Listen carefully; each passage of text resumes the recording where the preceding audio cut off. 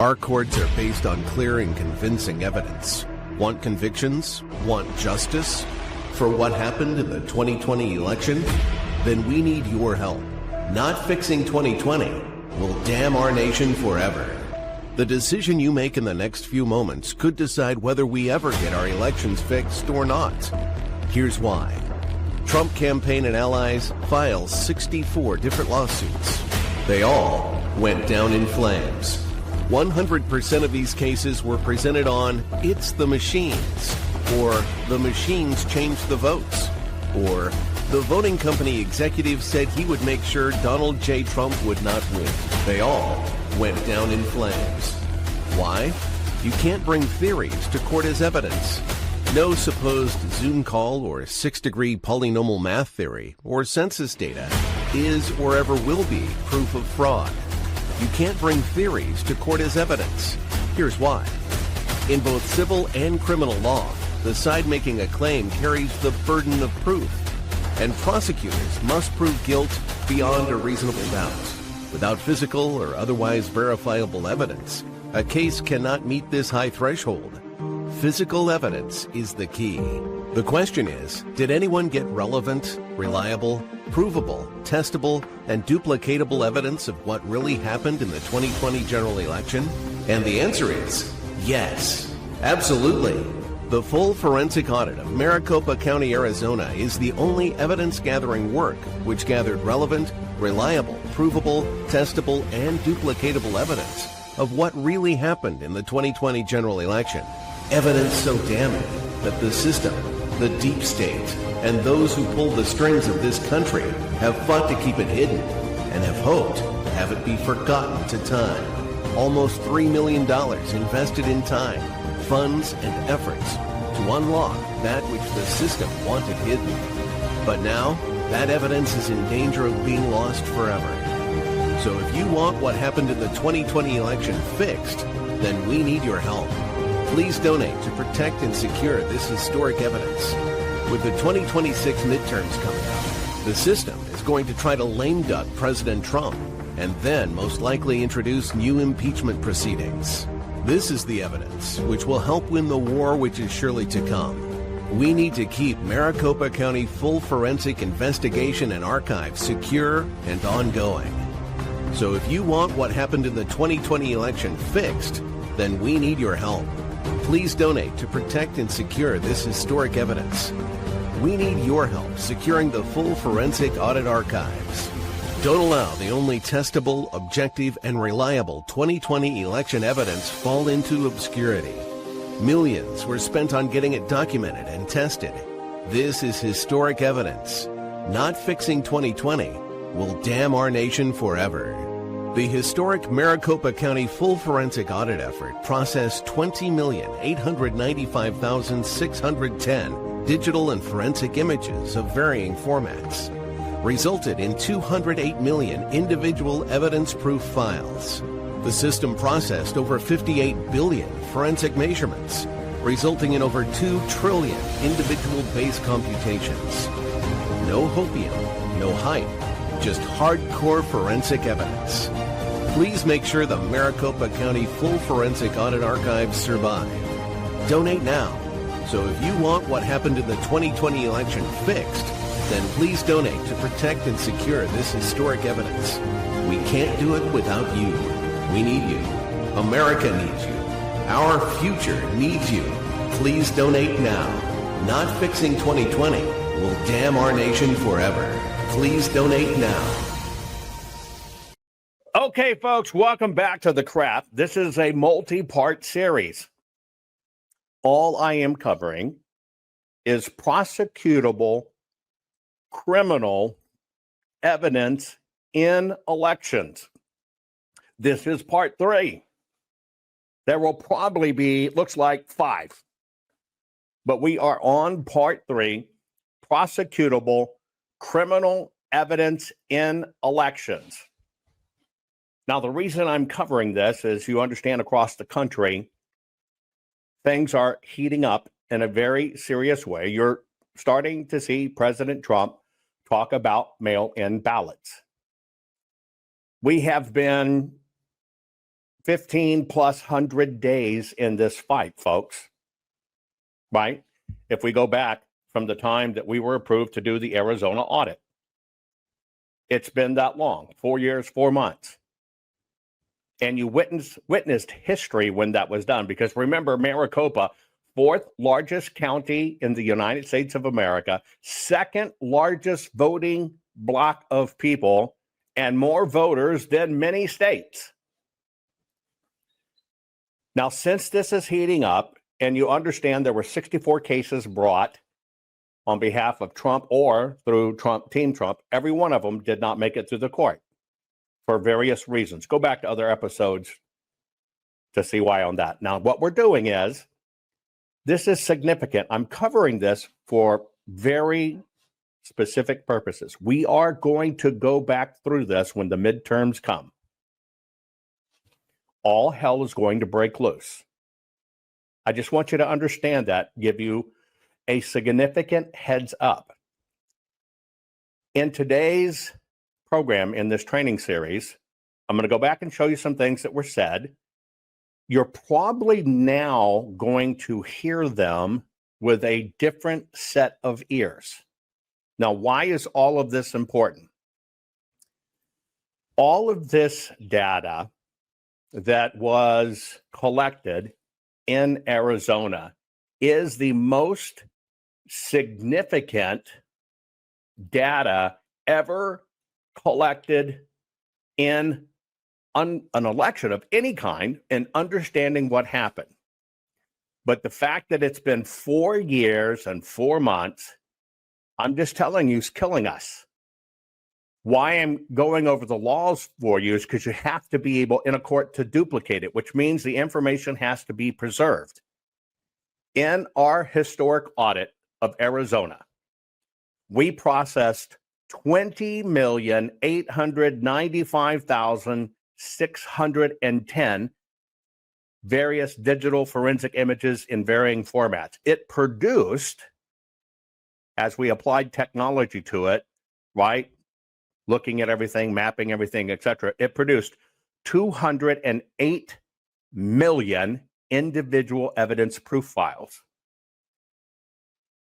It conducted over 58 billion forensic measurements, and that was based on over 2 trillion individual base computation.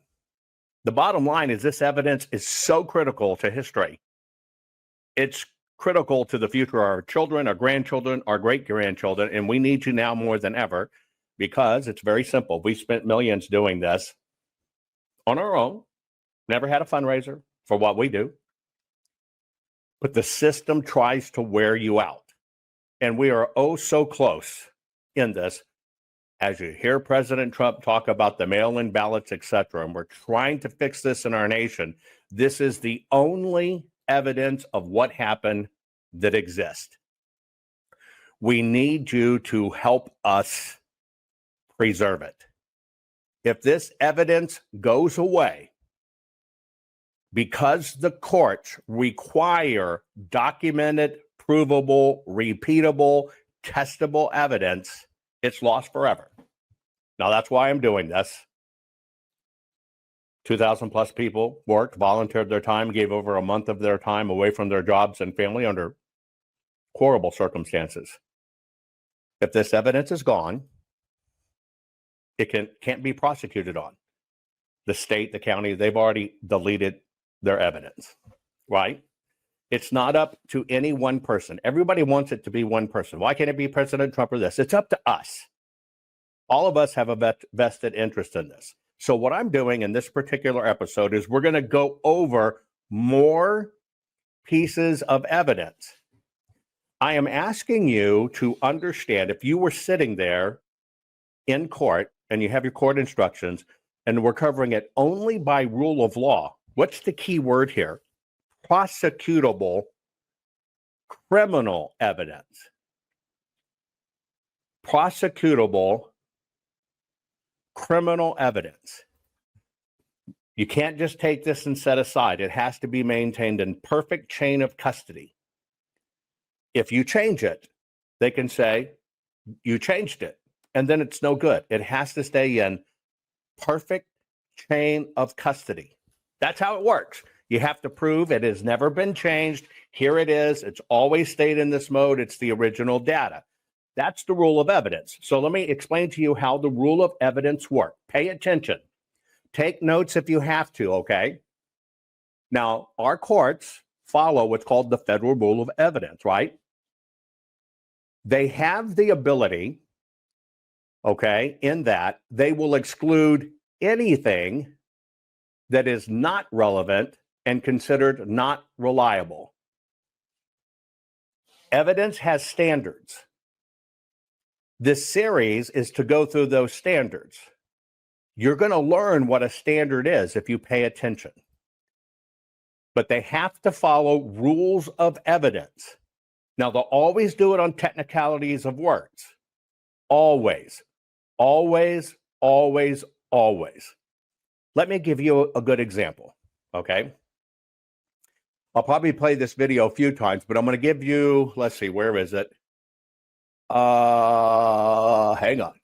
A really good example so you understand, we got so much data for this program this morning, that words matter more than you could ever, well, okay, where the hell is it? Dingy dingy dong. I'll have to put it up in a minute while you guys get it, okay? Words matter. Words are super, super, super, super critical. The system tries to get attorneys, people, public, etc., to use one set of words. It's the pregame. They butter you up in the pregame so you use the wrong words so they can disqualify it when it comes to court. So the way the court works is, here it is. The second part is hearsay, speculation, or unsupported theories are generally unacceptable. Now, you know what those words mean. So many people stray away from those words. Hearsay. What's hearsay? You know, what's speculation? You have to drive within the rules. And by the way, SC Blues, thank you so very much for that generous tip. You can do it right here in Rumble. You can actually support us by going to Save the Evidence, right? Save the Evidence 2020. It's on your screen. Thank you so very much. I think we've all been on this curve for so long, you understand that words matter here. But the courts don't allow hearsay, speculation, or unsupported theories. They're basically generally inadmissible. Now, I want you to pay attention to something here very critical. This is critical in today's lesson. Expert testimony is allowed only if based on a reliable methodology applied to, what's the last words? Actual evidence. Now, this is so key. You can testify, but it must be based on actual evidence. And that's the key word there, actual evidence. Okay? Now, how does the system rig this? See, you keep on saying, these corrupt judges, these, that. See, what you're not doing is exactly what a jury has to do. You have to kick out all the rhetoric. You have to kick out everything you believe. You have to kick out your personal opinion. You have to kick out who you like, who you hate, and you got to start as a blank slate. But see, what's going on when you see these cases is you are watching all this amateur analysis of it, combined with your own feelings, combined with, oh, screwing courts, they're rigged. I'm just asking you, just for this, you can hate them all you want, and a lot of them are rat bastards. But you've got to get very serious about this, because what everybody wants is everybody wants prosecutable criminal evidence leading to convictions. Okay? This is where you have to set these things aside. It's a very important exercise. Now, the key here is actual evidence. Now, how does this work? Actual evidence. Put in chat, what would be in your mind at this moment in time evidence in an election? What are the pieces of evidence in an election? What would they be? Okay. Evidence in election. Right?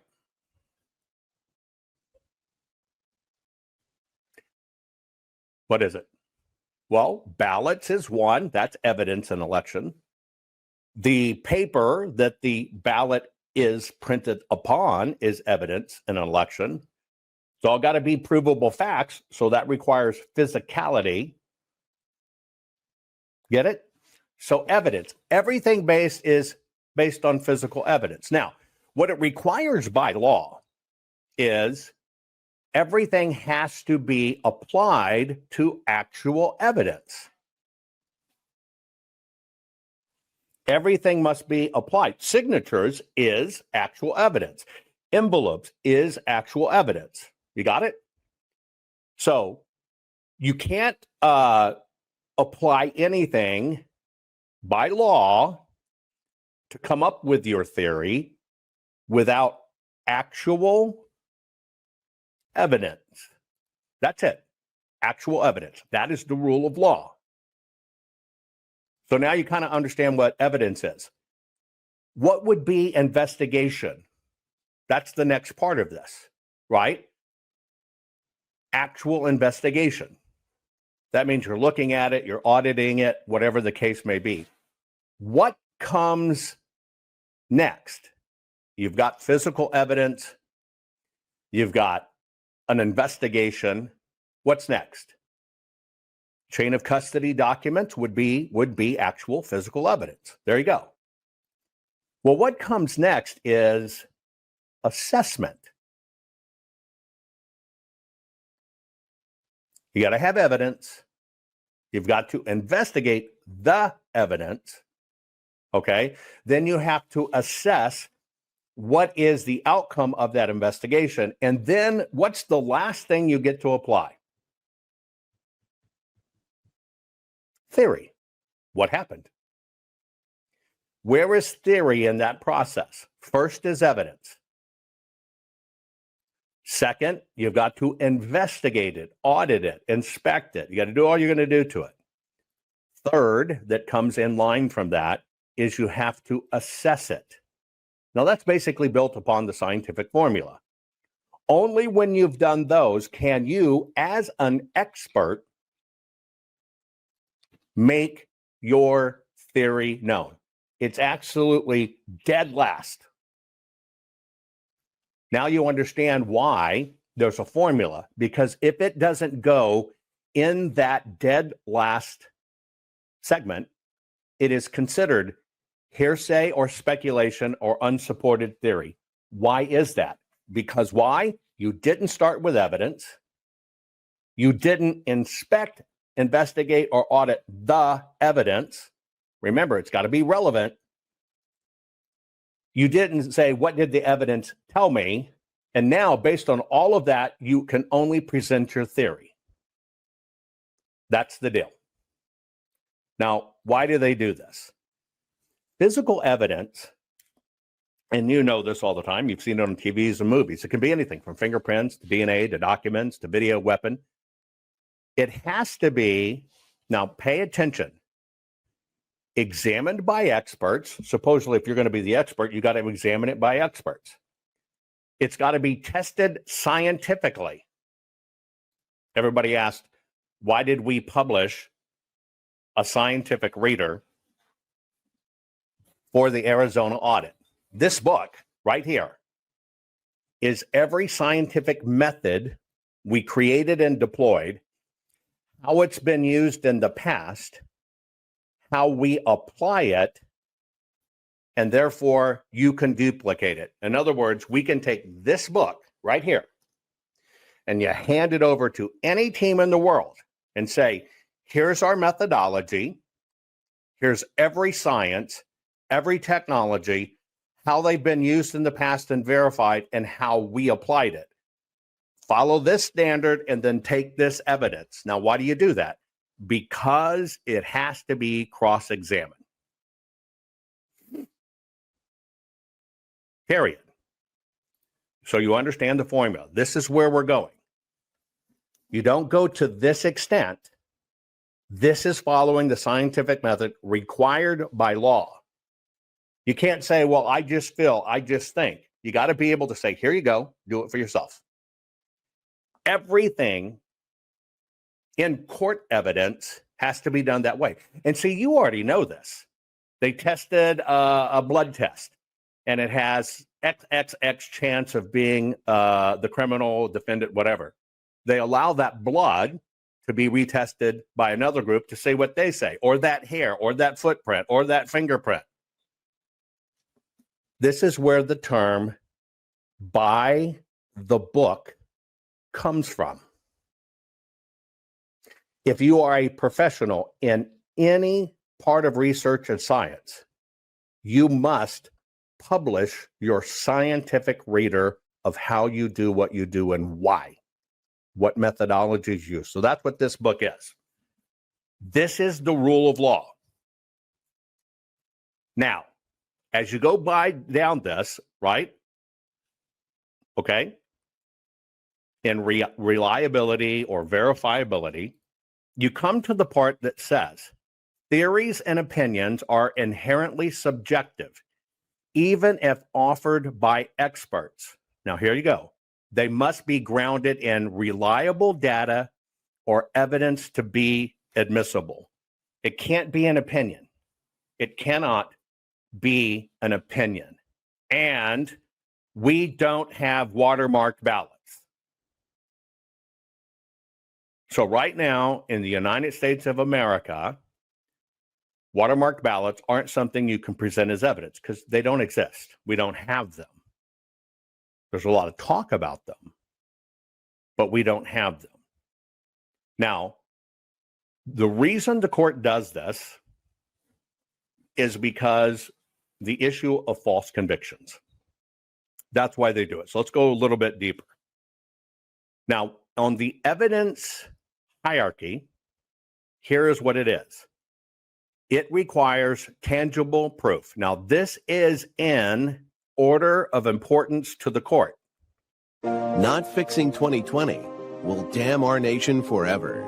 The historic Maricopa County full forensic audit effort processed 20,895,610 digital and forensic images of varying formats, resulted in 208 million individual evidence-proof files. The system processed over 58 billion forensic measurements, resulting in over 2 trillion individual base computations. No hopium, no hype, just hardcore forensic evidence. Please make sure the Maricopa County Full Forensic Audit Archives survive. Donate now.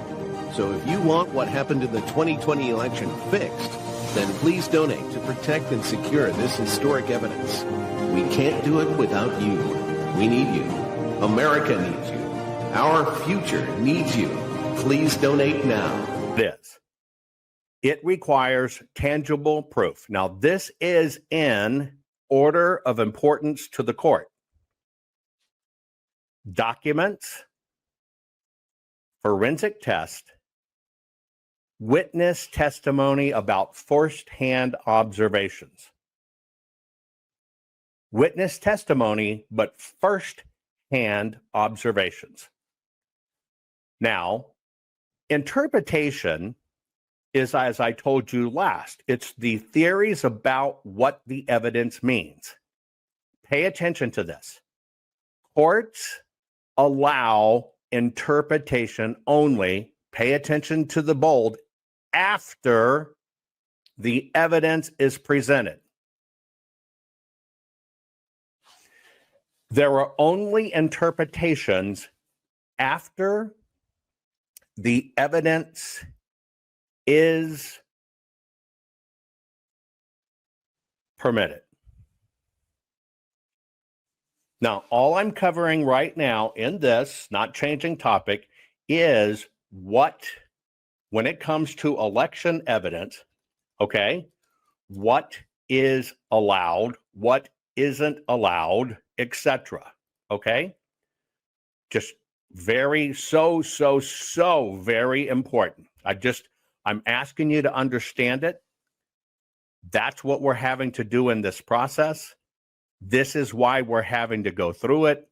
This is why we're breaking it down, because so many people don't understand from a procedural standpoint what is evidence, what is not evidence, what can be presented, and how can it be presented. That's why we're going through this drill. Now that you understand that part, and by the way, if you haven't shared this program, right, please share it. Why we're doing this is we've got to protect this critical evidence of the Arizona audit. It's the only physical evidence in the world, folks. Okay, it's it. And so that's why we have to protect it. Now, as I go through this drill, I'm showing you what the courts require. To give you an example of interpretation, a bullet casing is evidence. An expert opinion that it matches the defendant's gun is an interpretation, but it's still rooted in physical object. To kind of give you where we are when it comes to our elections. Now, this is the difference here that I think many people don't understand when it comes to this, is they don't understand the varying differences, okay? The varying differences in what this is. So here you go. We do have the Election Assistance Commission. Pay attention. It creates voluntary guidelines, but it lacks, that's why I underlined it, it lacks enforcement or regulatory authority. Basically, it can only recommend. Nothing's written in stone. It's all voluntary. Now, the reason for voluntary status on this is to protect the state's autonomy, which is how our structures are related. Remember, we don't have federal elections that have some state components. We have state elections, all different, that happen to have some federal components. Each state governs each state. There you go. Now, it's up to the state of what are they going to do. Some incorporate, all of them, incorporate their voluntary voting system guidelines and law or testing process. Others have their own. Now, the authority in all of this, okay, is HAVA, Help America Vote Act. And it defines the Election Assistance Commission's duties, but it limits its ability to make mandatory rules. Now, this is how it works in this scenario. You got voluntary guidelines ruled by HAVA. HAVA says it's up to the states to adopt their guidelines. The states, when it says, how do you comply? They say, we follow EAC guidelines.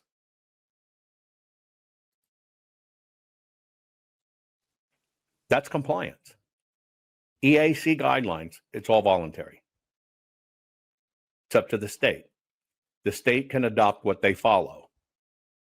That's ruled by HAVA. The state must have that choice. So to comply with choice, the states make a decision. What decision do they make? Well, we'll follow the Election Assistance Commission, which is voluntary. Now you understand. Okay. We're going to go through a process today of looking at many of the things that have been presented all over the place as evidence. Hang on one second. Let me see if I've got the right one. Things that have been presented as evidence, okay?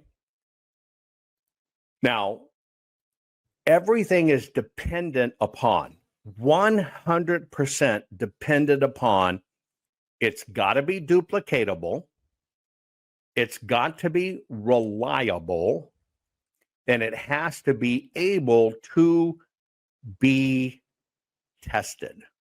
So you understand the ground rules, right?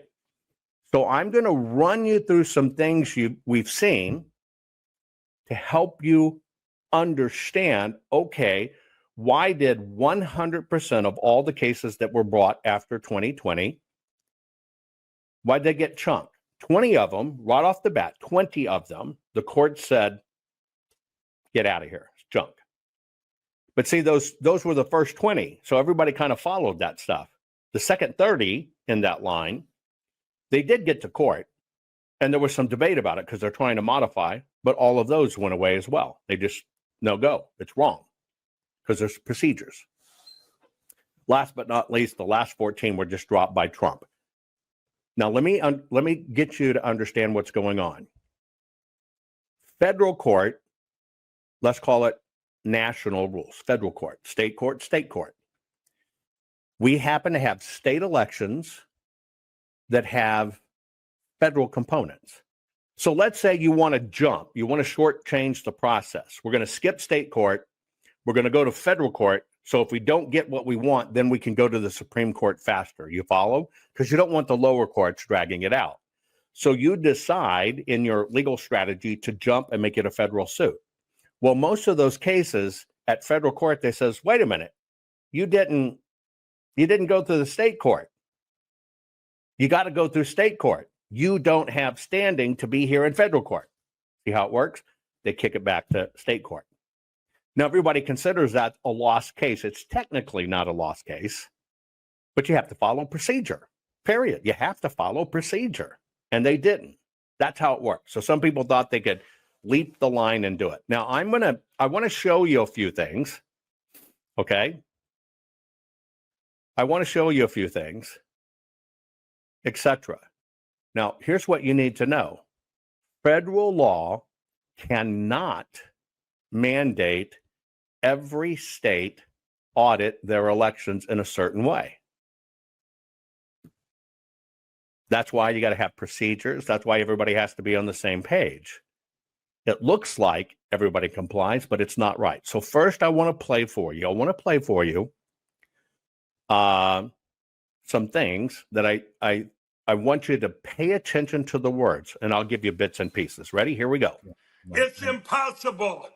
And now what if you found out every game you turn the channel, they were all the same score? This is what these cast vote records are showing.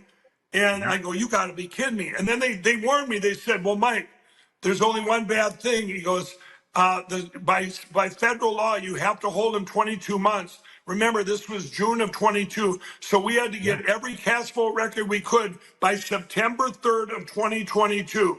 So I put out a call to the nation. By then, Lindell TV was getting pretty big, everybody. And I put out a call on my show. Everybody go get the cast vote record, which you all can get under the Freedom of Information Act.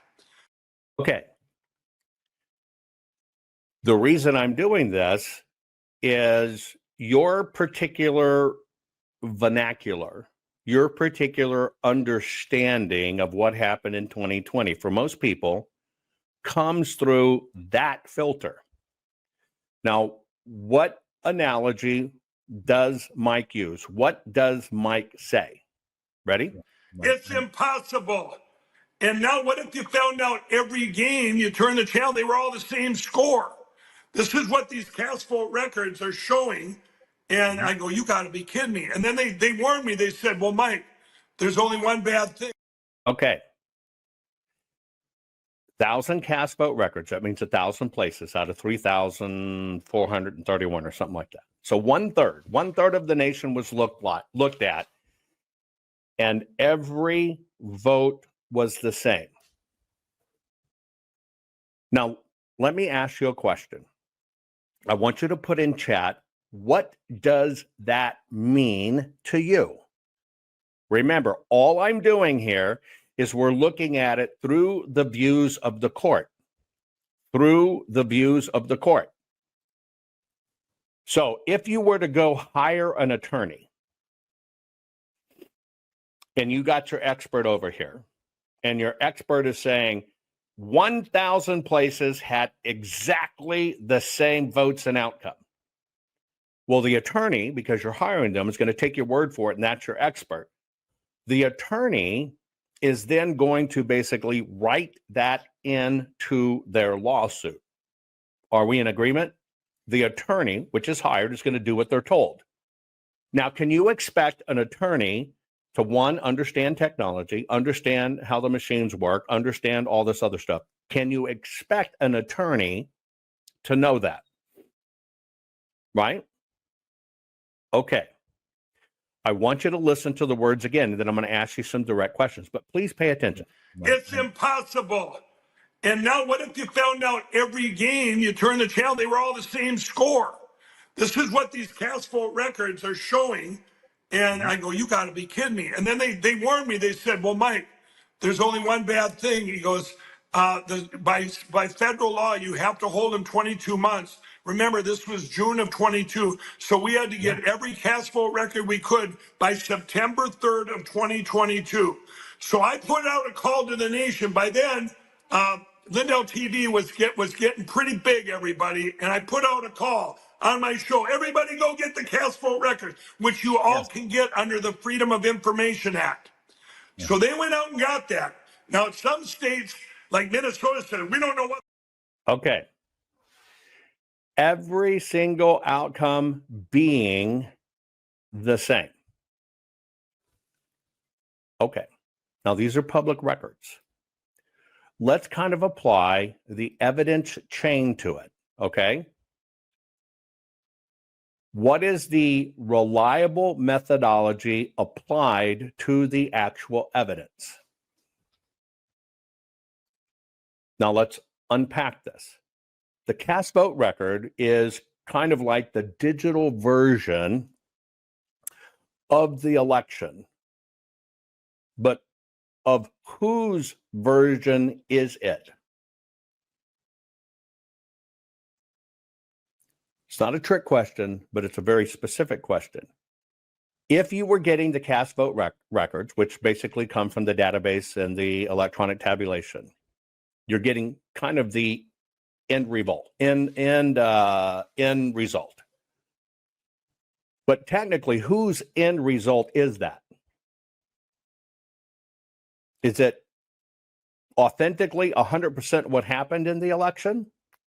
Not really, when it's 100% of what the county says that happened in the election. Okay? Now, the assertion here is 1,000 places polled. All 1,000 places had exactly the same end result. Now, that's what's said. 1,000 places had exactly the same result. Now, we're going to separate court from public opinion at the moment. You're hearing in public opinion, in other words, what you learned to repeat was every single one of these. Not fixing 2020 will damn our nation forever. The historic Maricopa County full forensic audit effort processed 20,895,610 digital and forensic images of varying formats, resulted in 208 million individual evidence-proof files. The system processed over 58 billion forensic measurements, resulting in over 2 trillion individual base computations. No hopium, no hype, just hardcore forensic evidence. Please make sure the Maricopa County Full Forensic Audit Archives survive. Donate now. So if you want what happened in the 2020 election fixed, then please donate to protect and secure this historic evidence. We can't do it without you. We need you. America needs you. Our future needs you. Please donate now. Bring in public opinion. In other words, what you learned to repeat was every single one of these had exactly the same end result. 1/3 of the nation had exactly the same end result. Now, I'm going to be very literal here, please. I want you to answer in chat. Is that's each county. We have 3,341 counties or whatever, to say 3,000. Is it possible for 3,000 counties to have exactly the same result? You're right. It's an awful, awful bold statement. But now we're looking at this from the court of law. Is it possible for 1,000 counties to have in their voting exactly the same results? Well, it's no. Now, on the rule of law, somebody said, yes, it's possible. Okay, great. I'm glad you said yes, it's possible. Okay, so hang on one second. Bear with me one moment. Let me pull some of it up.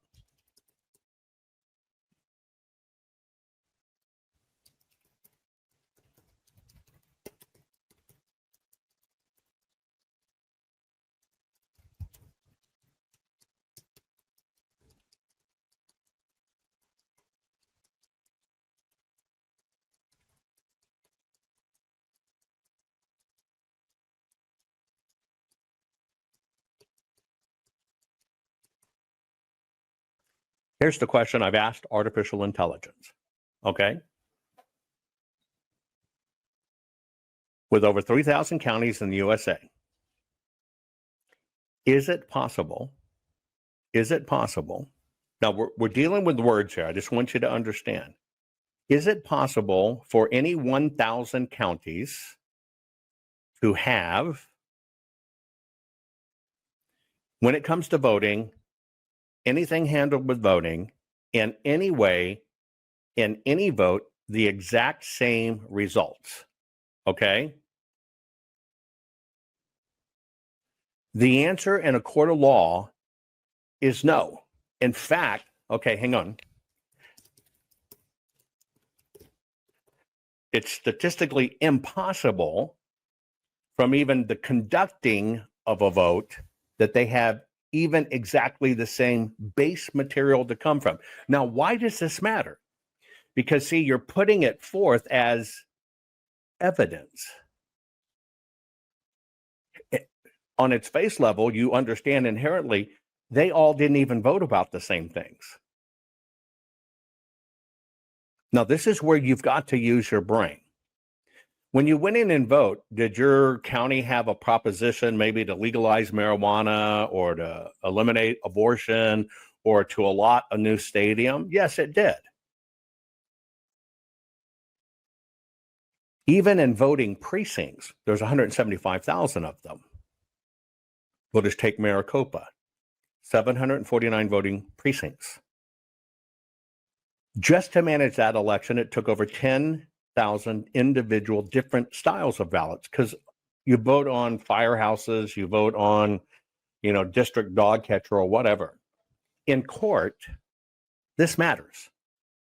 It 100% matters, because here's what has to have. It has to be relevant and reliable. It's got to be physical, right? Now, if an attorney just kind of read off with that, right? Period. Okay? They're going to say, our evidence is across 1,000 counties in the United States, the end result of the elections ended up being the same. Even if I was to go out to 1,000 integers long, and I just said, is it even possible that 100 out of all these counties have an exact match when it comes to elections? There are no integers or number of integers we could put there that would support that statement. Now, the reason I tell you this is because words matter when you get to court. But what happens before you get to court? Attorneys will hire research assistants.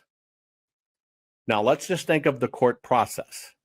The attorney is there to represent your interest. They are there to get perfection on your claim. Here is what we're claiming. You don't expect the attorneys to know anything about the claims. You expect them to file your claims, get it to court, and duke it out. That's what you expect. This is why words matter, because what happened across the country in the elections is everybody followed the first cases. So I'm going to play this whole thing out for you. Listen to the words. I want you to apply in here, because we're going to go through it. Is the information relevant? Is the information reliable? But is it applied to actual evidence, which is called the Darbert standard? And can you take that evidence, pass it off to people, and will they find the same thing? That's the rule of law. Let's listen in detail. It's impossible. And now what if you found out every game you turn the channel, they were all the same score? This is what these cast vote records are showing. And I go, you got to be kidding me. And then they warned me. They said, well, Mike, there's only one bad thing. He goes, by federal law, you have to hold him 22 months. Remember, this was June of 22. So we had to get every cast vote record we could by September 3rd of 2022. So I put out a call to the nation. By then, Lindell TV was getting pretty big, everybody. And I put out a call on my show. Everybody go get the cast vote records, which you all can get under the Freedom of Information Act. So they went out and got that. Now, some states like Minnesota said, we don't know what those are, but if we ever figured out, you still can't get them. Or like South Dakota, you can't get them. South Dakota, you can't get them. Are you kidding me? We were blocked everywhere. Kentucky says, you know, Mike Lindell's going to ruin the 2022 election because we're so busy getting cast vote records. Well, then you had San Francisco Township in California put the cast vote records right up on their website and said, hey, it's for everybody to see. These are Democrats, everybody. They were other people, these Republicans were trying to hide the cast vote records from it. The one thing we can get is a different camera angle. Well, we were able to get over 1,000 cast vote records from the 2022 election. Are you ready, everybody? They were all computer manipulated. Every one of them. Yep. Now, in the 2020. Okay. Because facts matter. Now we're in a court of law.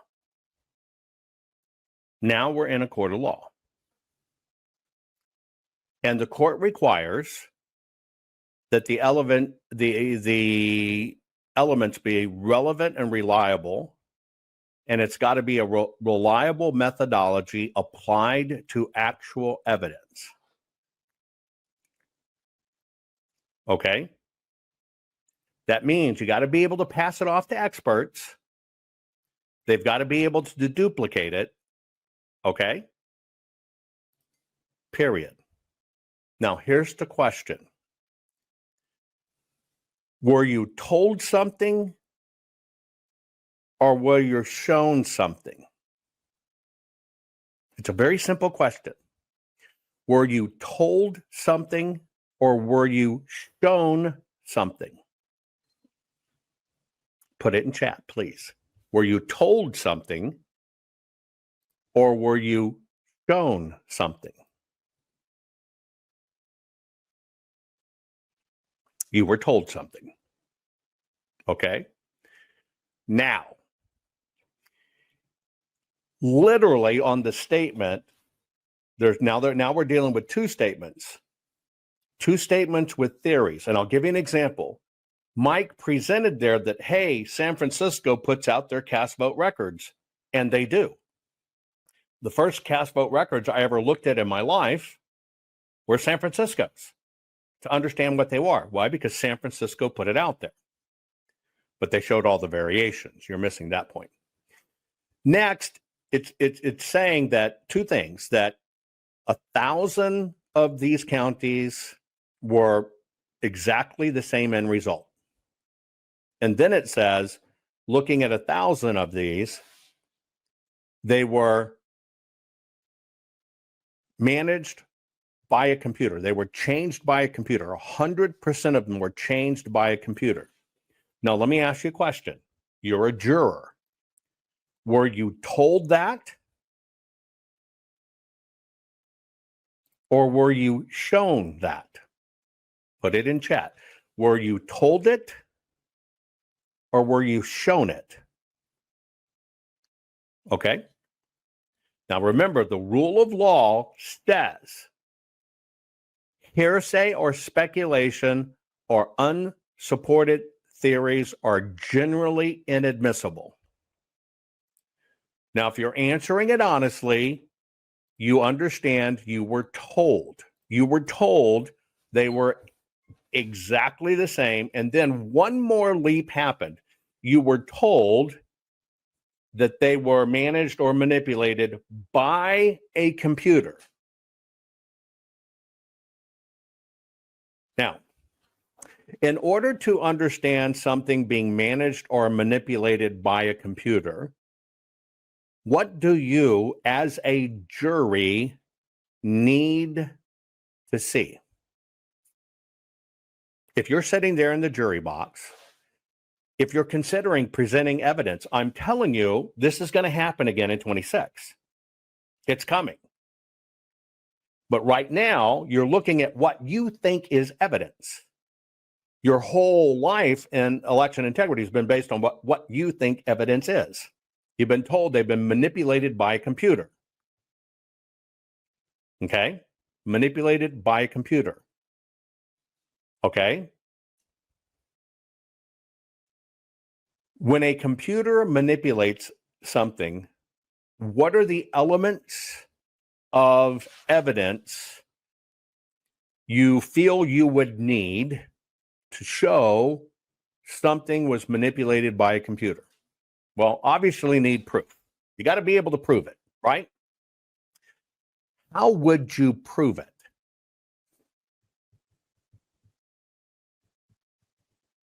How would you prove it? Well, it has to be, by the court, it has to be reproducible. And in fact, you can only present the theory afterwards. So what would you need evidence of? So, okay, let's go through this. In a court of law, to say that that cast vote record is your primary evidence that it was all manipulated by a computer. So if we went backwards, what would we need to prove it in a court? We would need copies of the ballots, right? We would need copies of the first cast vote record of where it goes in the machine. We would need the adjudication files in between, you know, because it could be a smudge, could be a tear. That's called adjudication files. And then you get a post image, and then you get the after the fact. So that's 5 pieces of evidence you need there, but you need other things too. What would you need? Well, you would need to gather all that data so you knew what the election was. But you would also have to investigate all in 1,000 places. What machines did they use? What was on those machines? What do those machines say? What machines were used? What was on those machines? What do those machines say? Now we're up to 8 pieces of evidence. Now, if you're on the machines, you have to show where it interacted. Something interacted. Let's just say it was all anonymous pieces of hats, let's say.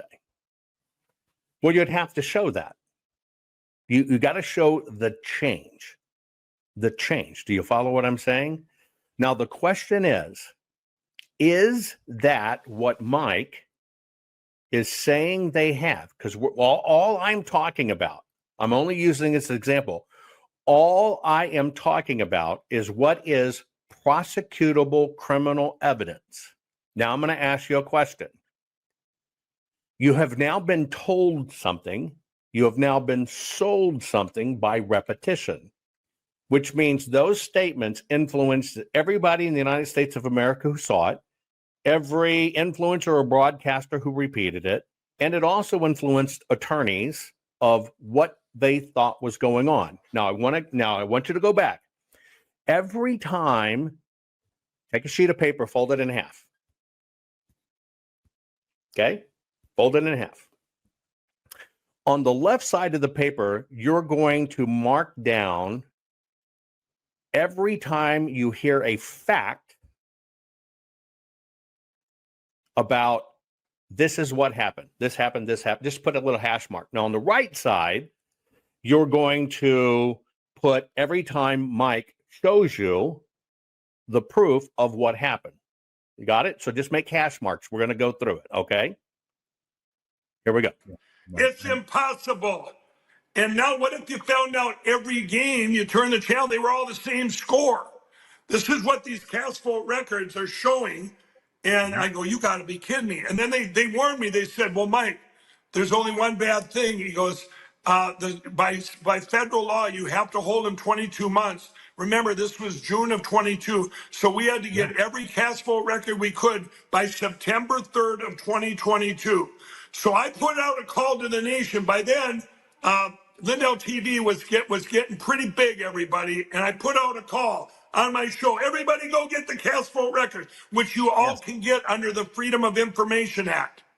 So they went out and got that.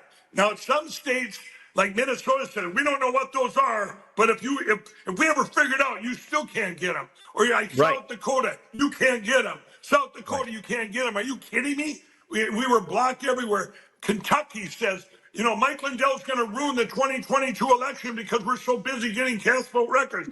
Well, then you had San Francisco Township in California put the cast vote records right up on their website and said, hey, it's for everybody to see. These are Democrats, everybody. They were other people, these Republicans were trying to hide the cast vote records from it. The one thing we can get is a different camera angle.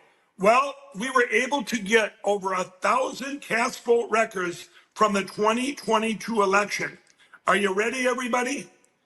They were all computer manipulated, every one of them. Now, in the 2020 election, they were all computer manipulated of the 1,100. Now, when 2022 came around, we reached out for the cast vote records again. By this time, there was so much pushback. Like we know it's a law, but we're not going to give anybody these cast vote records. They're onto us. They're onto us. And we were only able to get about 540, I believe, of the 3,143 counties. But guess what, everybody? There were some counties that were not computer manipulated. So we had perfect examples of, and they were in Florida, by the way. They were in Florida. Miami-Dade County was one that had, that for some reason, they didn't manipulate it because I don't know, DeSantis was there. If you're a real good Republican, you too can win an election. You know, you just got to be a real good Republican like DeSantis and not like Donald Trump. So they didn't do anything there. That's my theory, right? Well, anyway, we had a perfect example. Now, you heard all kinds of things through there, all kinds of things, a lot of accusations. He also paints it, some people gave it up, some didn't. So giving up were good guys, not were the bad guys. Oh, they were onto this. They knew we had them, so we got less. And then he says, that's my theory. Now, what do you think America hears in that? Now, what he did is he just legally absolved himself. That's my theory. But what happened is the tone got set. Now, did you have any marks on the right side where you were shown evidence? Because remember, we're only looking at this from the filter of the court that requires you've got to show repeatable evidence. Period.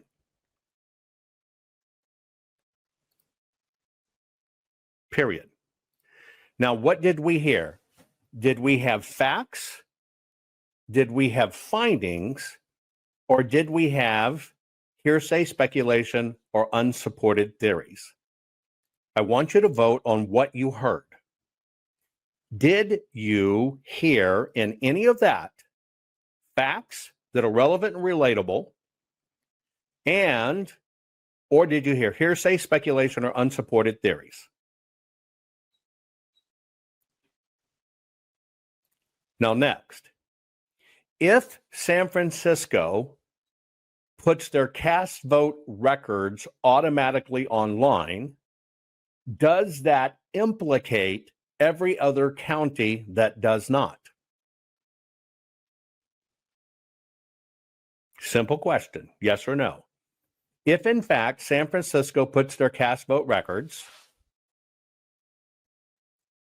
online, does that implicate 3,430 other counties as not doing it?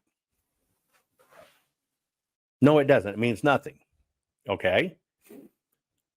But you heard they were all corrupted, 100% computer manipulated. Now, this is what we're going to unpack, is we're going to unpack now the computer manipulation.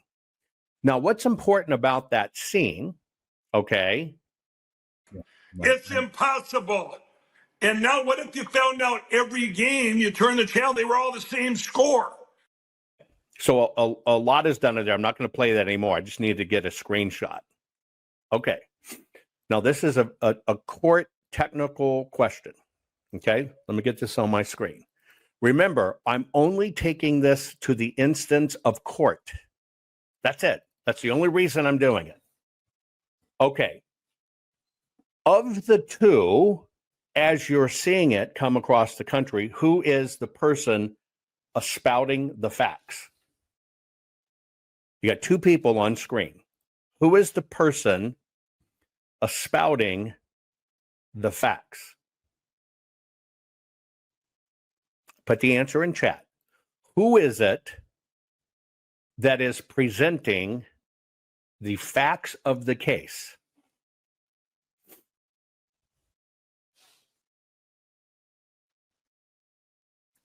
Even from their standpoint, who is it technically presenting the facts? Now, technically, it's Mike Lindell, right? It's Mike Lindell. Neither has the facts, but Mike is the one offering this evidence to us, the court of public opinion. Okay, now, first, let's go through a court of law. Okay, now here is the evidence. Okay, here it is. Evidence requires tangible proof, documents, forensic tests, witness testimony about firsthand observation. That's tangible proof. The interpretations, the theories about what the evidence means, here you go. Court allows interpretation only after the evidence is presented. Okay? A bullet casing is evidence. An expert opinion that it matches the defendant's gun is interpretation, but it's rooted in physical object. That's the rules of submitting information. So technically, I'm asking you a very literal question. Please listen to when I phrase this question.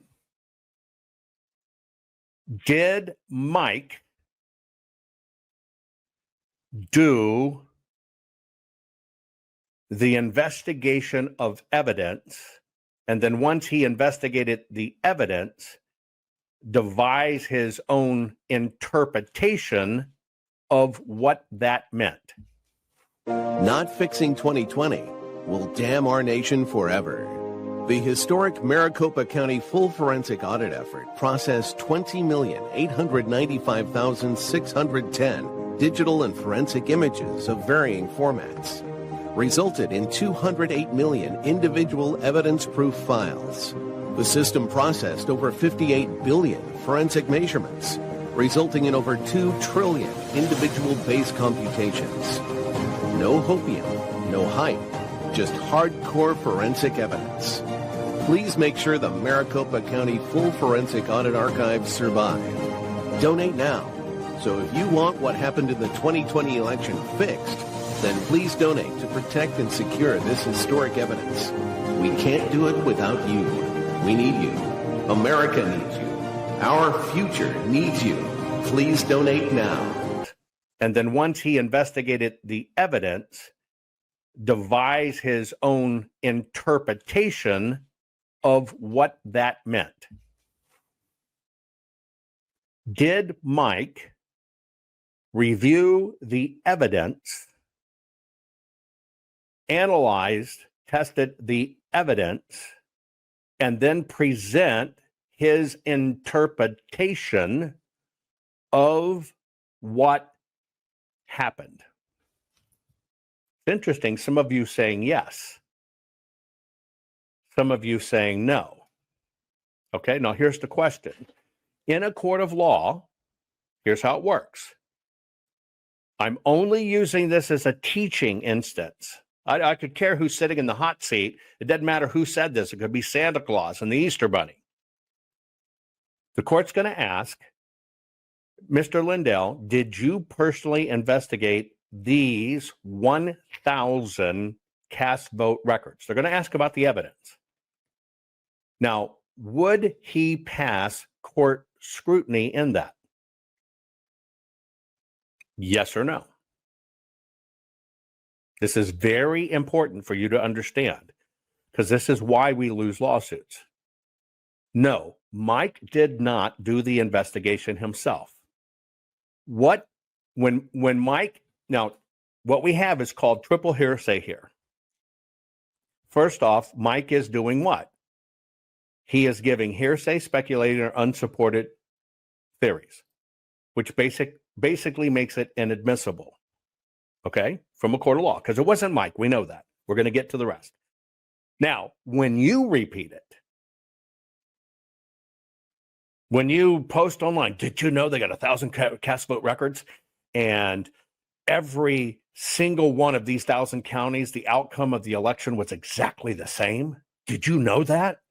All of them were manipulated by a computer. Now, for you, when you repeat that, or you share that, or an attorney repeats that and shares that, is that relevant and reliable evidence, or is that hearsay, speculation, or unsupported theories? Which is it? Please answer the question. Which is it when you repeat it, or you share it, or you amplify it? Right? Because you see, you're putting your rubber stamp on it, sharing it. You're putting your approval on it. So in that case, you understand you yourself shared hearsay, theory, and unsupported evidence. Now let's go back to the scene, okay? Now, Mike technically got his information from somewhere. Where did Mike get his information? Put it in chat. Who ran the data to say that computers managed these? Mike repeated it. Mike repeated it. So it's hearsay, so it can't be used, right? Now, Mike's expert on this in his first immediate circle is, in fact, Dr. Frank.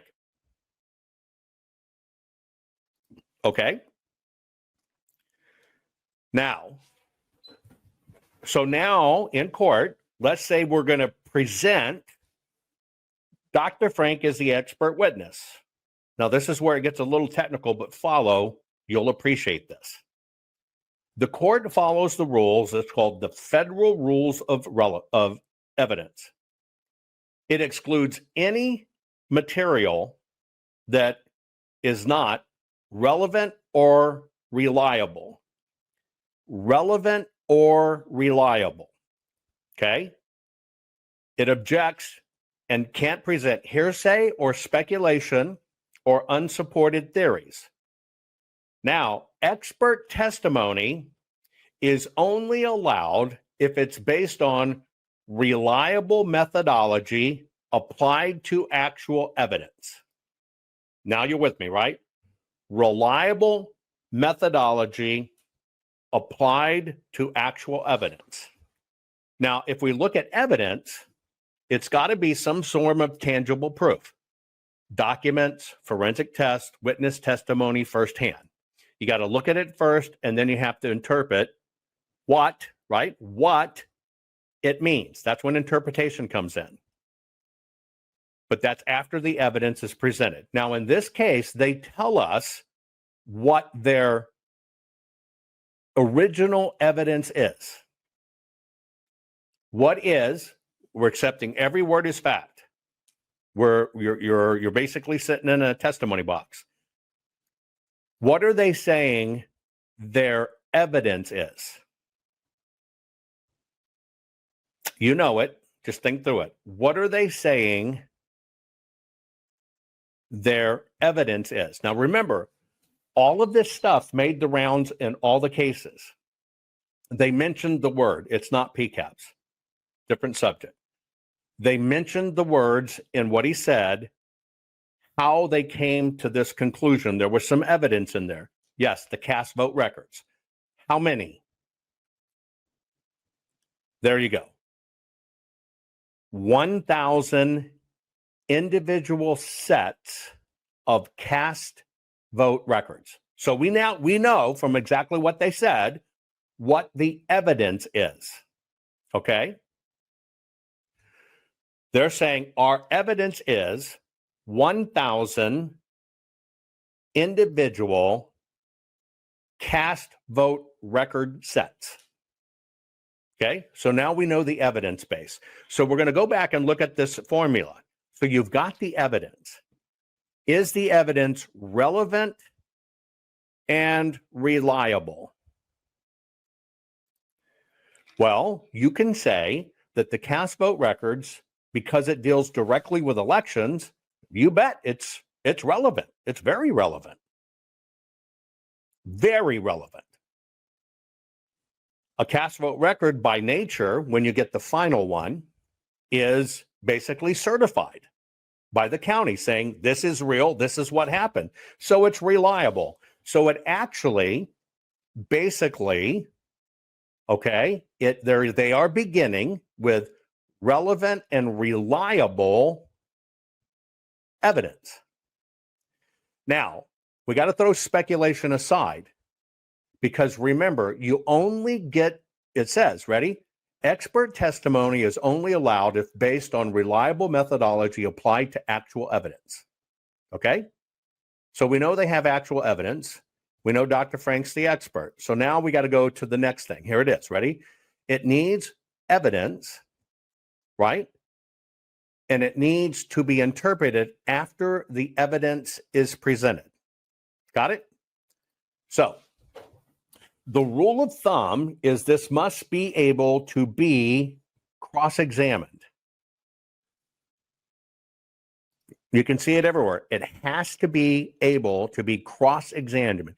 Tangible proof that can be tested scientifically and cross-examined by the court. So now you're sitting in the court. That's all we're doing on this drill. That's all we're doing on this drill. Okay? You're going to cross-examine it by the court. It's the same evidence that was presented to Tina Peters. Here is evidence of what we claim. What are we claiming? That we got 1,000 cast vote record sets, that all 1,000 records, the elections had the same ending outcome, okay? And because we see that, they were all, quote, 100% computer manipulated. So now we know the facts, right? Write that down. 1,000 cast vote record sets. That was their evidence. Evidently, they analyzed it, okay? And in the analyzation of the evidence, they basically came to two facts. One, that all 1,000 showed that all elections had the same outcome. Not were similar, but had the same outcome. And then the next thing they asserted was all of them, 100%, none of them were different. They were computer manipulated. So now these are your facts. Okay. So if you're the court and you want prosecutable criminal evidence, remember, that's what all of us want. We want prosecutable criminal evidence. I don't even know why I have three thumbs down, but I can tell you why. You're making a decision based upon people you like. You're making decisions upon people you trust. But the bottom line is you won't even cut a jury. You know why you won't cut a jury? Is because you've cast your vote, down thumb for me, without having any evidence presented yet and having that evidence by rule of law being cross-examined to be interpreted. That's a failure in ethics, but let's go on, okay? So now we're going to basically put the expert on the stand. Now I want you to remember, this is the same evidence that was shown Tita Peters. Here's what we found. It was all, even in 1,000 places, it was all the same outcome.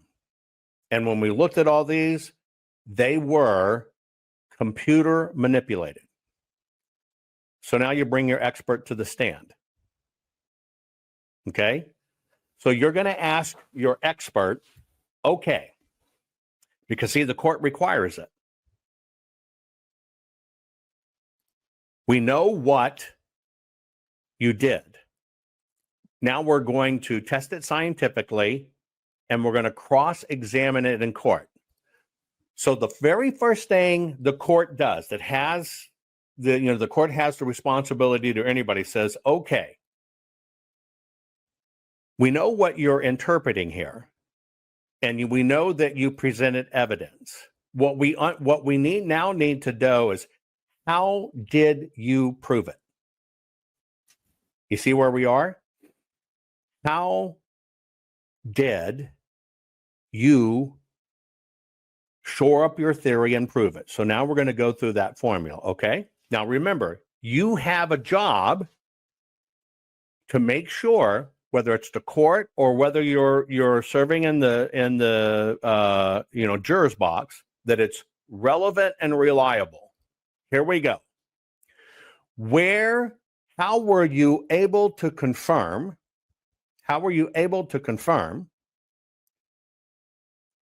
that all of these places ended up the same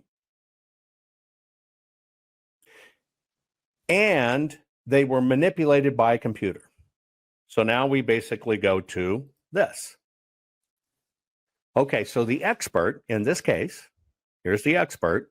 This is the one that sold Tina Peters. We're only looking at prosecutable criminal evidence. You're putting theories aside. You're putting everything else aside. Okay, what did you use to test your evidence? So here's the answer number one. And I'll play the surrogate. I selected a small number of counties, 4 large counties in Michigan, to develop a key turnout curve. I averaged their voter turnout by age, percentage of 20-year-olds, percentage of 30-year-olds who voted, to create a baseline polynomial. Now, here's the question. 1,000 counties in the United States have been accused of running a rig. We got to take the facts. This is what they're going to present in court. Okay? Your job is to decide, is this relevant and reliable? Here is step one. I developed it based on 4 large county in Michigan. That's 1 point. I looked at 20-year-olds, 30-year-olds. We'll say it went to 60. So 40, 50, 60. I've got 6 points. And then I looked at the percentages of each. Now, here's my question. I want you to put the answer in chat. Is that 4 counties in 1 state, is that relevant and reliable? Put it in chat. Yes or no? Is that relevant and is it reliable?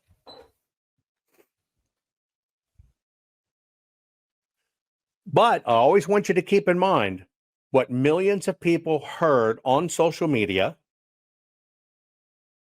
on broadcast, and got put in their cranium. Is any of that relevant or reliable? Now, I'll just ask you a more direct question. In Tina Peters' prosecution, the formula that she was convinced was at play in her county was based upon 4 large counties in Michigan. To Tina Peters in Mesa County, Colorado, is that relevant?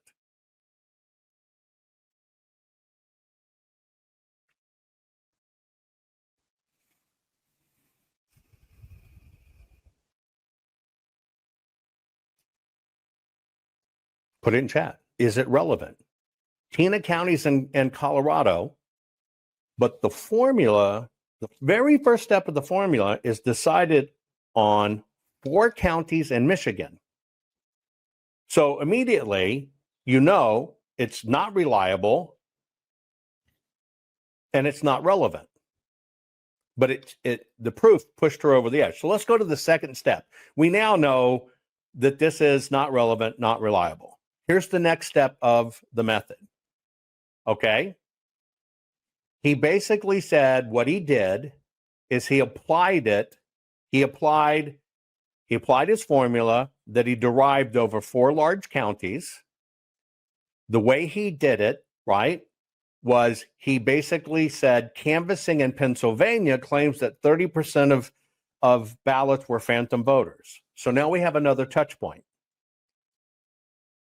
What determined 1,000 counties had exactly the same outcome and were computer manipulated was 4 counties in Michigan, percentages of 20, 30, 40, 50-year-olds, and that Pennsylvania says that 30% of the ballots were phantoms. So now there's 30%. Now, Tina's in Mesa, but I'm just using an example. That figure for Tina in Mesa, is it relevant and reliable? Put it in chat. Yes or no. Is it relevant and reliable? Not fixing 2020 will damn our nation forever. The historic Maricopa County full forensic audit effort processed 20,895,610 digital and forensic images of varying formats, resulted in 208 million individual evidence-proof files. The system processed over 58 billion forensic measurements, resulting in over 2 trillion individual base computations. No hopium, no hype, just hardcore forensic evidence. Please make sure the Maricopa County Full Forensic Audit Archives survive. Donate now.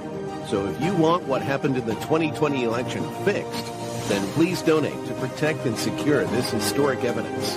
We can't do it without you. We need you. America needs you.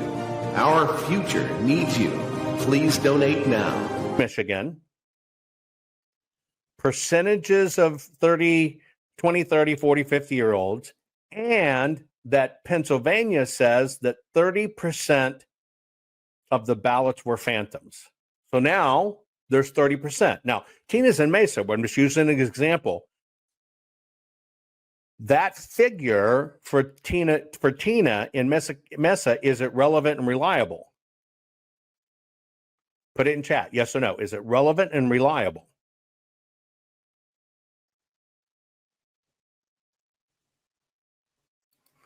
Well, probably what you realize is claims aren't facts. And the number one rule of court is hearsay, speculation, and unsupported theories are inadmissible. Okay, I'm going to give you one more fact here. Maybe there's a saving grace in it, because he says he's able to prove they were computer manipulated. So far, 4 counties out of 3,431. Based on Pennsylvania, said 30% of the voters are bad. Then he did some deep research. Now you're going to ask yourself, in a court of law, is this relevant? Remember, it has to be relevant and reliable. You ready? In order to get to the statement that it was across all 3,000 counties and it was computer manipulated, he took his points of data and he basically used this over the elections based on what? Where does it all come from? He used a baseline. What was the baseline? Now, this is important for you to understand. What was the baseline? You got to have a baseline. The baseline was the 2010 census data. Now, I got a question for you.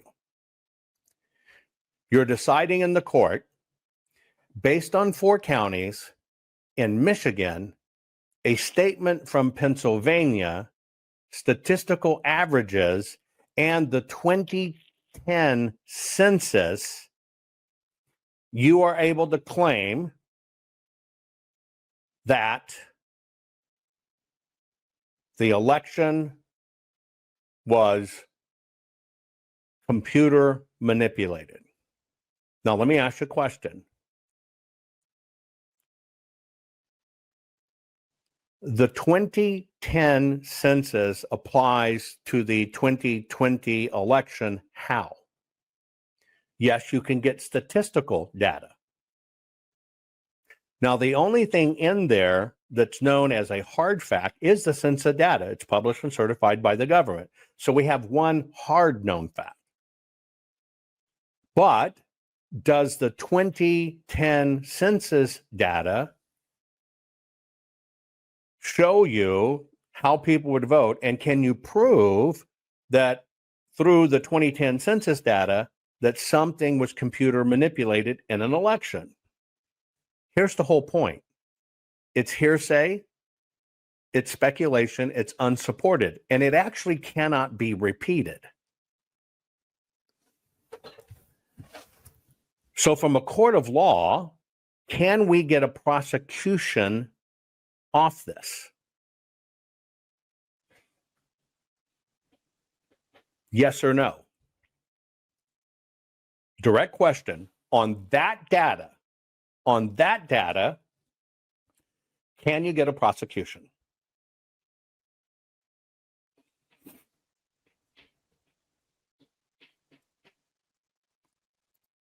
Well, see, the answer is no, but only one person got it right. They did get a prosecution off of it.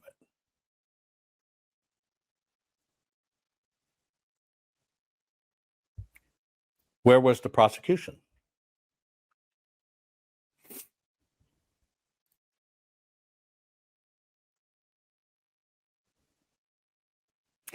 See, here's the deal. Somebody accepted on blind faith. 1,000 precincts had the exact same outcome. We tested it, we verified it, and we're proven this is computer manipulated. So that data actually did get a conviction. It's just the other way around. So when you take that data, which is technically hearsay in theory, and you accept it as fact, and you operate that that's fact, what happened? With Tina feeling she was doing her job and duty, she did one thing, gave outsiders access. Our courts are based on clear and convincing evidence. Want convictions? Want justice? For what happened in the 2020 election? Then we need your help. Not fixing 2020 will damn our nation forever. The decision you make in the next few moments could decide whether we ever get our elections fixed or not. Here's why. Trump campaign and allies file 64 different lawsuits. They all went down in flames. 100% of these cases were presented on "It's the machines," or "The machines changed the votes," or "The voting company executive said he would make sure Donald J. Trump would not win." They all went down in flames. Why? You can't bring theories to court as evidence. No supposed Zoom call or six-degree polynomial math theory or census data is or ever will be proof of fraud. You can't bring theories to court as evidence. Here's why. In both civil and criminal law, the side making a claim carries the burden of proof, and prosecutors must prove guilt beyond a reasonable doubt. Without physical or otherwise verifiable evidence, a case cannot meet this high threshold. Physical evidence is the key. The question is, did anyone get relevant, reliable, provable, testable, and duplicatable evidence of what really happened in the 2020 general election? And the answer is yes, absolutely. The full forensic audit of Maricopa County, Arizona is the only evidence-gathering work which gathered relevant, reliable, provable, testable, and duplicatable evidence of what really happened in the 2020 general election.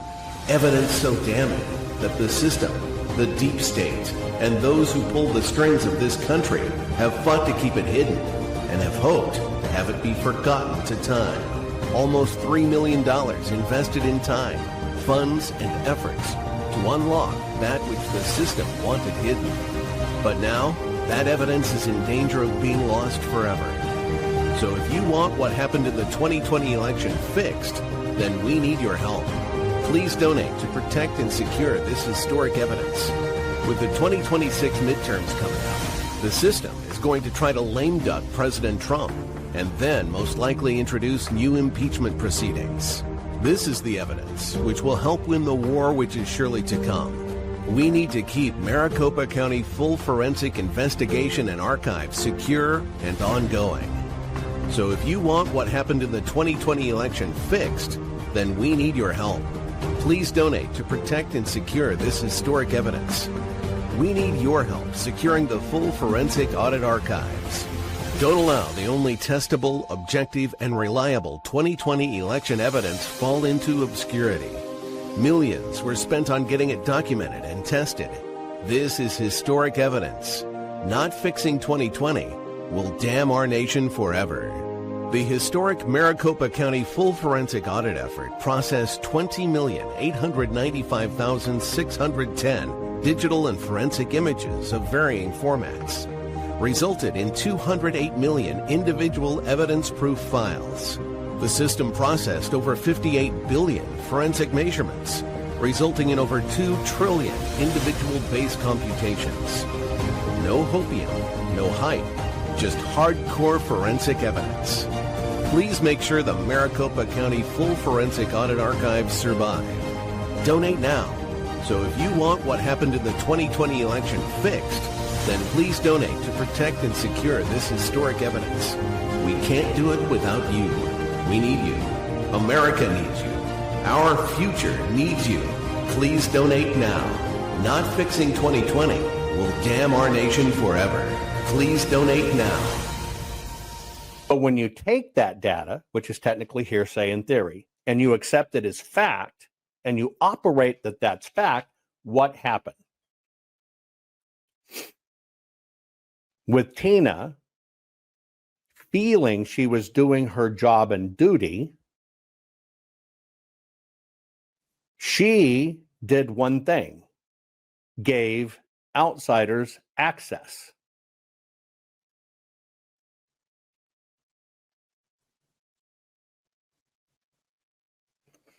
Now, when you look at what happened in the court's eyes, the court only acted on state rules, not Michigan, not Pennsylvania, not 2020 census, What are our state rules? And if you allow outsiders into the database, you allow outsiders to do this or to that, it's a crime. Those are laws. Now you have to ask yourself, if state law says outside people can't be in the machines, right? And somebody gives them access to the machines, have they basically broke the law? Well, the technicality is yes, they have broken the law, which means you have to back up. Yes, Tina was doing her job, but what you have to understand is Tina accepted on face value the facts as relevant and reliable, and was told by all these other people from one side, this is it, it's down on, we caught him, we have it. Now, in the court of law, the reason they do this is because they don't want to have somebody falsely convicted. The reason they don't do theories and opinions in court is because the risk of false convictions. But what do you judge your belief systems on in these elections? Why do we lose so many cases? Because the very thing that got us here, believing the media, believing what we're told, not asking for proof, not digging deeper to demand proof, we as a nation bought that same story. Now, the reason the court doesn't allow it is because if you allow unsubstantiated hearsay, speculation, unsupported theories to do there, you can make a judgment that can lead to false imprisonment. And here we are.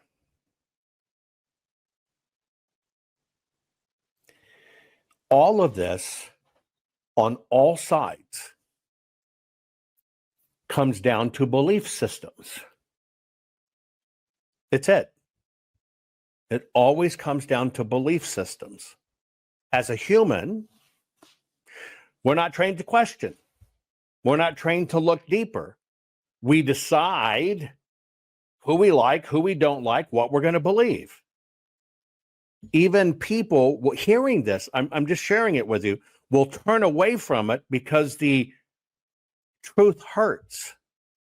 But that's the deal. See, we can't turn away from this. And why are we going through this drill? Because it's going to happen again in 2026. Now,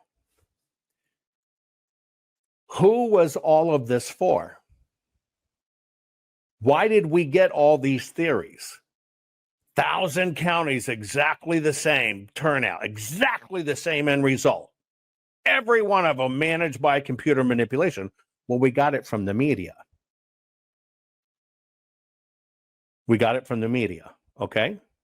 Now, in order to make this stick, to move an entire nation, because an entire nation had to buy into it, the system's not going to leave a single stone unturned. They had to have many multiple operations on information going at exactly the same time. What was one of the ones that I did in part 2? Well, I showed you the changing of the votes on TV. Did I not?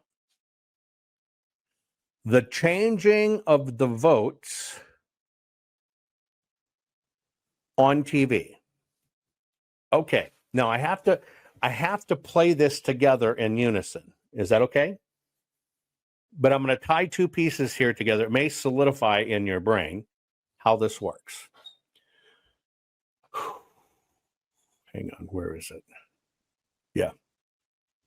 The first piece I'm going to show you is some of the first news we were hearing about everything going wrong. I'm going back in time and I'm playing a piece by me, but it's the only way I could re-get the clip here. We had to, the nation had to believe things as fact that they never put to say, is this really evidence? So watch here. Not even hooked up to the internet. So why what are the routers? Why are they important? And what are you going to show in Sioux Falls? Because Dominion says, hey, we're not hooked up to the internet. We came across county lines, much less state lines, much less let the CCP come in here because we're not in the thing. Why are routers a big deal? And it's kind of funny because how do you think we get to see this stuff on TV during election night? Do you think people put it up there with their hand? Of course it goes through.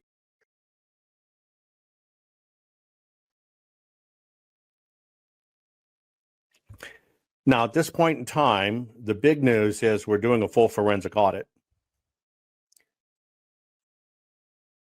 This is the tie back to the machines.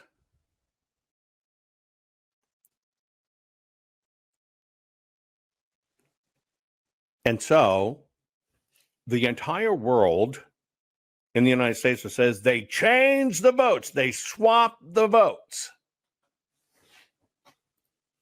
Who validated that was, in fact, vote swapping you saw on TV? Who validated that for America? Not even hooked up to the internet. So what are the routers? Why are they important? And what are you going to show in Sioux Falls? Because Dominion says, hey, we're not hooked up to the internet. We came across county lines, much less state lines, much less let the CCP come in here because we're not in the thing. Why are routers a big deal? And it's kind of funny because how do you think we get to see this stuff on TV during election night? Do you think people put it up there with their hand? Of course it goes through. Did you catch what Mike said there? How do you think we see the numbers on the screen on voter night? Well, if you followed me for a long time, I've taught you that that's the Edison system. And they use about 3,000 people dialing for dollars to get the numbers manually reported, manually entered. But he's under. You've never heard me say anything different. That's me 3.5 years ago. Okay, so if you're going to convince the world that the machines changed the votes and that what you saw on TV was machine changing the votes. Remember, I'm going back. I'm just tying these pieces together for you because we've got to look at the evidence trail.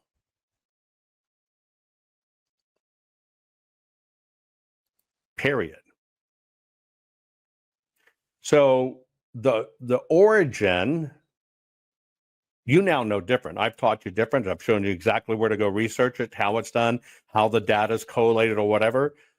But you are told, nope, the machines have modems and they are what sends it to the TV stations. So whole nation, through credibility of someone they trusted, bought that the machines changed the votes. But how did they drive that home? That the machines did it. After gaining access to a forensic image of the Dominion election management system in Mesa County, Colorado, IT experts demonstrate how easy it is to switch tens of thousands of votes from Trump to Biden in seconds by simply changing the index number next to each candidate's name. Okay, now here's the deal. This is what told you, oh, we know how it was changed. Because remember, you need that piece of evidence, how it could be changed. What you're about to see here is somebody said, here it is, it uses this piece of software. We saw it change. Here's how it was done. Now, there's a little switch and here's how it was done. The here's how it was done is in a controlled environment where they ported the information into said software program and then they begin to manipulate it. But most people don't catch that, but watch this. After gaining access to a forensic image of the Dominion election management system in Mesa County, Colorado, IT experts demonstrate how easy it is to switch tens of thousands of votes from Trump to Biden in seconds by simply changing the index number next to each candidate's name. This is a backdoor utility called SQL Server Management Studio that is actually installed on the image of the voting system. So is it certified? It is not on the list of certified software. What I'm going to do first, I'm just going to pull up the presidential results in Mesa County for that election. And here they are. You can see Biden has 31,000, Trump has 56,000. Okay. So I'm going to come up here now, and I'm going to make a quick change. Change that. You changed that to a 2. Yep. Now this is a closed example. Okay. And then I'm going to come up here and I'm going to rerun the report. And There you go. Biden, 56,000, Trump, 31,000. Okay. You're in a court.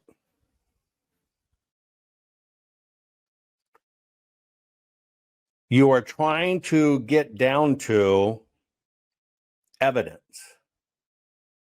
You have been told across this that the way it was found, the way they discovered this is through 2010 census data, extrapolated over to 2020, okay? Looking at voter claims and voter rolls, and then looking at the ballots cast, and then going through a series of steps. And that's how he can confirm that it was computer manipulated. Now, here we go. You're on the witness stand. Did that show votes being changed? Yes or no? Did that show votes being changed? Yes or no? Put it in chat. Did that show votes being changed? In reality, it did not show votes being changed. In literacy, it did not show votes being changed. Okay? Did it show the manipulation of an election outcome? Did it show the actual manipulation of an election outcome?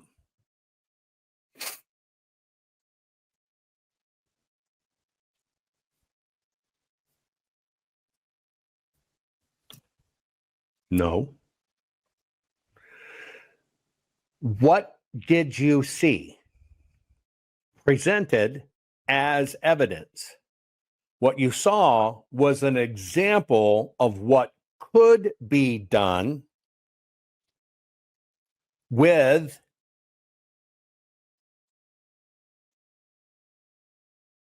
SQL Server.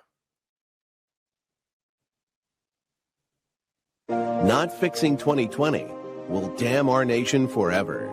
The historic Maricopa County full forensic audit effort processed 20,895,610 digital and forensic images of varying formats, resulted in 208 million individual evidence-proof files. The system processed over 58 billion forensic measurements, resulting in over 2 trillion individual base computations. No hopium, no hype, just hardcore forensic evidence. Please make sure the Maricopa County Full Forensic Audit Archives survive. Donate now. So if you want what happened in the 2020 election fixed, then please donate to protect and secure this historic evidence. We can't do it without you. We need you. America needs you. Our future needs you. Please donate now. It showed what could be done with SQL Server, Microsoft product. What could be done with a Microsoft product.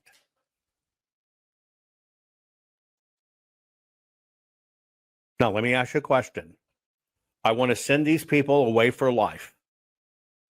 We have now been shown that with SQL Server, you can change the numbers.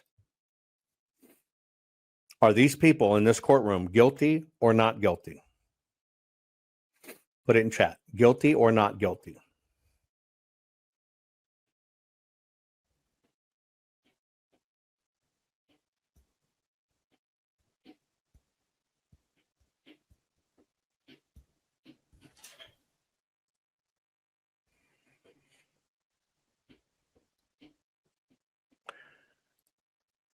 SQL Server can do this. Are they guilty or not guilty? Put it as not guilty or yes guilty. This is the reality of the court of law. What you saw was something that could be done based on a theory. It is what was done. Let's do some hands exercise. Put your hands up. Okay? Follow me. Ready? Can you flex your hands to a fist? Can you do this? And can you hold it? Just a manual dexterity test. Can you do this? Okay, we're going to do a different version. Can you do this? Put it in yes or no.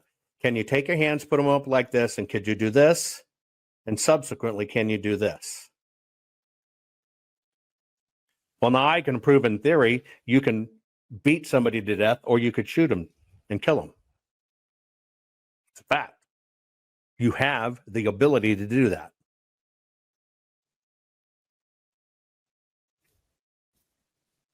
Can I send you to prison for life? I mean, I prove beyond a shadow of doubt, you basically possess the ability to make a fist and pummel somebody, and you can shoot both left or right-handed. Can I send you to prison on that? Can I convict you on that? Do you even want a system that can convict you on that? Because we're looking at basically the same evidence.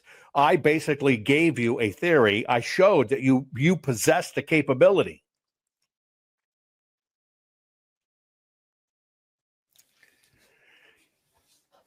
Now, remember, if you look at all this evidence has been presented, everything that has been presented as fact,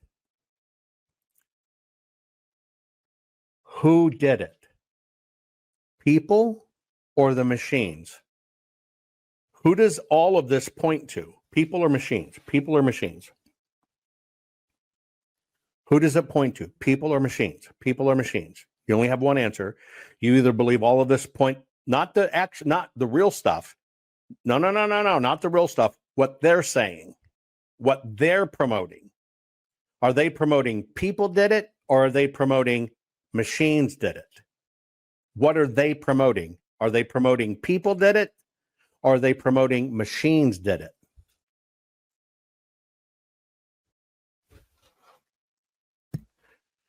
All of the evidence that is presented, if you look at all of its states, always point to the machines. They say, here's where it happens in the machines. Now, okay, in a court of law, I have now proven the machines did it. What is their defense? Well, everything that has to do with the machines is voluntary. We just made a mistake. We did our best. We did our best. Now, let me ask you a question. Where was the most money, promotion, documentaries, and everything? Where was it put? The machines, the machines, the machines, the machines, which are all governed by voluntary rules. Even me in the deep rig. If you compare everybody in the deep rig that actually appeared, I'm the single person saying, it is the ballots. Let me show you how it works.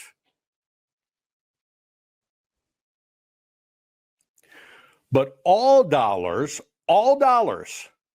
were spent to get you the machines, the machines, the machines. When in a court of law, all the machines rule are voluntary. Now let's go back. I want you to look at the evidence being presented. It's the machines. Here's more of the evidence. After gaining access to a forensic image of the Dominion election management system in Mesa County, Colorado, IT experts demonstrate how easy it is to switch tens of thousands of votes from Trump to Biden in seconds by simply changing the index number next to each candidate's name.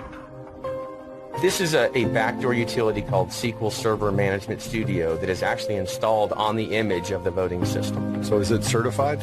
It is not on the list of certified software. What I'm going to do first, I'm just going to pull up the presidential results in Mesa County for that election. And here they are. You can see Biden has 31,000, Trump has 56,000. Okay, so I'm going to come up here now, and I'm going to make a quick change. Change that. You change that to a 2. Yep. I'm changing Trump to a 1. Okay. And then I'm going to come up here and I'm going to rerun it. Report. And there you go. Biden, 56,000, Trump, 31,000. So I just flipped the results of the election using a tool that's actually built into the voting system. And what I did is not even logged. There's no trace of what I just did now. For some reason, the logging of activities by a user that has the password are not retained.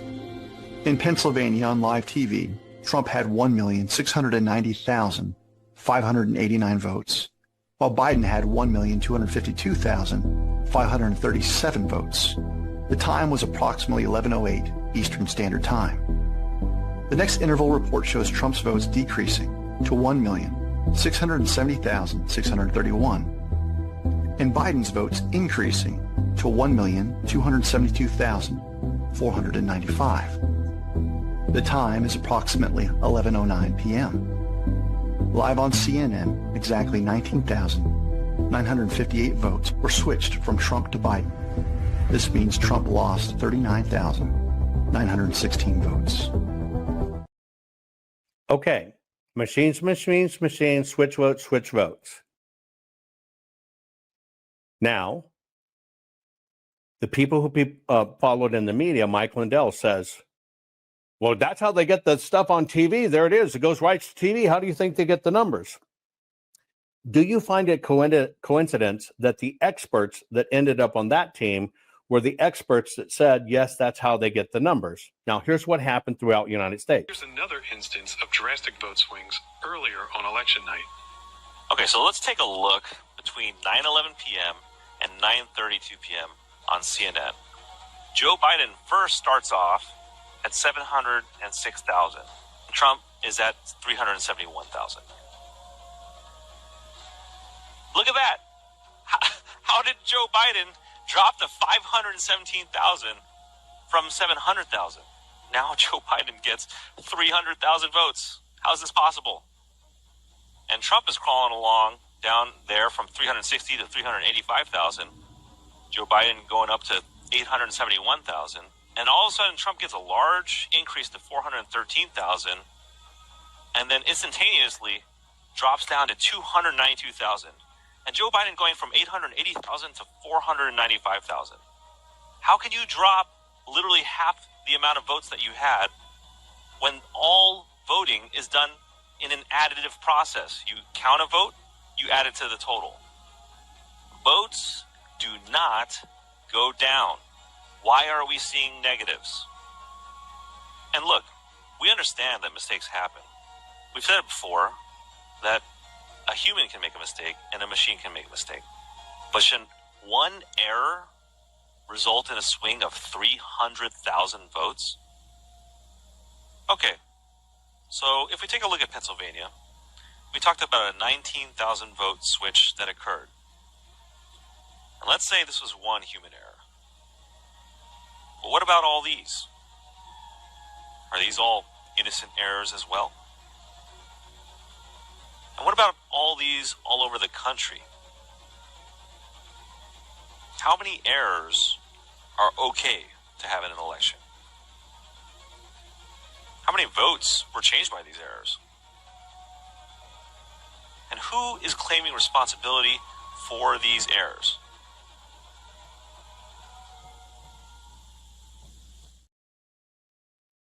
Okay. Nice video. Very informative. We're going to now put you back on the witness stand. Number one. First question I ask you on this informative video is, those numbers changing on the screen like that were the first time 2020 across the nation it ever happened. As you can see from that video, it happened all across the nation. Now, most people would have never noticed it, but for some reason in 2020, it happened. In 2020. And it happened all across the country. And then somebody told you that, how do you think the television stations get their numbers? You take that belief system and you put it in your court filings. Here is proof. We gathered the data. It happened in all these places. The numbers changed on the screen. Here it is. Our courts are based on clear and convincing evidence. Want convictions? Want justice? For what happened in the 2020 election? Then we need your help. Not fixing 2020 will damn our nation forever. The decision you make in the next few moments could decide whether we ever get our elections fixed or not. Here's why. Trump campaign and allies filed 64 different lawsuits. They all went down in flames. 100% of these cases were presented on "It's the machines," or "The machines changed the votes," or "The voting company executive said he would make sure Donald J. Trump would not win." They all went down in flames. Why? You can't bring theories to court as evidence. No supposed Zoom call or six-degree polynomial math theory or census data is or ever will be proof of fraud. You can't bring theories to court as evidence. Here's why. In both civil and criminal law, the side making a claim carries the burden of proof, and prosecutors must prove guilt beyond a reasonable doubt. Without physical or otherwise verifiable evidence, a case cannot meet this high threshold. Physical evidence is the key.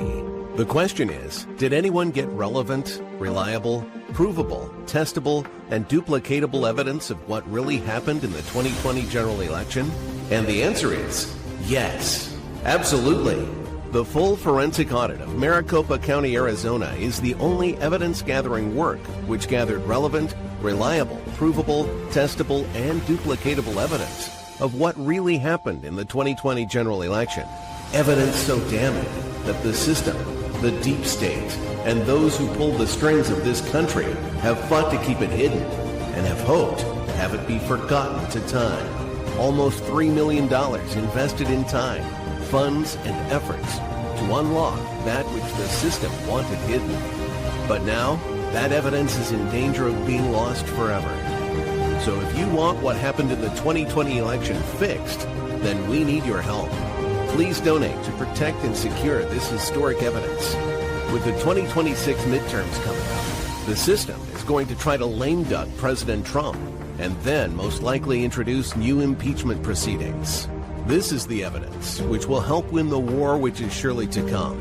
We need to keep Maricopa County full forensic investigation and archive secure and ongoing. So if you want what happened in the 2020 election fixed, then we need your help. Please donate to protect and secure this historic evidence. We need your help securing the full forensic audit archives. Don't allow the only testable, objective, and reliable 2020 election evidence fall into obscurity. Millions were spent on getting it documented and tested. This is historic evidence. Not fixing 2020 will damn our nation forever. The historic Maricopa County full forensic audit effort processed 20,895,610 digital and forensic images of varying formats, resulted in 208 million individual evidence-proof files. The system processed over 58 billion forensic measurements, resulting in over 2 trillion individual base computations. No hopium, no hype, just hardcore forensic evidence. Please make sure the Maricopa County full forensic audit archives survive. Donate now. So if you want what happened in the 2020 election fixed, then please donate to protect and secure this historic evidence. We can't do it without you. We need you. America needs you.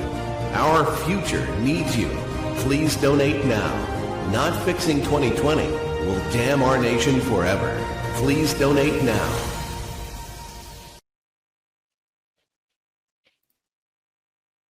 But remember, it has to be able to have cross-examination in court. Now, in cross-examination from court, you bring in the people not responsible for the elections, but responsible for the data that goes on TV. Okay? Period. Okay? The company that collects the information for the TV station says the following. We have approximately 3,000 volunteers and employees that we use on election night. We've always done it this way. And what they do is we have telephone lines where we call. We're constantly calling. We call the counties, we call county recorders, we call the state, etc. We're constantly dialing, and then our people dialing are entering into our software the numbers. So let's just call that 1,000 entry points. Somebody's calling. They're entering the information in. They send it to Edison, who's getting this data. Edison then creates this little ticker tape that is a product sold to TV stations, to the networks. It's a license. And it kind of keeps a running track and total. Now, here's the question.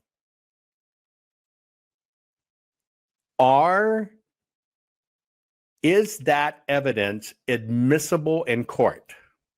Is it admissible in court? Okay? Is it admissible in court?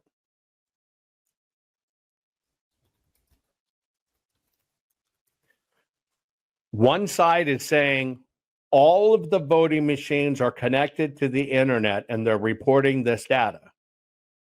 The people that have the product are telling you, we have people who dial. We've done it this way for 20 years. It's the way we always do it.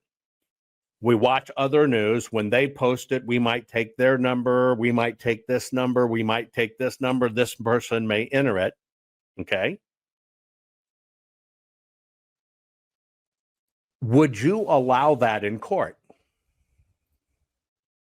Is that proof that somebody swapped a vote or changed a vote? Now, I'm playing a technicality in words here. Okay, ready? Here's what I've asked you. Is that proof somebody swapped a vote or changed a vote? Or that a machine swapped the vote or changed the vote? Is that proof that a voting machine or a person swapped the vote or changed a vote? Well, the answer is no, but let's get more nitty gritty. Let's say President Trump was down 34,000 votes. Did they take 34,000 votes that came in from ballots for President Trump and hand them over to Biden?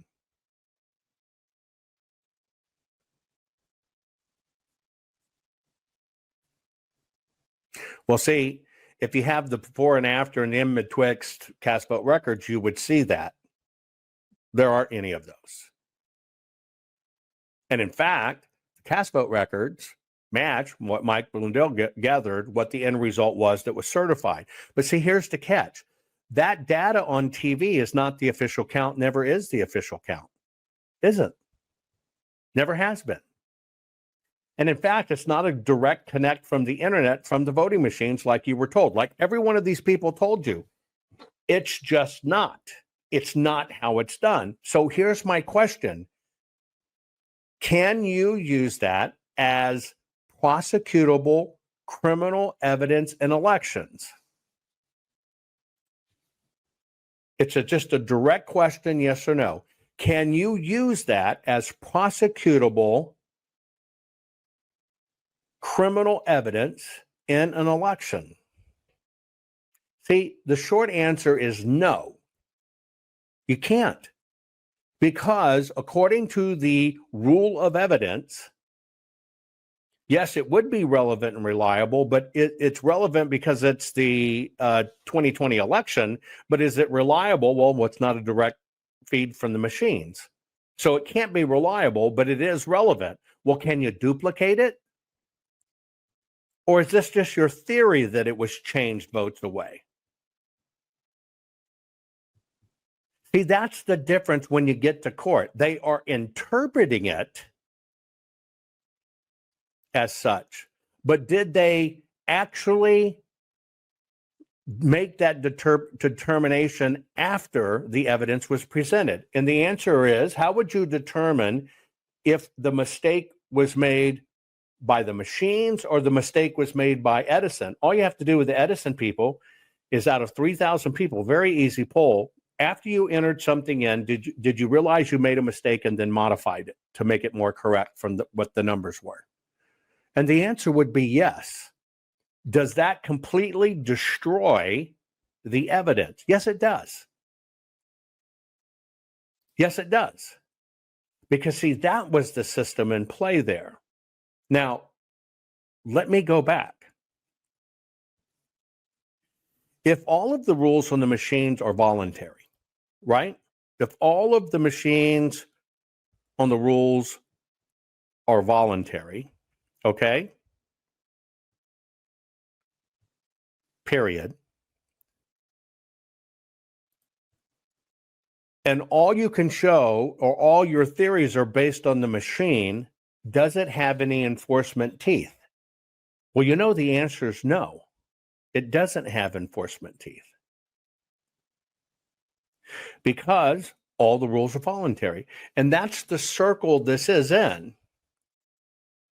But the reason I'm saying this is, see, because we lose in court.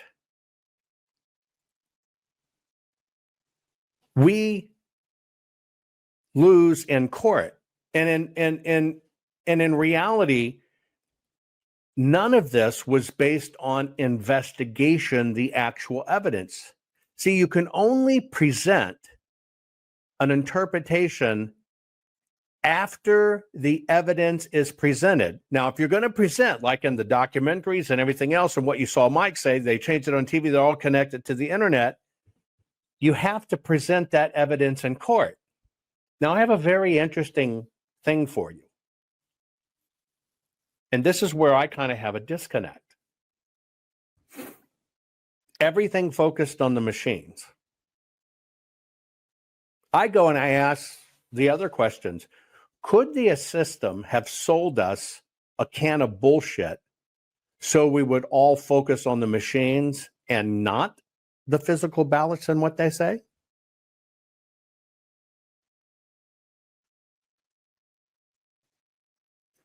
And the answer is yes. Then we have to ask the other question.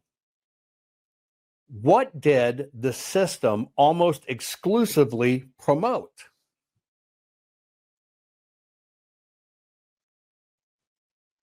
It's the machines. What did the system stay away from? Physical paper ballots and what they said. But they promoted the hell out of the machines. Because, see, when you focus on the machines, nobody's technically guilty because all of the rules are voluntary. So it's everything, no matter what it is just a boo-boo. Just a boo-boo. When you focus on the paper, every instance where the paper shows something different is all a felony at the state and federal level. But where did they stay away from? Where did they stay away from hard evidence? They stayed away from the ballot paper and they stayed away from the voter rolls.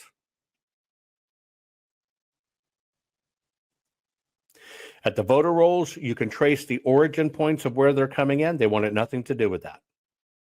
You can track it down on paper through investigative technique. You find out some of them are bullshit. For the ballots, we know where they come from, what machine they went through, everything. That's what they stayed away from. But what did the system feed everybody?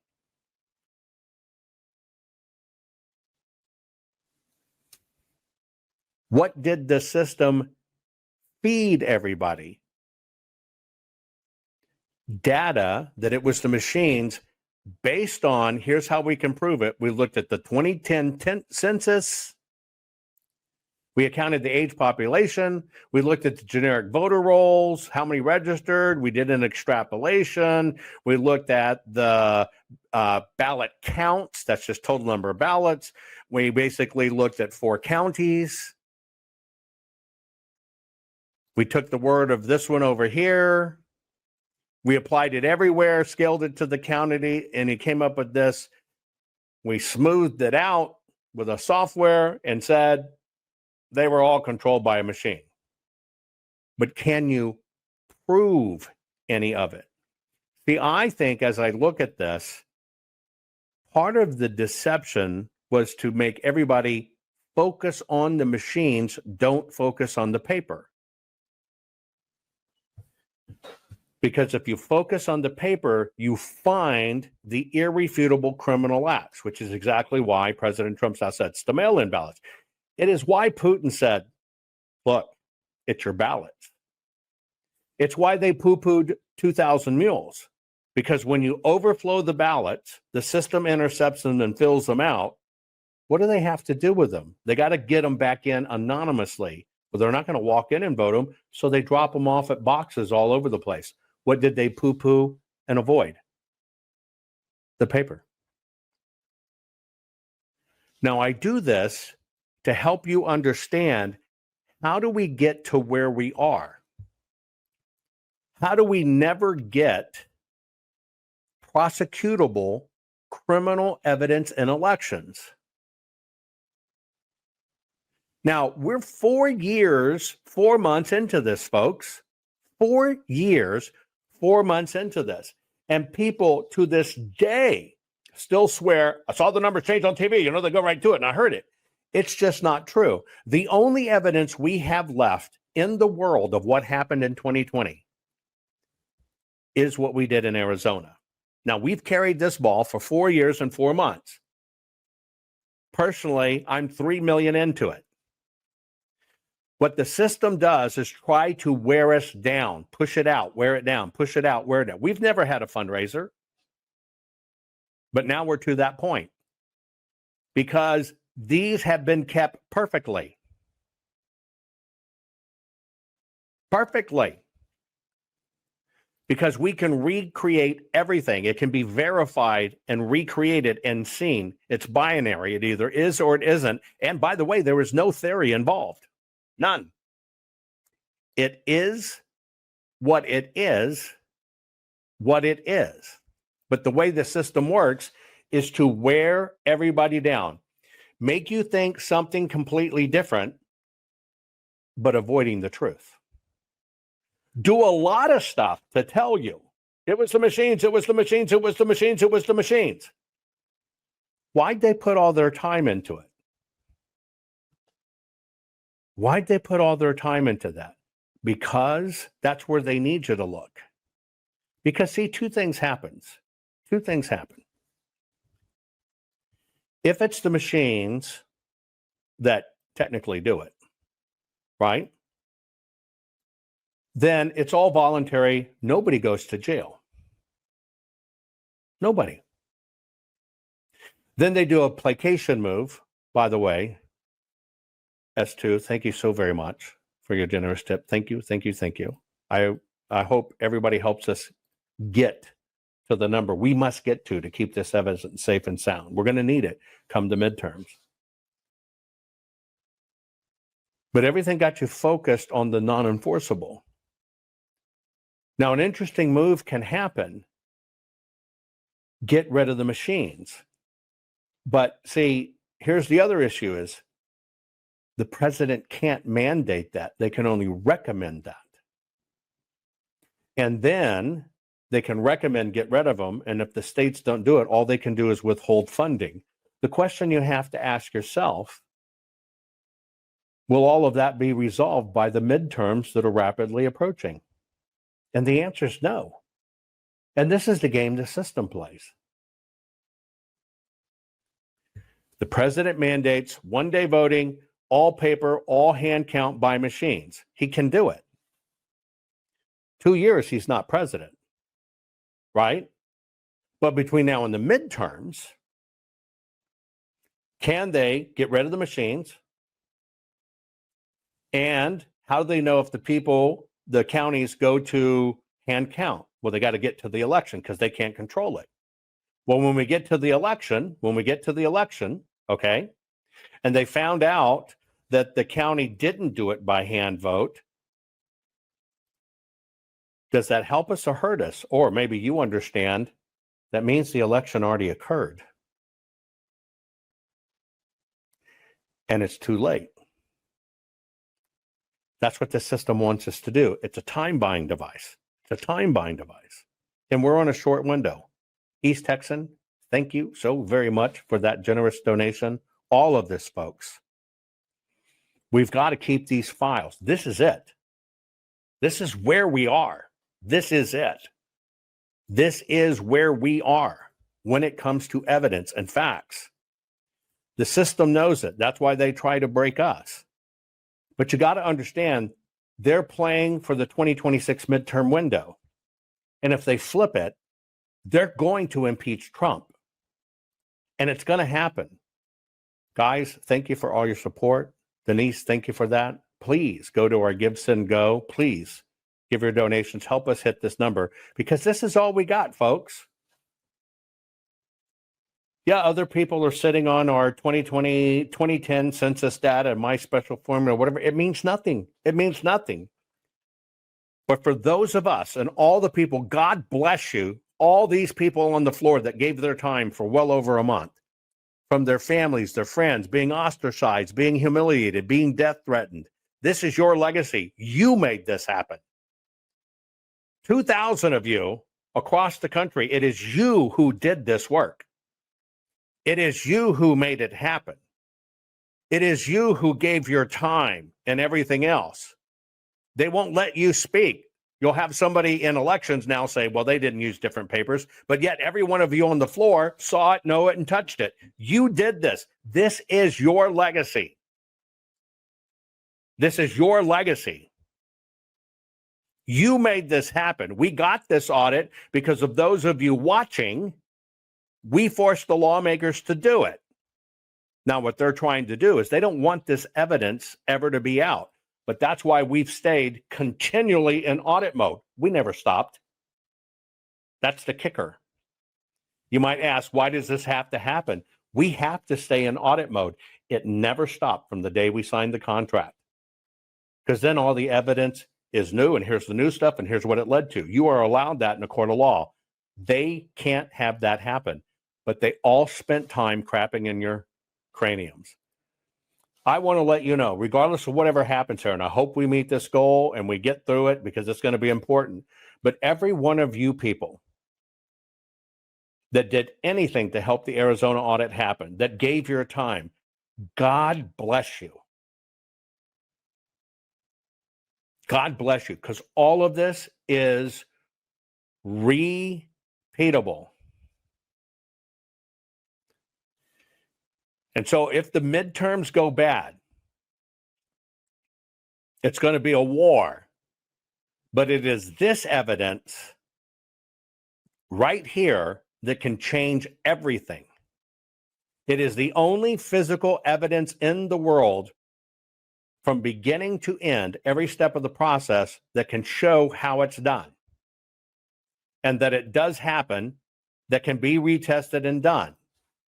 But you got to understand, we're all battling the system that keeps on telling you every day it's the machines, it's the mean, it's Croatia. They'll even tell you 30 top-notch experts made sure Donald Trump won the 2024 election.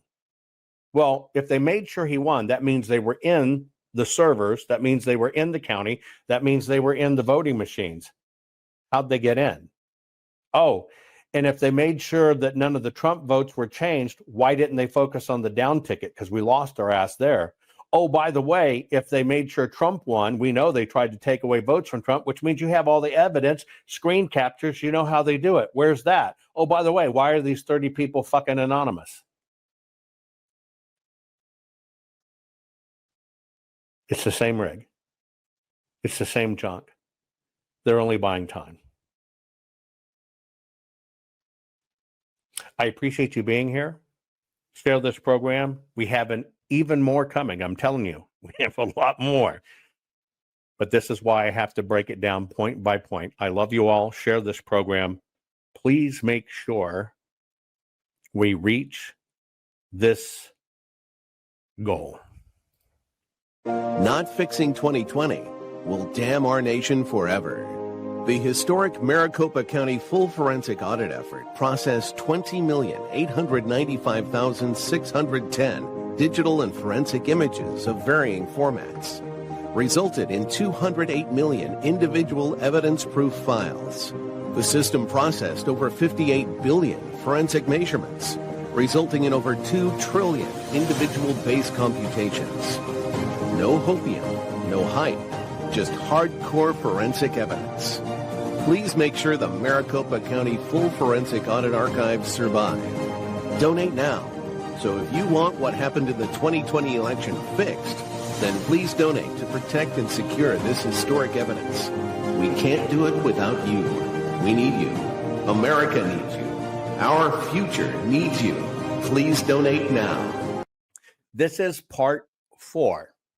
And what we are talking about is prosecutable criminal evidence in elections.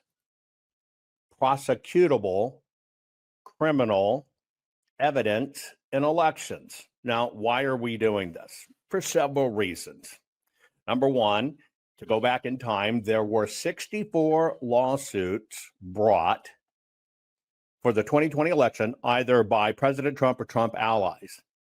20 of those were immediately dismissed by the courts, claiming things like without merit, no standing. The following 30 cases predominantly followed the 20 cases in the structure of how was the lawsuit designed, what was the pleading, what was the evidence.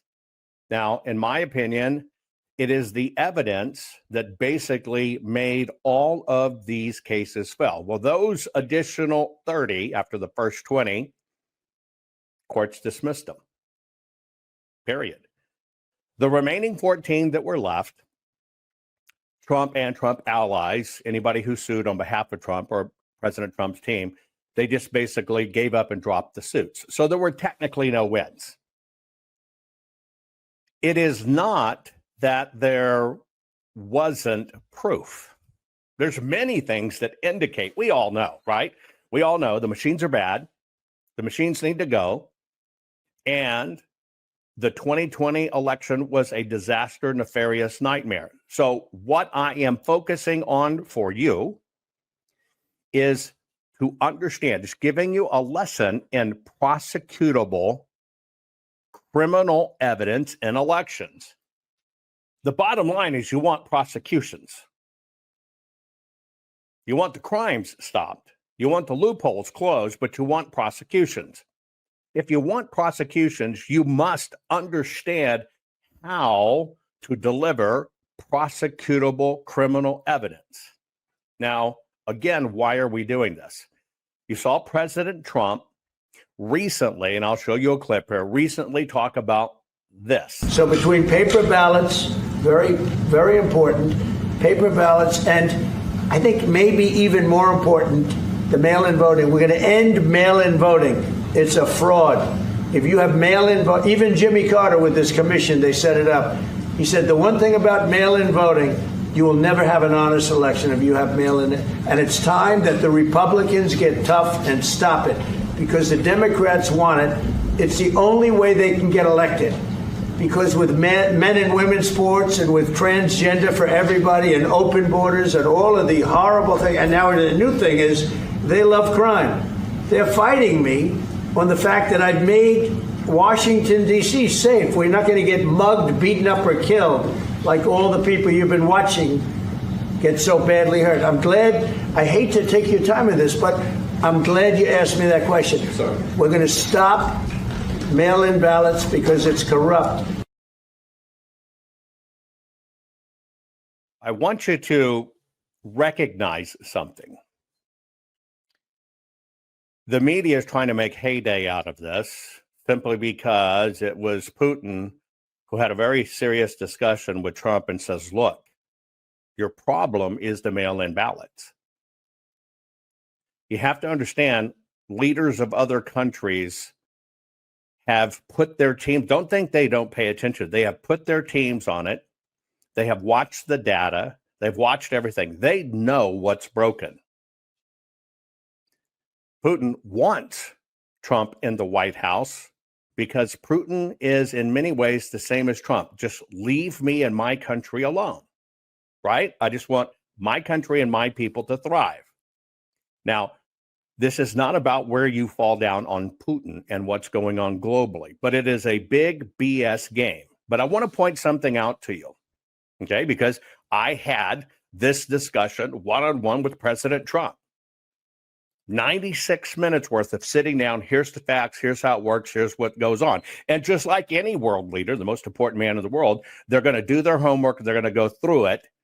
They're going to make sure it's right. But more importantly, then they're going to be attacked by operatives who want to steer them away from the truth. Most people don't even recognize, just because it's wordplay, that as President Trump, the leader of the free world, ostensibly the leader of the Republican Party, is saying we must get rid of mail-in ballots. What is the Republican Party doing? Bank your ballot, bank your ballot, bank your ballot. In order to bank your ballot, meaning get it in early, you have to get it as a mail-in ballot or an early vote ballot. Do you not understand the disconnect there? The one man they don't want to run, they tried to keep him out. They did nothing for election integrity, not a bit. Raised almost $400 million after the 2020 fiasco, did nothing to help with audits or fix the election. Yes, they did file 72 lawsuits 24 hours before the statute of limitations expired. I want you to think about that. They didn't even get the people served. It was all gone. It was BS. It was theater. You need to understand that. Probably the only person that tells you like it is Donald Trump. At the same time, the system deploys agents, assets, mouthpieces, psychological warfare to crap in your cranium. Pay attention to this. They're not going after the real issue. The real issue is what I just pointed out. It's the algorithms and the electronic. The mail-in ballots are just smoke. The voter suppression, that's not, the real issue is the fact that we have electronic voting machines where they can flip votes. You know who that is. Watch it again. They're not going after the real issue. The real issue is what I just pointed out. It's the algorithms and the electronic. The mail-in ballots are just smoke. The voter suppression, that's not, the real issue is the fact that we have electronic voting machines where they can flip votes.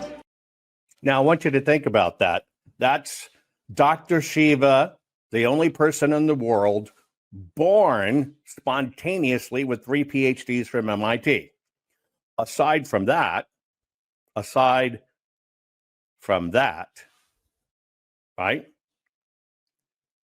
When all of the information from the Arizona audit was really hitting and coming in, as they're learning behind the scenes what's up, and they're learning it is the mail-in ballots, well, they, not the audit, one of the people that I believe was charged with sabotaging the audit that was on the inside, brought in Shiva to look at the ballot envelopes. And of course, you heard about there were scratchy names, there were no names, there were all of that, right? Which is a big issue because we know it's the mail-in ballots. But you got to leap forward to the end of that. And to the end of that, he said, well, there just wasn't enough to have anything done with the election. Biden still legally won, et cetera, and was all pushed under a carpet. Now, the reason they brought him in is to attack me, because they knew the evidence was so damning they would not get away from it. So what they did is they employed this guy with multiple PhDs who basically said, I was full of shit and it was crap. Well, you now know all of these years later, it was total crap. So I got to ask you a question. Who are you going to believe? So between paper ballots very, very important, paper ballots, and I think maybe even more important, the mail-in voting. We're going to end mail-in voting. It's a fraud. They're not going after the real issue. The real issue is what I just pointed out. It's the algorithms in the electronic. The mail-in ballots are just smoke. The voter suppression, that's not, the real issue is a... Now, I want you to think about that. They dropped him in doing an outside project, not officially for the Arizona audit, because he couldn't pass muster. That's why he couldn't do it. He wanted to do it. He couldn't get approved. So one of the people brought him on the outside, paid him on the side, and his whole thing was to basically disrupt the Arizona audit. Now, why I tell you this, it's been 1,500 plus days, almost 1,600, right? Since we began the audit and found the proof. We found everything. The system has tried to keep you away from it.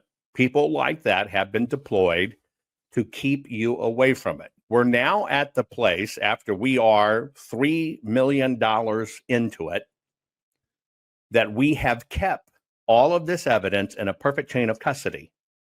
We have stayed in audit mode. We haven't closed out the audit. We have stayed in audit mode, knowing what this fight is about, knowing what's going on, knowing it's going to be a long time war. And now we need your help. We need your help keeping this up because it cost. It cost to just keep this going.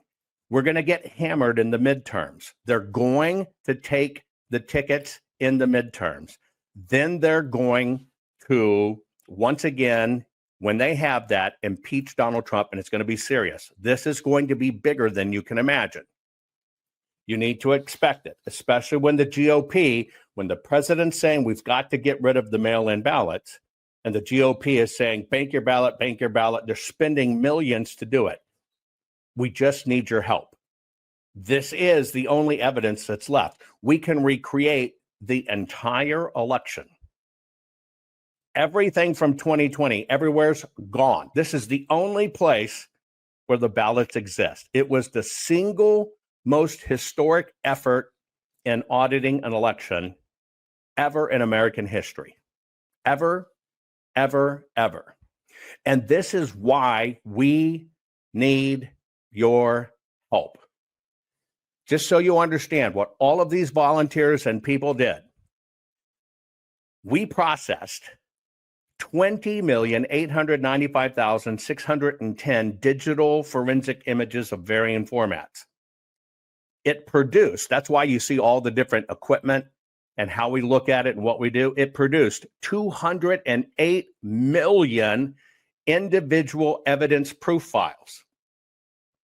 We did 58 billion forensic measurements alone. And in order to find out exactly how it happened, where it was, basically tracking the ballot from cradle to grave, from the printing on through, we did over 2 trillion individual computations. All of this has been kept in perfect chain of custody, and we have stayed in audit mode. This is it. That's what it is, folks. This is it. So what I'm doing in this series is I am attempting to help you understand how critical this is, because this evidence can't go away. If it goes away, it's forever lost to history. You need to understand what prosecutable criminal evidence is. And so many people judge this like a freaking popularity contest. I've never had a rule that you must like me, but I must be able to show you the evidence. You can't just have somebody tell you something. Not fixing 2020 will damn our nation forever. The historic Maricopa County full forensic audit effort processed 20,895,610 digital and forensic images of varying formats, resulted in 208 million individual evidence-proof files. The system processed over 58 billion forensic measurements, resulting in over 2 trillion individual base computations. No hopium, no hype, just hardcore forensic evidence. please make sure the Maricopa County Full Forensic Audit Archives survive. Donate now. So if you want what happened in the 2020 election fixed, then please donate to protect and secure this historic evidence. We can't do it without you. We need you. America needs you. Our future needs you. Please donate now. I've never had a rule that you must like me, but I must be able to show you the evidence. You can't just have somebody tell you something and then you take it as fact. If they're truly in forensics audits, they're going to show you, here it is, here's how it was done, etc. So that's why we're doing this. So I want to explain this to you so you understand everything, okay? This is how evidence works when it comes to elections. The courts follow strict rules called the Federal Rules of Evidence. That's one. And it demands that the material be relevant and reliable. If it's not relevant and it's not reliable, it cannot be used. That's number one. Two is hearsay, speculation, or unsupported theories are generally inadmissible, but here's how it works. You can basically be an expert witness if it's based on a reliable methodology applied to actual evidence. It's called the Daubert standard. Now, what this means when it comes to what is evidence, there is physical evidence. Every case requires physical evidence. You understand why in a murder case, if the body's missing, mostly they can't get a conviction. Physical evidence, physical evidence. Now, in the world of physical evidence, you're talking about fingerprints, DNA, documents, videos, weapons, etc. The reason you have physical evidence is because it follows a process. It can be examined by experts, not only the one testifying, but others. It has to be able to be tested scientifically, and it has to be able to be cross-examined in court. Now, this is why I'm telling you, this is key. You have to follow a repeatable formula. That's the whole key to every bit of this.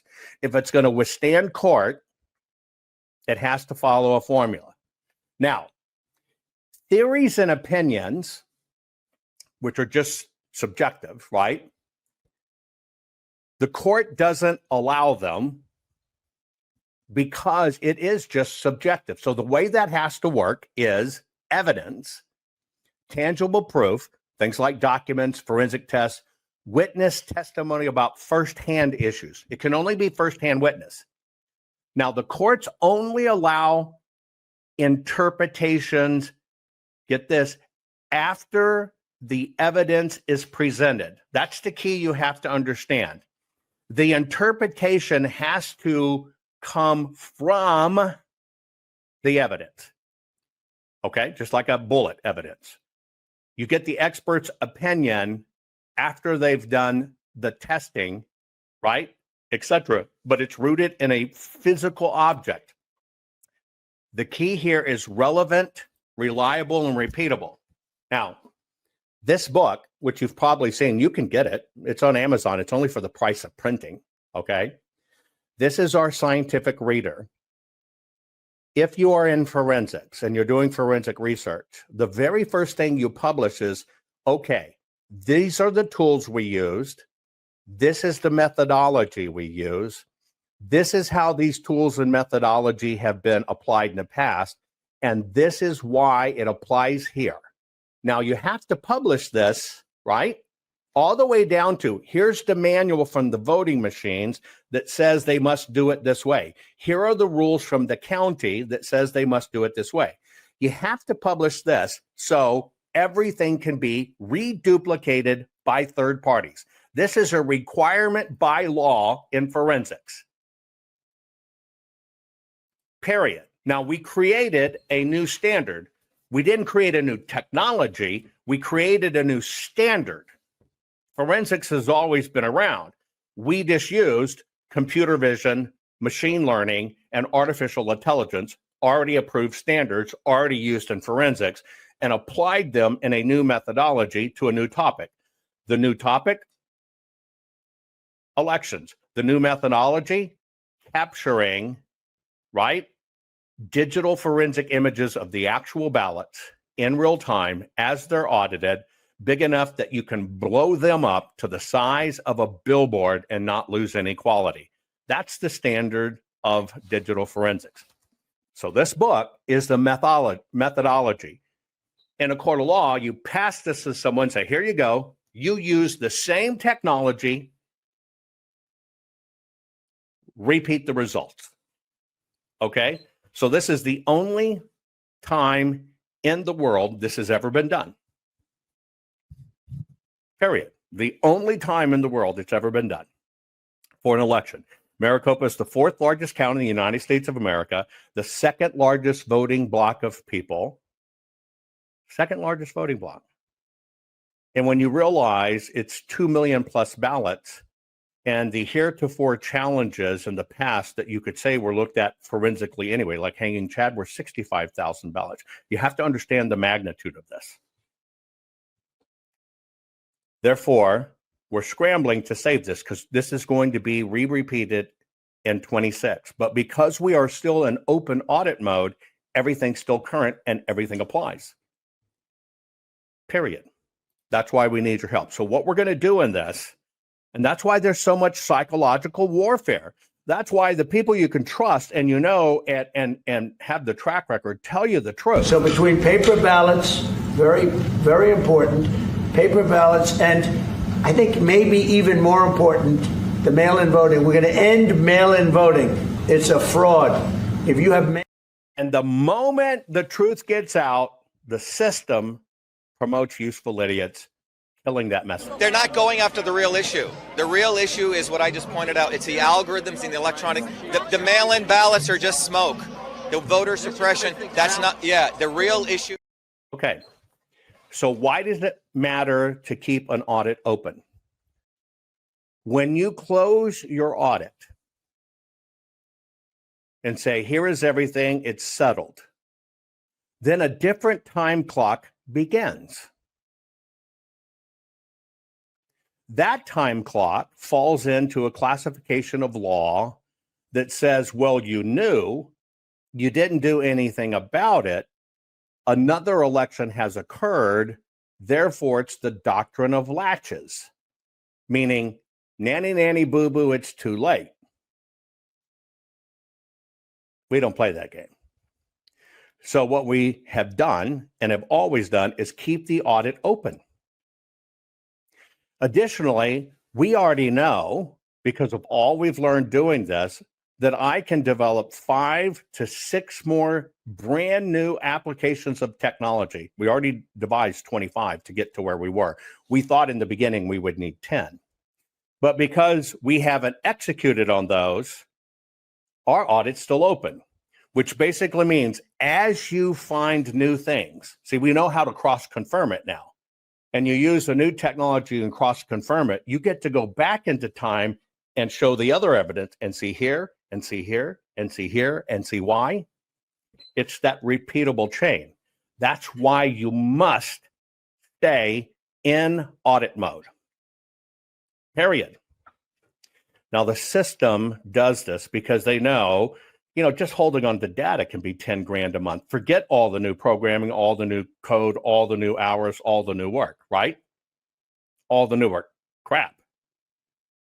They try to wear you out.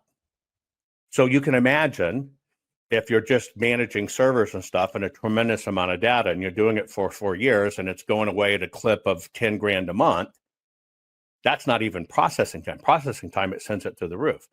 That's their game to break you. Now, when I came in this, I basically thought 6 to 10 that we could do. Going through the course of the audit, why we're so deep in it, because I developed 25 different new forensic ways to look at it based on existing technology. And I've got at least 5 or 6 more I can do. This is how it works, okay? This is how it works. This is the game. They've tried to wait us out. Not fixing 2020 will damn our nation forever.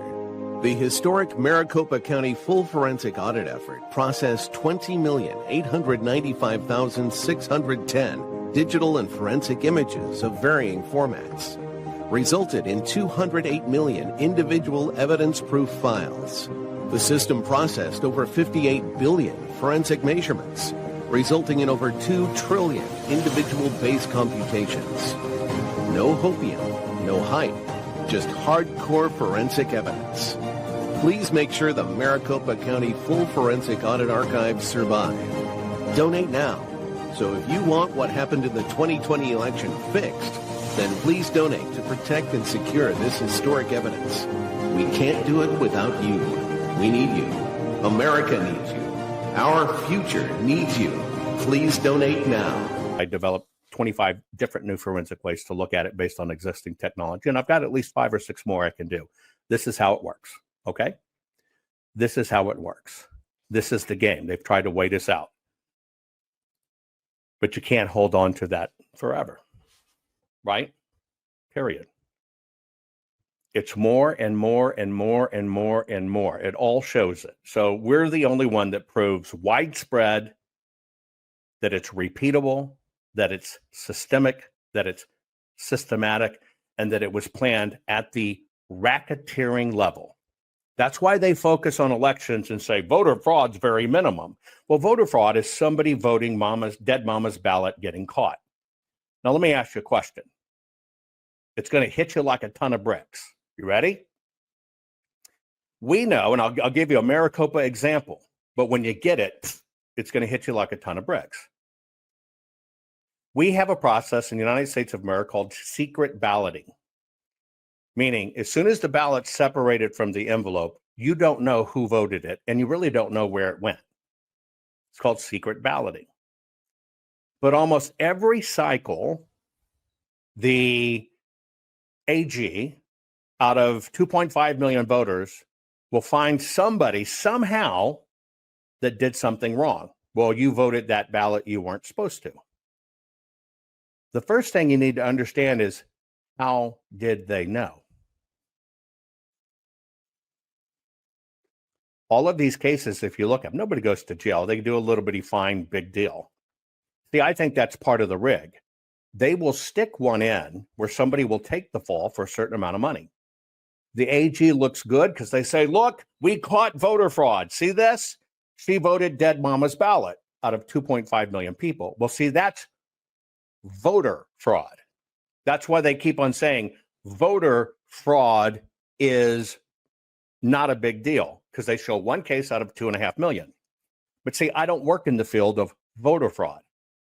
Forensics, and what I do is election fraud. I don't give a rat's ass about the voter. I give the concern to the election officials. What did they do? What should they have known? And how did they aid and abet and or do it? That's federal racketeering. That's how they brought down the mafia. Now you understand why I'm not only the most hated, I'm the most feared, and why they have to stay away from it. I work on election fraud. Period. This is how it works. That's called federal racketeering. You can look it up. This is part 4. Now, here's how I'm going to do this. This is going to be a little bit unique from the first ones I did. I'm going to play for you a video that was released by the Lindell Network. It's a video of evidence. Okay? As I play this video, I'll play a little bit, and then we'll go back and we will ask the questions about, is this relevant? Is it reliable? What is the methodology? And can it be repeated? You do that, so can it be verified? Can it be verified? And remember, it's got to be verified. It's got to be repeatable in order to be used in court to be able to get a prosecution for the crime. That's where we are. I will stop this at intervals, then we will discuss it. Have your pen and paper ready. I want you to be aware of a few things. Are you seeing evidence, or are you being told there's evidence? It's kind of like when you see me, I show you, here are 1.9 million ballots this way. Here are 100 plus thousand ballots this way. Here it is. It's cut up. You can see it. Or are they saying, it's a little below you because you're not an advanced math person. But if you understood a 6-degree polynomial, this is what it is. There's a difference between telling you and showing you. So mark down what the claim is. What the claim is, mark it down. Then devise another little mark as to whether did they tell you or did they show you evidence, and then we'll unpack each one. You ready?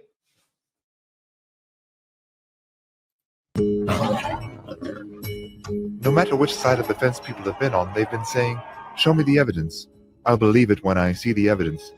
And people on both sides agree that something went terribly wrong in November 2020, but there really has been no comprehensive place to see the evidence of widespread fraud until now. This video is pure data, so don't get mad. You can't be angry when a scientist confirms that gravity pulls downward at negative 9.8 meters per second squared, even when that fact works against the narrative you've heard. So here we go. Just before we show you some new disturbing video evidence, we'll talk about statistical anomalies in 3 states in question. In the early hours of November 4th, 2020, Democratic candidate Joe Biden received several major vote spikes in Michigan, Wisconsin, and Georgia, suddenly placing him in the lead when he had been trailing Trump by a significant margin.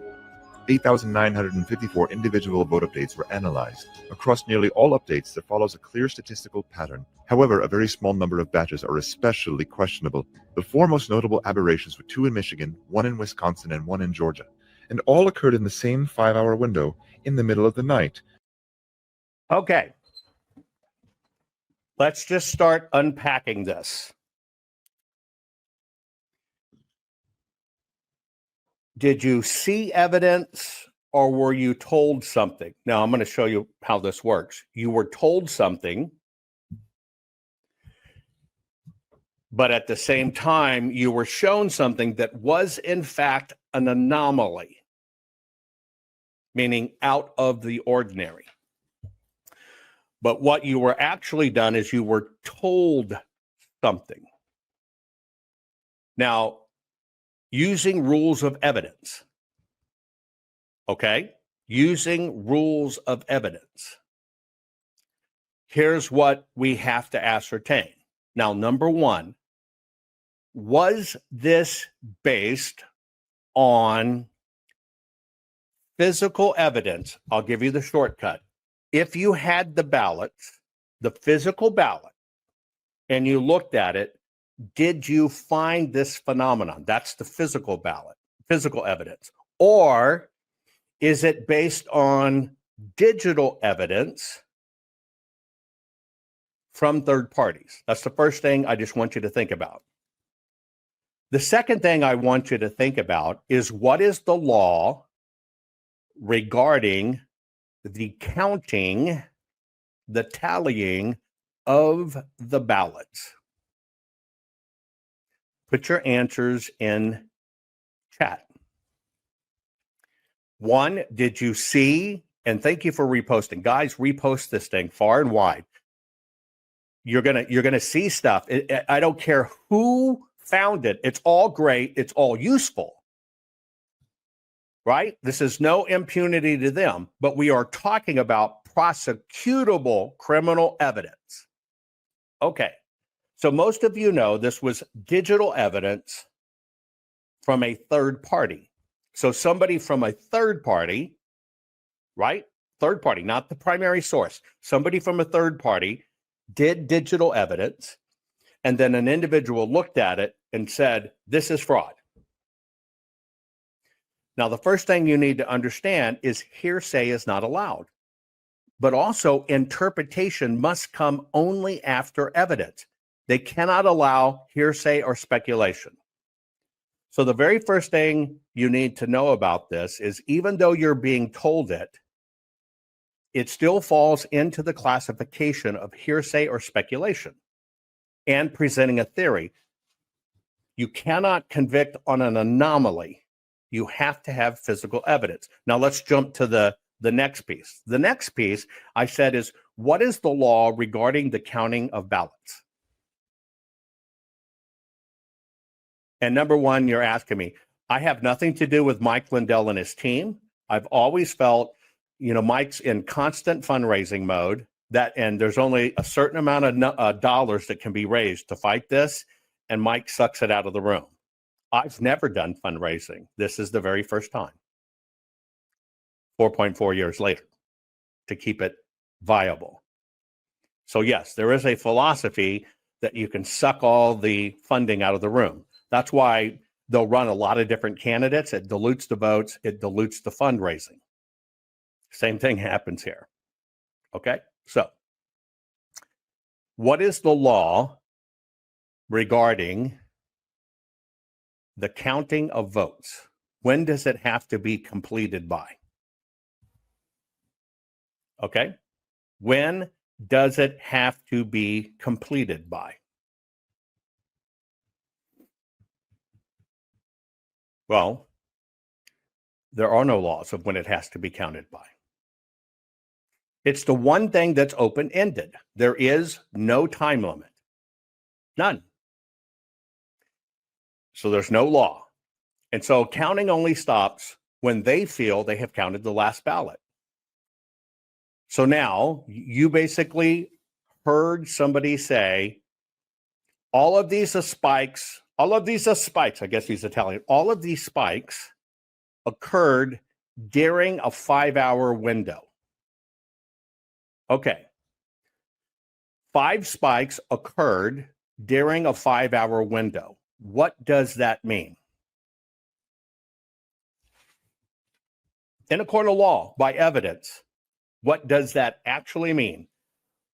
5 places had spikes where a lot of ballots went in.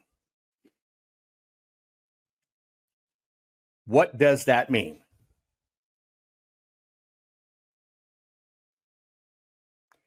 Is that evidence?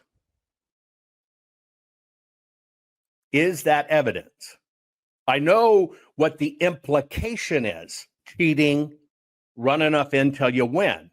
But see, I didn't ask you what the implication was. I asked you literally, what does it mean in a court of law when it comes to prosecutable criminal evidence? It's not even the time of the crime. They're all disconnected. They're all over 5 hours. See, here's the deal. Okay? Period. Here's the deal. If there is no rule when they all have to be counted, then you have nothing to measure against. If it said counting must stop at this time and then you can count no many, and then you saw it, it would be an issue. But we don't have that in our laws and votings in the United States of America. We don't have it. Now, what could be the difference between the first place and the fourth place or the third place? One place said we didn't have enough people. One place said, well, that's when everything finally got delivered from the precincts. The other place said, we were just understaffed. Do you follow? They're always going to have the boo-boo clause. There's always an excuse. So you have to understand that is not prosecutable criminal evidence. All I am focusing on is prosecutable criminal elements or evidence. Let's continue. When in some places counting reportedly had stopped. Not only do these updates... Now, in some places, counting stopped. It's true. For the first time in American history, okay, we went to bed. Remember Donald J. Trump in 2016, we learned it about 3:33 in the morning. I was watching it live. But multiple places stopped counting. Our courts are based on clear and convincing evidence. Want convictions? Want justice? For what happened in the 2020 election? Then we need your help. Not fixing 2020 will damn our nation forever. The decision you make in the next few moments could decide whether we ever get our elections fixed or not. Here's why. Trump campaign and allies filed 64 different lawsuits. They all went down in flames. 100% of these cases were presented on It's the Machines. Or the machines changed the votes. Or the voting company executive said he would make sure Donald J. Trump would not win. They all went down in flames. Why? You can't bring theories to court as evidence. No supposed Zoom call or six-degree polynomial math theory or census data is or ever will be proof of fraud. You can't bring theories to court as evidence. Here's why. In both civil and criminal law, the side making a claim carries the burden of proof, and prosecutors must prove guilt beyond a reasonable doubt. Without physical or otherwise verifiable evidence, a case cannot meet this high threshold. Physical evidence is the key. The question is, did anyone get relevant, reliable, provable, testable, and duplicatable evidence of what really happened in the 2020 general election? And the answer is yes, absolutely. The full forensic audit of Maricopa County, Arizona is the only evidence-gathering work which gathered relevant, reliable, provable, testable, and duplicatable evidence of what really happened in the 2020 general election. Evidence so damning that the system, the deep state, and those who pull the strings of this country have fought to keep it hidden and have hoped to have it be forgotten to time. Almost $3 million invested in time, funds, and efforts to unlock that which the system wanted hidden. But now, that evidence is in danger of being lost forever. So if you want what happened in the 2020 election fixed, then we need your help. Please donate to protect and secure this historic evidence. With the 2026 midterms coming up, the system is going to try to lame duck President Trump and then most likely introduce new impeachment proceedings. This is the evidence which will help win the war which is surely to come. We need to keep Maricopa County full forensic investigation and archive secure and ongoing. So if you want what happened in the 2020 election fixed, then we need your help. Please donate to protect and secure this historic evidence. We need your help securing the full forensic audit archives. Don't allow the only testable, objective, and reliable 2020 election evidence fall into obscurity. Millions were spent on getting it documented and tested. This is historic evidence. Not fixing 2020 will damn our nation forever. The historic Maricopa County full forensic audit effort processed 20,895,610 digital and forensic images of varying formats, resulted in 208 million individual evidence-proof files.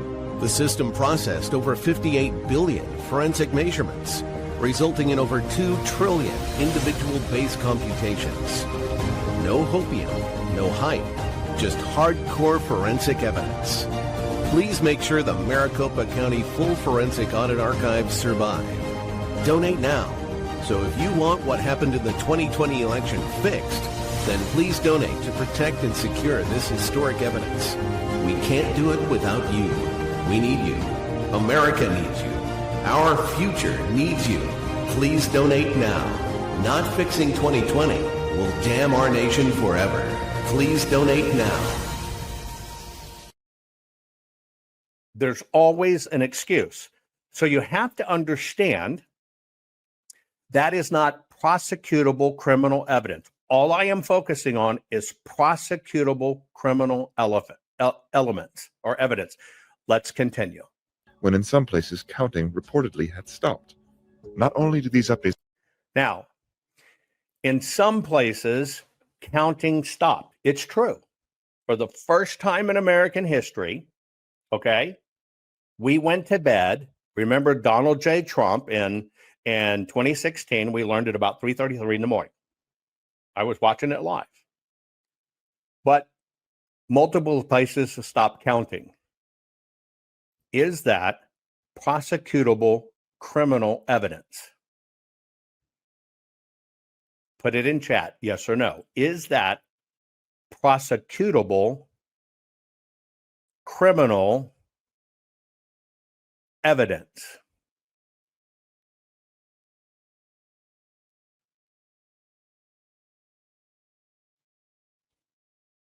Now, I know everybody believes the candidate that didn't campaign, got all these votes in.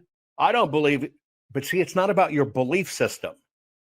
That's what I'm saying. They play on our belief systems. We are talking about losing our asses in court.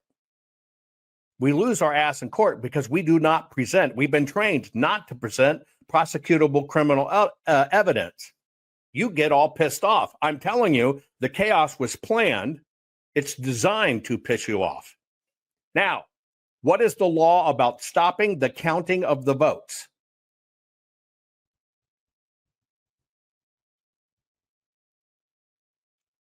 What's the law about stopping the counting of the votes? And we're dealing with facts over feelings. There is no law.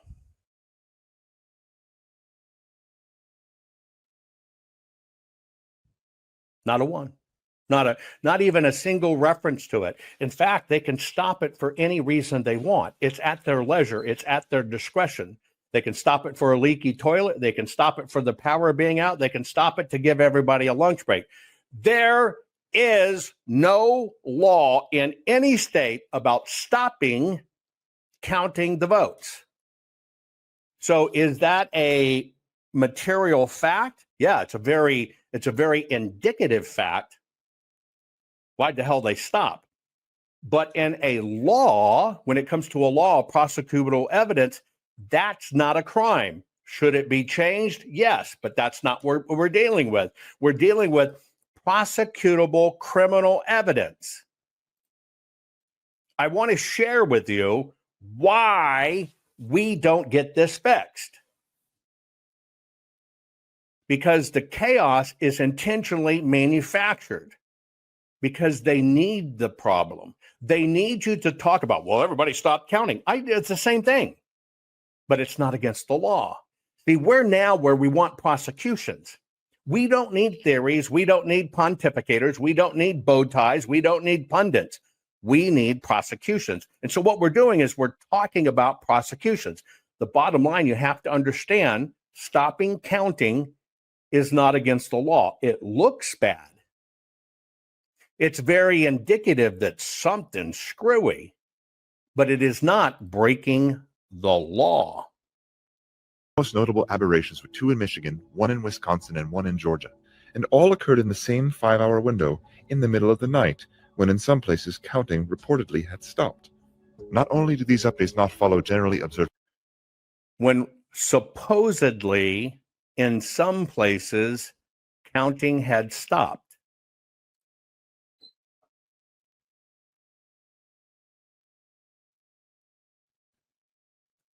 The key words there is you get supposedly or reportedly. That's where you get shot down in court.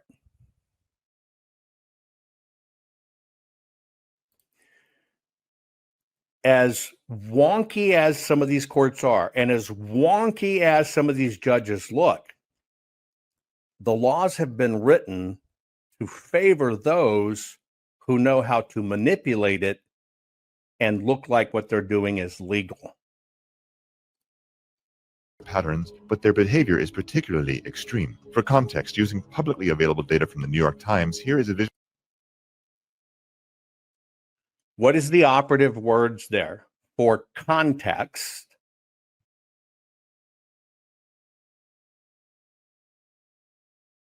where'd the data come from? And you're right, every single word in the law matters. Where'd they get the data? It's public data from where? Not my Times, but the New York Times. Did you catch that?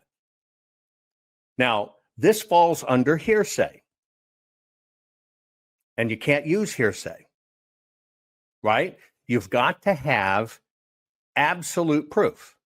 Hearsay, speculation, unsupported theories are inadmissible. Now, what he's actually saying, we're taking the public data that the New York Times gets from a public source, Edison. New York Times produced it. They did this chart. We're using this chart to say it was a crime.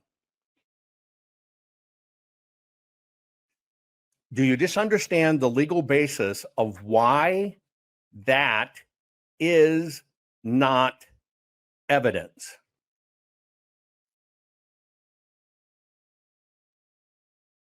You understand why that's not evidence. Third party, meaning not involved. Remember, it's got to be relevant. The first key is it's got to be relevant.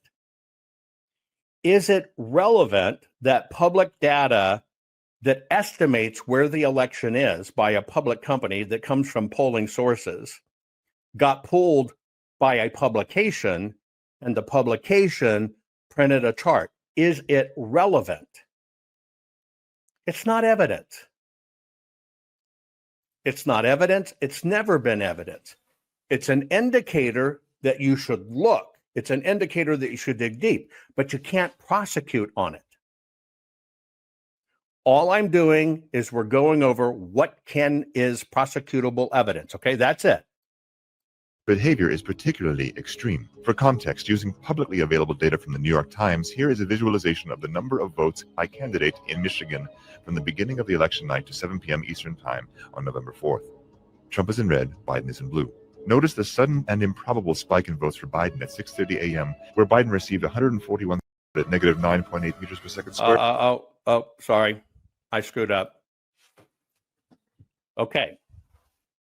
He said, notice the sudden and improbable.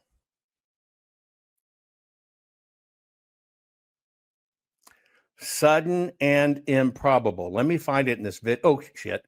Hang on. Works against the narrative. I got to try to find let me find that chart. Hang on. Thirds in red. Okay, hang on. Now, let me ask you a question. Is this a chart of when people voted?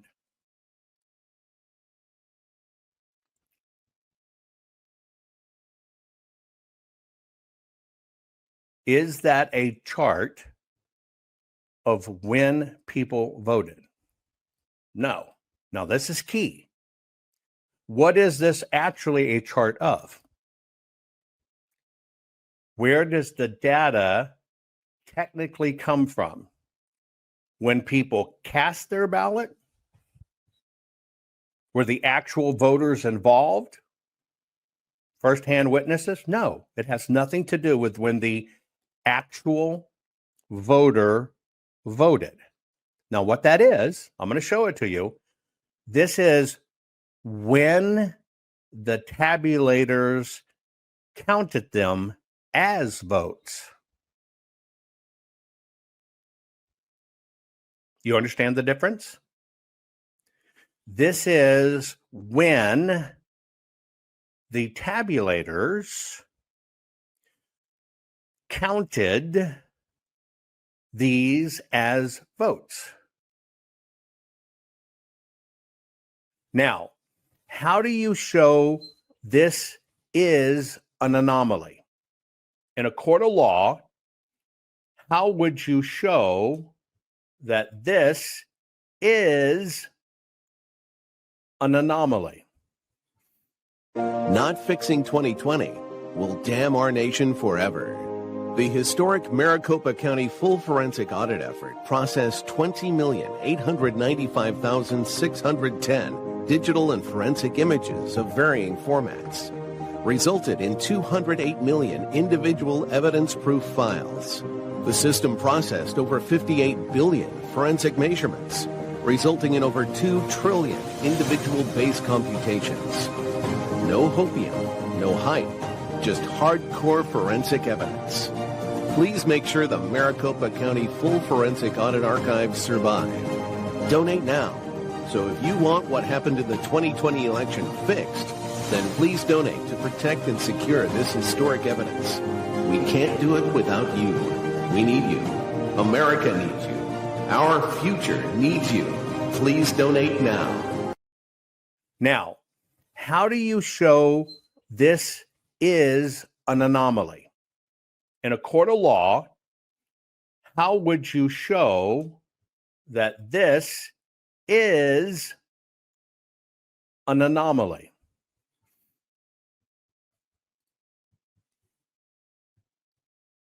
You got to prove what it is. You're saying it's an anomaly. In a court of law that requires repeatable, verifiable, there you go, Kendon, you've got to show past history. You know what you're never seeing in any of these? The same data charted. And you know why you don't see that? Is because it happens in multiple forms every single election that has mail-in ballots and huge adjudication curves, because they run all of those last, technically in the count, not the scanning them in, but the count of them. And so even to prove it's an anomaly, that it actually is a statistical outlier, you got to go back in time. You must establish, right? You must establish this. Now, here's why you're not seeing it. Because you will see these spikes in every election. You will. Maybe not as dramatic. And if you were to look at when the spike occurred, almost always it occurs when they run in the early vote and the mail-in ballots. Why doesn't it occur in the line? Why doesn't it occur in voting lines? Because it's gated. And gated means you waited in a line, you come in, you check in, you got to go to a machine. That has a fairly regular cadence, right? But the data import goes, and that's why it jumps. Okay, that's why it jumps. Now, everybody told you that those were bulk votes loaded for Joe Biden. Now, the way they're getting that is the scale. Get it? The scale. The scale is, you see the jump, okay? You see the jump, and it's blue. Basically, they know it's a Biden vote. But what this actually is a data dump, ostensibly into the tabulators of what has already been scanned. That's all this is. Most people mistake this for real-time voting. It's not. And you will find jumps like these, all of differing scales, all over the place. It happens. Yes, the scale is of a magnitude that's interesting. Okay? But is that indicative that it's actually a crime or fraudulent? Remember, you've got to have prosecutable criminal evidence. Okay, now hang on for a second here. In these tally systems, all these, you got two things that happen. You got transfer of cards, which is really where it is, and you've got a rescan of ballots. Who committed the crime? The person that inserted the card, or the person that their job was to make sure everything's scanned in as a check measure? Who of those two committed the crime?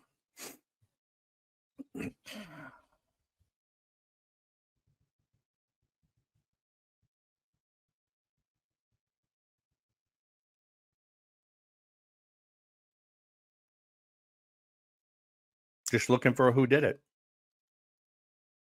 Neither. I didn't ask you how the crime was committed. I asked you who created the crime. Who perpetrated the crime? Again, you got to have a who. So if there's 749 precincts in Maricopa, let's just use 700. They're going to have multiple cards, but let's just say they had one. When 700 cards come in and they're divided amongst the people, when they're done with running, you're going to count, we're going to do the match. Is it plausible that any of those are criminals? Can somebody run those? And be totally innocent? And you got to have evidence. Possibly duplicated doesn't count. You follow me? Possibly duplicated doesn't count. In law, you have to have absolute facts. You understand that that person putting in the card or that person taking the batch of ballots unknowingly can be contributing to the process, but have no idea the legitimacy of the ballot. Now, do you know why they have no idea? Because they have plausible deniability. Why do they have plausible deniability? Because they're there doing a job. Their job is to scan in the ballots as they're handed to them. Their job is not to verify the ballots. They're assuming the ballots have been pre-verified. You see how this is distributed culpability? So it's very hard in this instance to get the who. That's why I'm showing you. You got to get to the who. The only reason we're talking about this is what is prosecutable criminal evidence. Now, if you can show the ballot was cast, they intercepted the ballot by nefarious means, they held it out here, they got all the numbers of the election, then they allowed it come down, but we got all these extra ballots that popped up, but nobody signed for these. We can't find the original. They do have a paper, and then we find out they were all duplicated.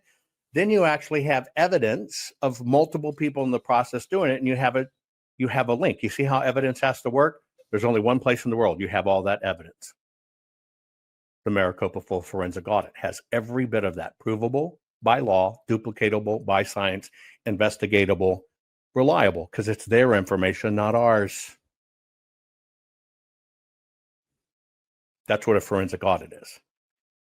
You got to pay attention to the details. So what we're doing is we're going through this. Let's continue unpacking this. Notice the sudden and improbable spike in votes for Biden at 6:30 a.m., where Biden received 141,258 votes, while Trump only received 5,968. This extreme ratio is surrounded by updates that are nearly the same in ratio.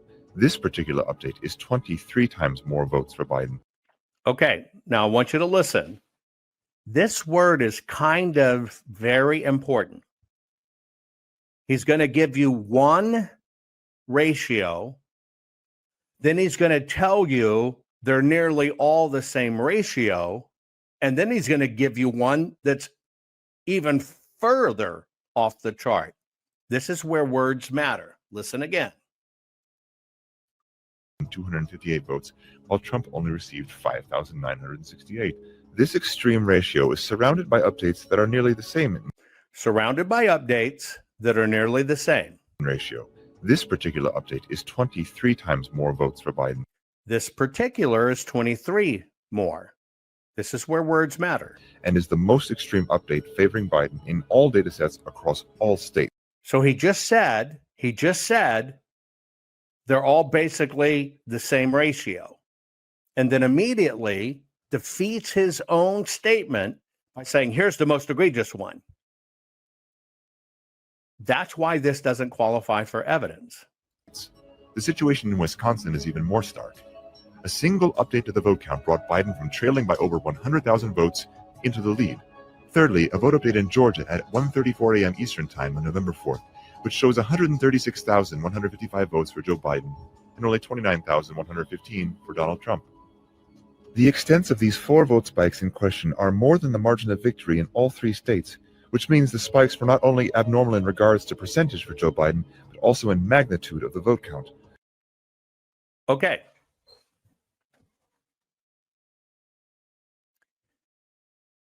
This is where it comes down to exact issues in the law.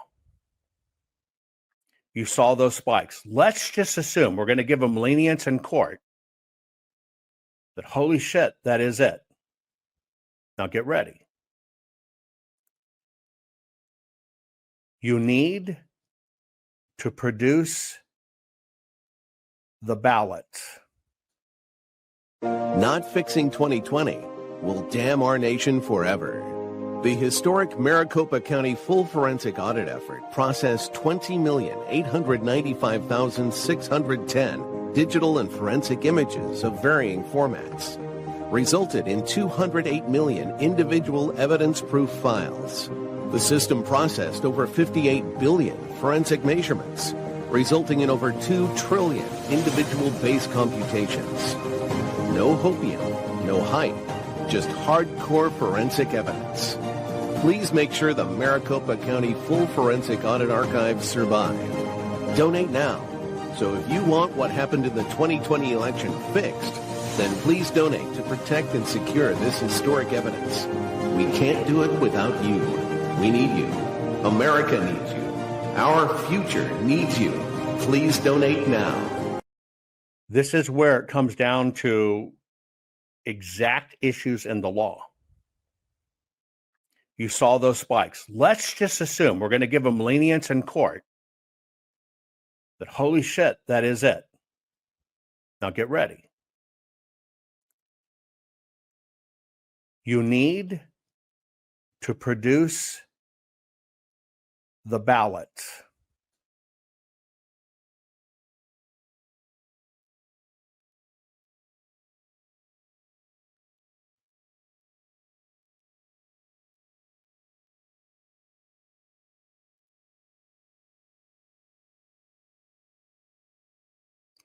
Then you have to ascertain something you don't see in this process. How did they come into the system? Where did the crime occur? The crime is not running them in. That's not the crime. There's only 2 crimes that happen. At the moment the nefarious act is done, the secondary crime is when it was certified. But the court requires, where did this ballot come from? Now, one of the things they do in this process is they cloud that. And that data doesn't tell you it. But then there's another catch in the process. Remember at the beginning of the program, I told you that the GOP raised $400 million for election integrity, and they beat on their chests. They filed 72 lawsuits to get a hold of the ballots and stuff so they could do their work. I think most of them hit about midnight. They filed it technically on the day that all of that data was destroyed at midnight. So what it means is they filed a suit. The court has to tell the states and stuff, you must keep this data. It didn't even reach the courts in that time. It was just filing day. It didn't even reach even the service of it. Courts haven't even looked at it. They just filed it. By the time the court looked at it, what happened? All of that data was legally destroyed. Now you got to ask yourself, in all of the face of the data, why would they wait under 24 hours from the deadline of it all to be destroyed to file the suits? Because they don't want the answers. But they do want you to believe they're playing along, that they're trying to fight this.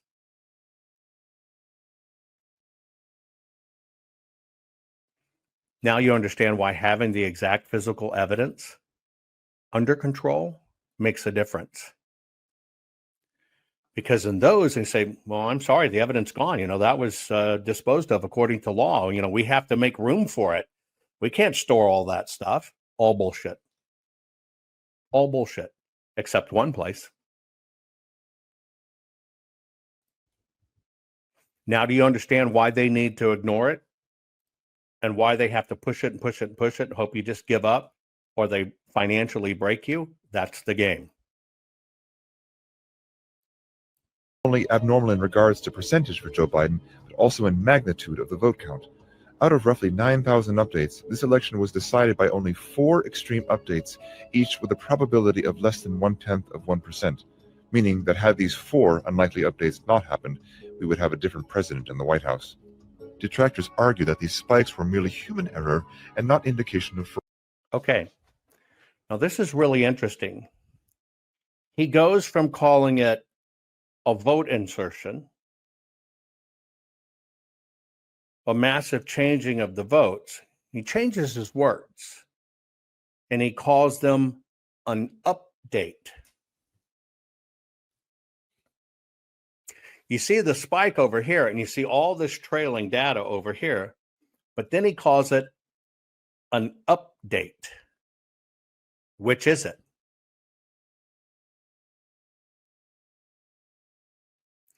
Well, it's based upon supposedly the telemetry of the ballots being tallied. It's not an update of anything. This is where words matter. I question in this video, why the change in verbology? Meaning that had these 4 unlikely updates not happened, we would have a different president in the White House. Detractors argue that these spikes were merely human error and not indication of fraud, and the errors have been corrected. If the errors have been corrected, where is their evidence? Why were the results never changed? Others have said that the spikes indicate heavily Democratic precincts. If that were the case, then Okay. Now,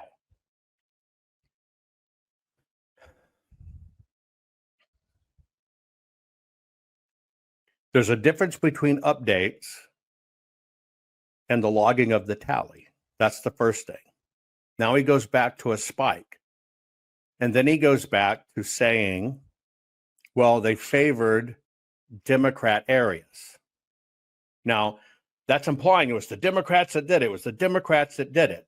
I'm the only human in American history that has personally looked at 2 million single ballots cast in a single general election. That's it. I'm it. Sole man standing. This process, the reason you see all the colors, let me just give you this photo because I designed this. So I want to take you through it just real quick so you understand what you're looking at, okay? You see the lines on the floor? You see just the yellow lines? Okay? And you see how they coincide with the yellow turntables? You see how they coincide with the yellow shirts?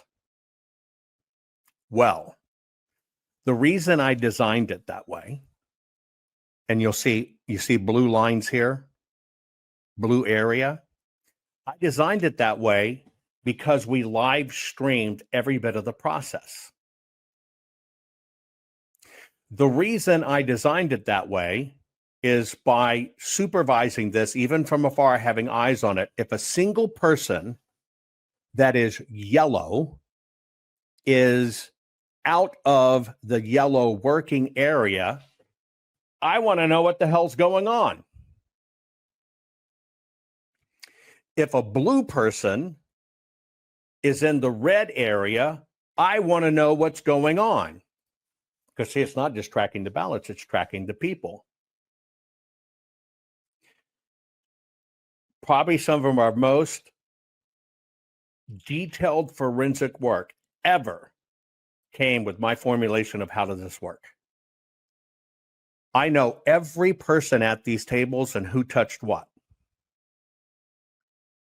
I can tell you where every ballot came from. I can tell you, see all those boxes over there? Those are the ballots. 4 years, 4 months later, if I was sitting on a court stand and I'm showing you a compromised ballot, I could tell the judge, go to this box on this pallet. Here's the pallet. Here's the box. Open it up. Let's say this box has 8 batches. Pull batch number 4. In batch number 4, there'll be 199 ballots. Pull ballot number 72 in the sequence. That's forensics. That's forensics. Now, of course, we took a beating in the media, right? Because they called it Power Rangers or whatever. Let me tell you where this comes from. A lot of my work has been international expeditions in the most dangerous territory in the world. And so being a commander, which is my rank, and I'm looking at my teams in the field, I may have one team in a helicopter. I may have one team over cliffs over here with a 1,000-foot fall. I may have one team over here with the cliffs and they got a 3,000-foot fall, but it takes me 4 hours to get here. It takes me 1 hour to get there. Get it? All the team is colored. And they have individual colors. I'll give you an example. If you were looking at blue on one of my teams combined with green, which is a particular team, one's male, one's female, if I was to see blue fall off a cliff, one, I would statistically know they died, but I would also know it's a 325-pound, 6'6" individual. If I saw green fall off the cliff, I would know it's a female just from visual. And she's 120 pounds, fall off the cliff. Now, the difference in those two is allocation of resources for extraction. All designed to view from afar.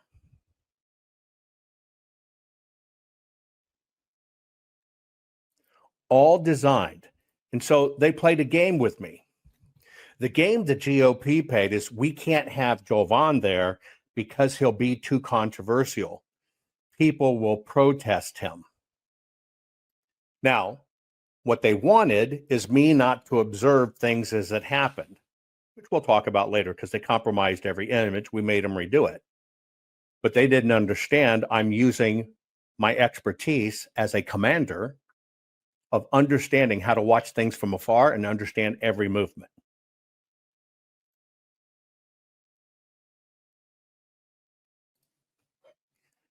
That's the level of sophistication. When you're trained, like myself, on expeditions with teams under your command to watch them, sometimes by drone from miles away, it's no different than if I was standing there and we deployed the same thing.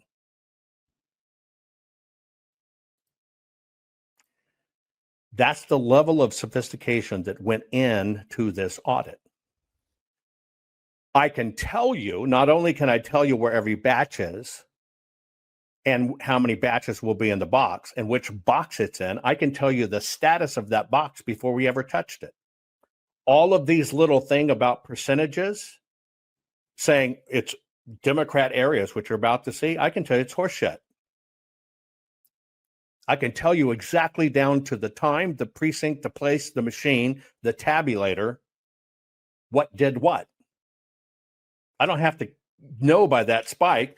I can say, right, and I'll give you an example of how this works. I want to show you one chart, okay? And in that one chart, I want to show you just one thing. And this will help you as we go forward. This will kind of help you understand how things are defined. Anyway, I'm trying to find a shortcut to get it. Hang on. And I'm going to show you something because everything has to be tracked and it must be incredibly detailed, right? It has to be detailed as to what happened and when it happened. Now I'm going to show you kind of a shortcut screenshot. But remember, this is not my data. This is their data. Remember, we're not creating opinions. We're not creating anything like that. Now, let me show you this so you understand it. Not only can we tell you where every box is, we can tell you exactly when it was run in. More important, let me remove this bot and banner. This is a shortcut. I can tell you why did they run in over 100,000 ballots on December 8th and 9th after the state had certified the election on November 30th.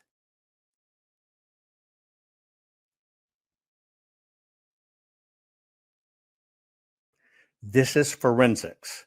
This is the power of forensics. Forensics do not require theories. Everything in the court of law has to have stuff that's relevant and reliable. When I say, here's what we found, and somebody says, well, your technology did it. We don't know about your technology. I said, it's not our data. This part is the data the state gave us. This is the reading from the machines of when they ran them in. Has nothing to do with us.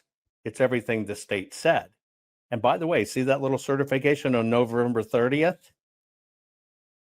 How do you certify an election on November 30th when you still have 118,019 ballots to run in? You can't. That's the crime. For every single executive in the county that allowed it to be certified. That's forensics. Now you understand why they are literally, they can't walk away from it. It's their data. Not my opinion of a qualidormal, fractal, polynormal, pterodactyl complemented by a monkey and a raccoon.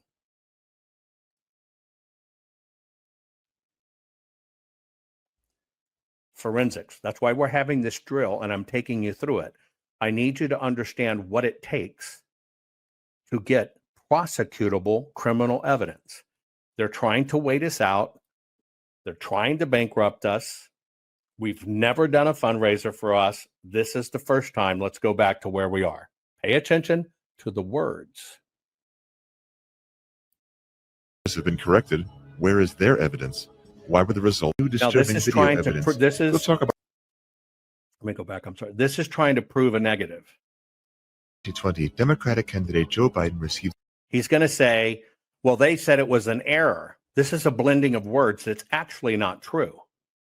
But then he says, well, if it was a correction, why didn't it happen in other places? You can't prove the negative. That's what they do to us all the time. That's why this is not evidence. Several major vote spikes in Michigan, Wisconsin, and Georgia, suddenly placing him in the lead when he had been trailing Trump. Now, I want you to understand, I'm not saying this didn't happen.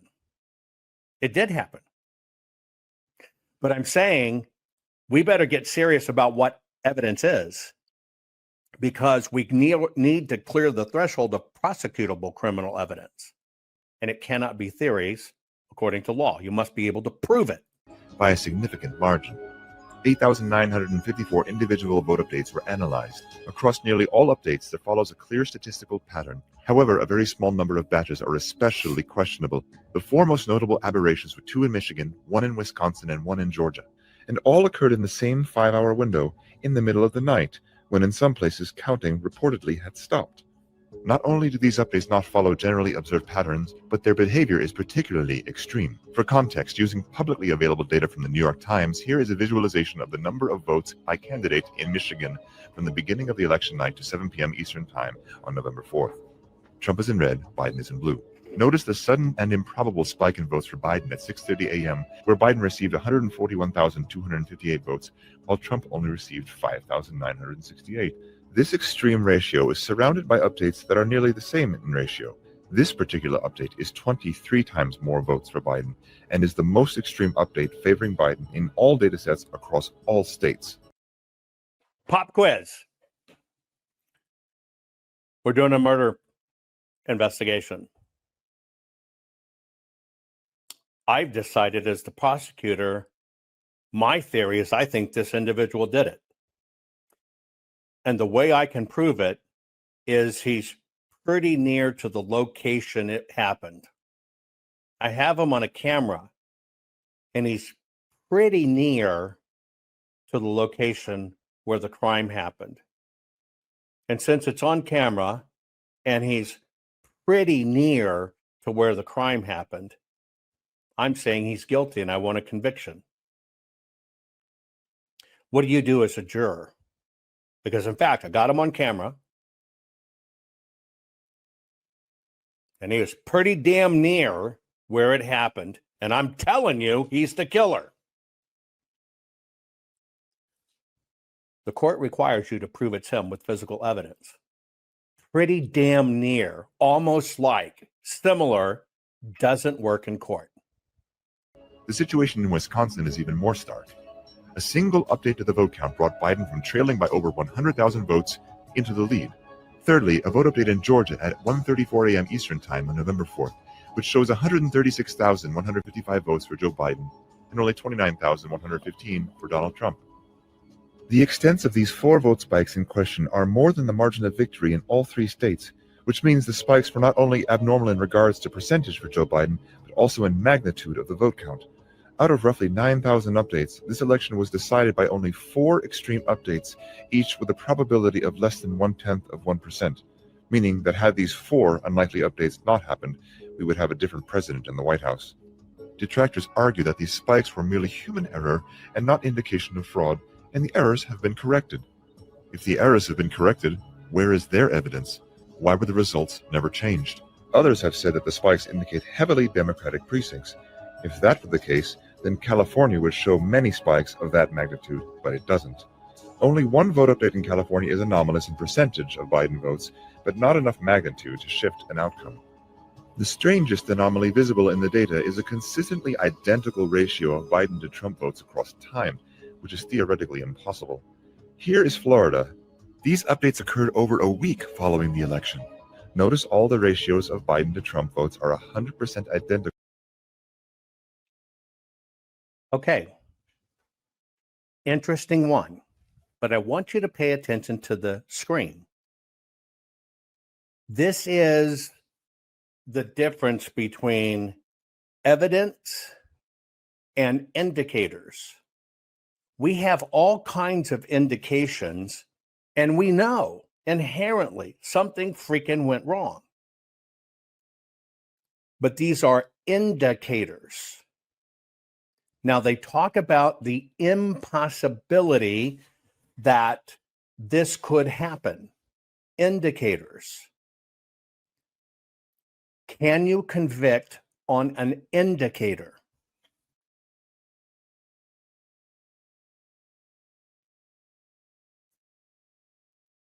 See, that's the issue.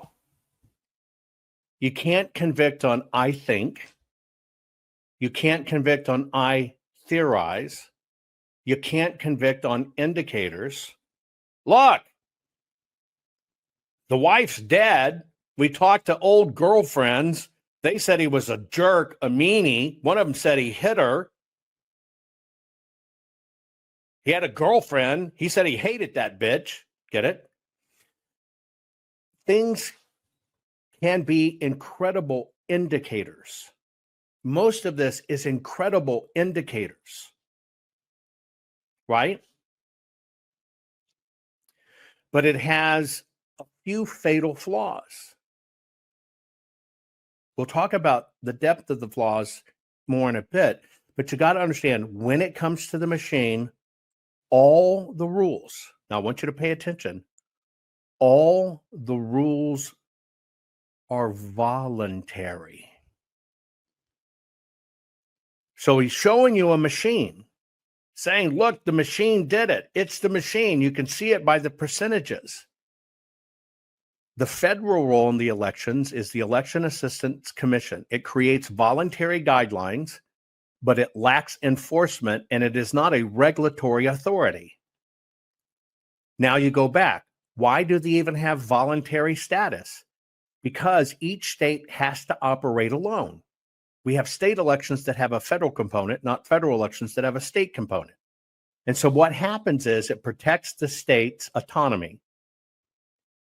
And basically, that's how our elections are structured, period. It's how we administer them. The state adopts what's the actual law. Many states integrate the VVSG, Voluntary Voting System Guidelines, into law or the testing procedures. Others set their own. So the authority comes down to the state. Now it says HAVA, Help America Vote Act, defines the Election Assistance Commission's duties, but limits its ability to make mandatory rules. So in other words, it all goes down to the state. And then the state says, we follow what we've decided to do is to follow the guidelines of the Election Assistance Commission because they know better. What are the guidelines of the Election Commission? Voluntary. Now tell me, you see all these anomalies on machines. You see all these anomalies looking weird on machines. But you find out it's voluntary. Now, let me tell you how bad this is. You've got a voting machine. Think of a Dell computer. When they certify the machines, and I'm just going to shortcut, it must have Democracy Suite number 10 on it. And they send that machine to the state. Here's what you can run your election on. Now, let's say one person at the state level sticks a different piece of software on that machine. Is that a crime?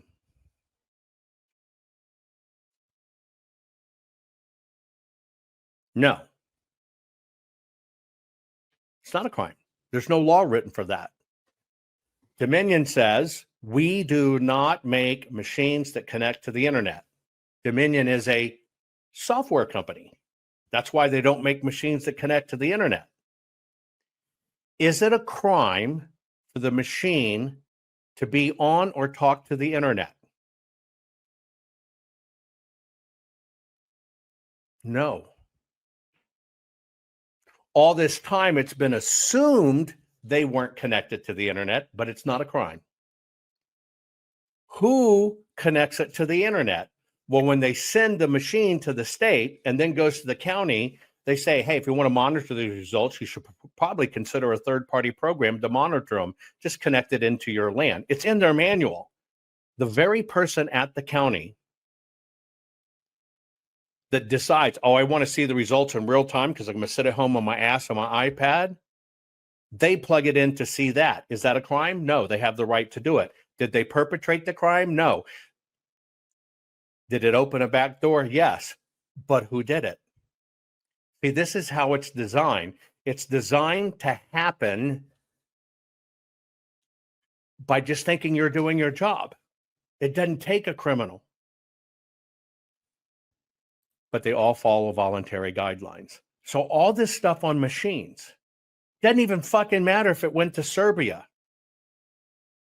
It doesn't matter. It's not a crime.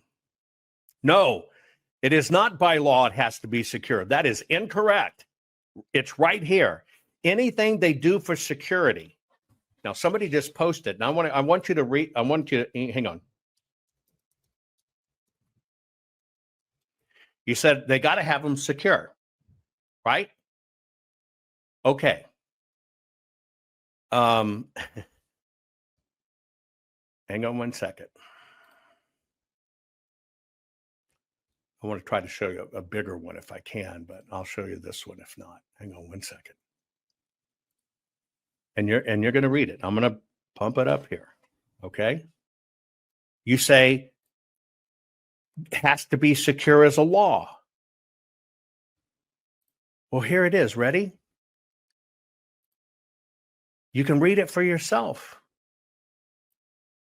I'm going to put it on the screen. This is the sole reason they get everybody to focus on the machines. The sole reason why they stay away from the paper and keep you on the machines. Here it is. Read it. Tests include basic functionality, accessibility, security capabilities. These are voluntary. The state gets to determine what they do. That's by the Help America Vote Act. They just determine they'll follow the HAVA guidelines. What are the HAVA guidelines? Voluntary. How do you convict somebody for voluntarily following rules that they don't have to follow and they think they made their best judgment? You can't. And this is why they keep you focused on the machines. The paper and the certification are the crimes, not the machines. Okay? Let's keep on going. Over several days. This pattern shows up in many states. It appears that a computer algorithm is involved in the process, which is doing something called weighted race distribution. a feature of Diebold voting machines known as early as 2001, which gives values to votes rather than simply counting them. Here in California, we see an update of one vote. About 65% of that value is given to Biden. Okay. Now this looks damning. How do you get a tenth of a vote? Well, facts matter. When it comes to the Diebold machine,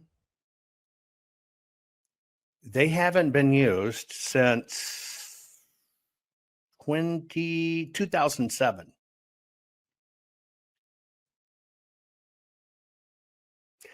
They're showing you something in past history that did have the ability to do this. Diebold went out of business. Now, all these voting companies buy each other up. So yes, Dominion purchased Diebold. The biggest problem here is this is what they did to New Hampshire. New Hampshire had the biggest problem, okay? Now, the bottom line is on these systems, okay, which is called the AccuVote model, TSX and OS, which could be used for counting stuff, okay? Software kind of remained, but the machines were gone, totally gone since 2007. If you were to look at it statistically, it was less than 0.5% of anywhere in the nation could you have seen anything that was related to old Diebold. They don't even make them anymore. Certainly not the machine. But then when you look at it deeper, even the place where that 0.5%, let's just round it up to 1% were used, none of them were in these areas where the issues occurred. In 2007, they had issues in California. The company sold. The machines are no longer made, user deployed. Yes, one company bought the software, but again, that software, and even if it was software, it's voluntary. And that's it. Again, is this prosecutable criminal evidence that in 2007, a machine was forcibly retired because it could do this and went out of production, but in 2020 it happened. Therefore, we can reach back to 2007. This is the issue with prosecutable criminal evidence in elections. If you're going to take over a country and have a coup, you better have it down. That soft shift could have been exactly, it happens by software. But what do they keep on telling you? It happened by the machine. You got a problem when that machine doesn't exist.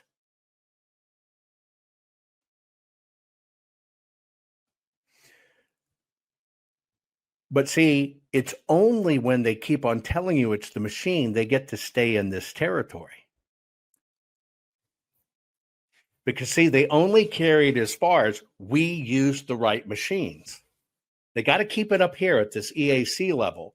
When it shifts down to the county level, you can put anything on it, but they don't want you to look there. Because why? Because you get a tech guy, you get somebody approved it, you get a name, you get a badge, you get a timestamp on the machine. They don't want you to look at that. They keep pushing it back to the voting software companies. Now, the only other way you can tell what happened is the physical paper. And you don't need the machine because the physical paper reveals what the machines did without having had to get to the machine, which is the very thing they protect. Now, do you understand why they are so hell-bent on making sure you don't see the physical ballot paper evidence of what actually happened? Physical proof. They have to keep you in a category where you cannot get prosecutable criminal actions. And 32% to Trump. How can one vote go to more than one person? It is well known and not disputed that Diebold software was found to be switching votes through programming in past elections. Even though Diebold is no longer used, Dominion Voting Systems acquired ES&S in 2010, which had previously acquired Diebold under its new name of Premier Election Solutions. You buy a gun at a gun show. Somebody sold it to a pawn sold it to a person sold it to a gun dealer bought it, traded it for gun, you get the gun. You find out 20 years later it was used in a crime.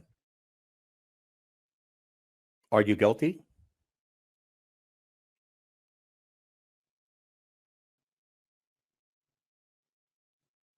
Honest question. Are you guilty? This is what I'm trying to show. You get fed a lot of, some of it's not even circumstantial evidence, but you get told it's a crime. You get told it's bad. That's why I ask you to discern between what you're shown and what you're told. They tell you the machine did it, but then when you investigate the machine, you understand why it's junk. Oh, you're asking who made the rules that the voting stuff is voluntary and the voting stuff is anonymous? Well, the voting companies are the members of the Election Commission. They decided it has to be voluntary. Who decided that the votes have to be hidden? In the 1800s, there was a vote in a small town. 3 people voted. 2 people voted for one guy voted for the other guy. The guy who lost got pissed off, looked at the votes, knew it was the one guy, and I think maybe they had a fight, a duel or something. That's when we got secret ballots, when everything was that small. And they manipulated that rule. And that's how they use it today to do what they do.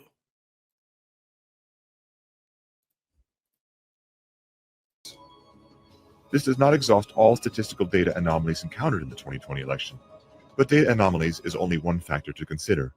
Next is eyewitness and video evidence. In Georgia, there's a case of a poll worker named Ruby who was seen on Instagram giving a secretive live video of her working in the back room filled with absentee ballots.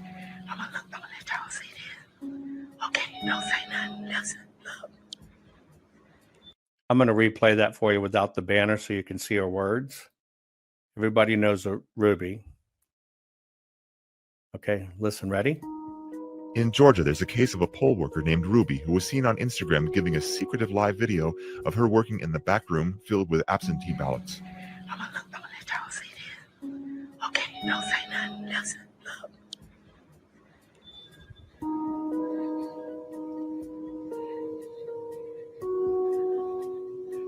At 10:30 p.m. on November 3rd,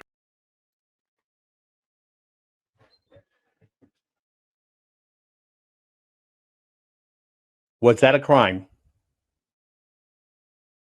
Ruby Freeman shot a video. Was that a crime?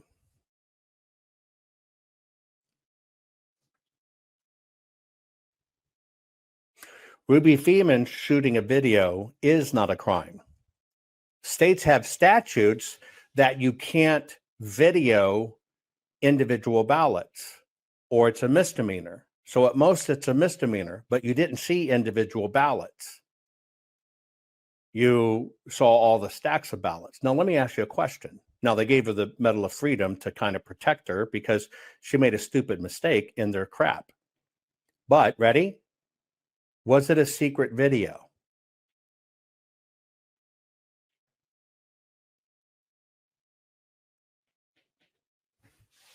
See, I relate this to the guy that says, I know all the Q details.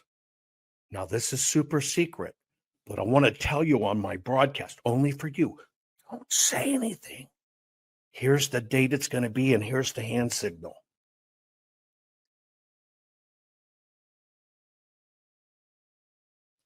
What was so fucking secret that you broadcast it online?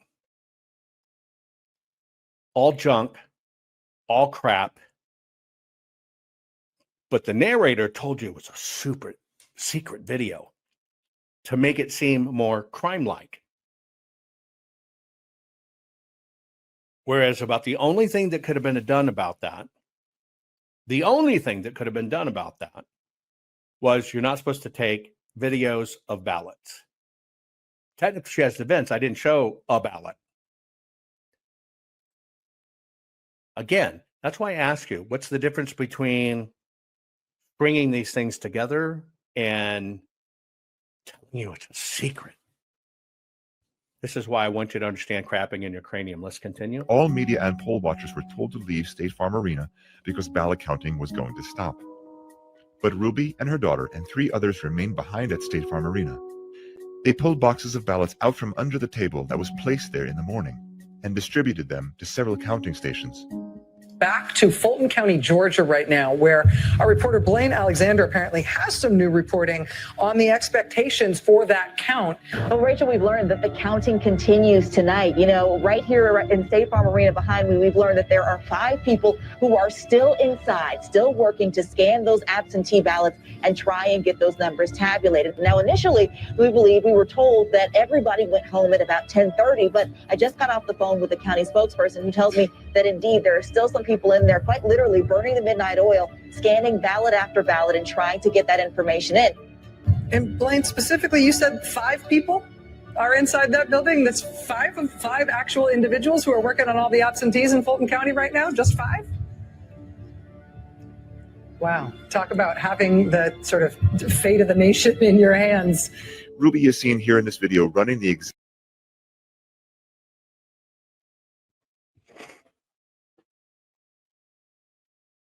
In the video, did you see a crime?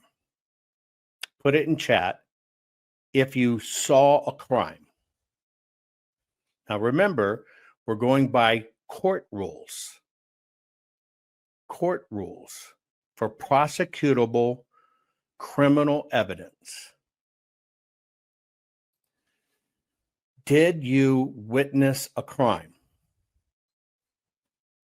Now, statistically, you know something's off.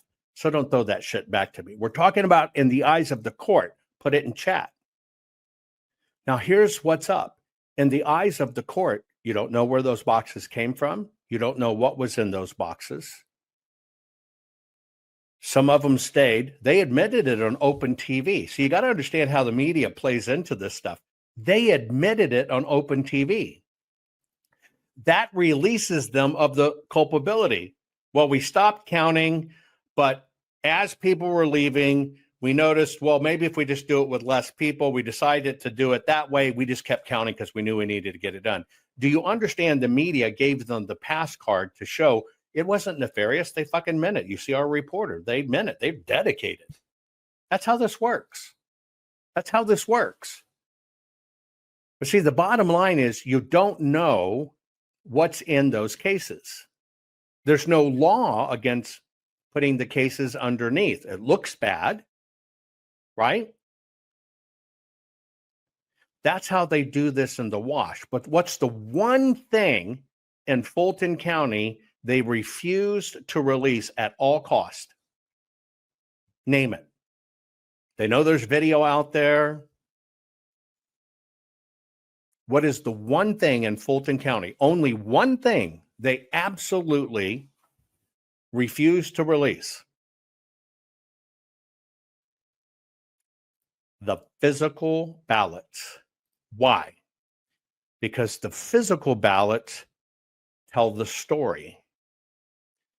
And only one place in the world audited the physical ballots. They knew if that happened, they're in a world of shit. By the way, we had it approved. We were about to do it. And GOP operatives killed it and made sure we didn't get the physical ballots, which to this day, we still don't have them. Now, is it a crime to send people home? No. Does it say how many people must be counting ballots? No. Does it say you have to have observers? Yes. Did they send observer homes? Yes. But is that a crime? No, it's not a crime. At best, it's maladministration.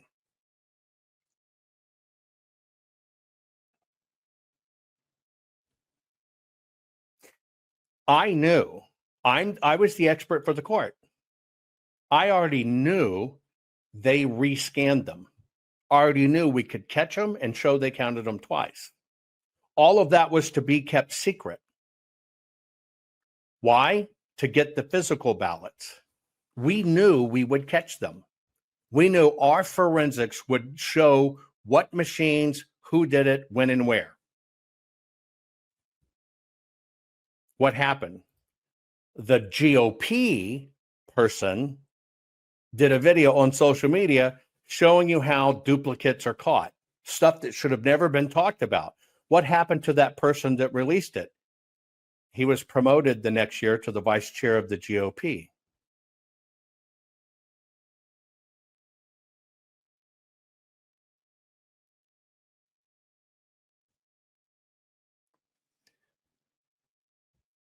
Physical ballots are where you document the crime they can't get away from. Machines continue to perpetrate the crime. Exact same stack of ballots to the machine 3 times. Other workers do the same. Note that a large surge in Biden votes can be observed after this tabulation at 0634 Greenwich Mean Time, which is 1:34 a.m. in Georgia, just after the time in question. You may ask, can a ballot really be counted more than once? Here is your answer from Coffee County, Georgia. Can you scan a ballot more than once? I've just done it. I'm talking about That's you the just, same batch that she's been doing. you just keep scanning. Yeah. I just kept scanning that same. You just keep scanning. I just scanned the same batches that y'all just voted. I never got any more until that one. I don't know why they approve such a system. Ruby allegedly posted this later on social media. Of course, the mainstream media calls this misinformation, and most references to these videos have been deleted from internet search results. Apple News, the morning of the election, sent out a push message to Apple News subscribers that elections are secure. So if it's true that election fraud is rare, what about Raquel Rodriguez? She was recently arrested for election fraud in Texas because of overwhelming video evidence incriminating herself that she was harvesting ballots for pay. Okay, so a few questions. Surge of ballots, those late night ones, which they already told you were the early voting or absentee voting, which means by mail. How do the Democrats fight this? Well, they tell you, okay, that Democrats vote primarily by mail. Is that true? They tell you that the Democrats vote primarily by mail. I'm going to do a reset here, folks. Hang on. It's going to be a quick reset.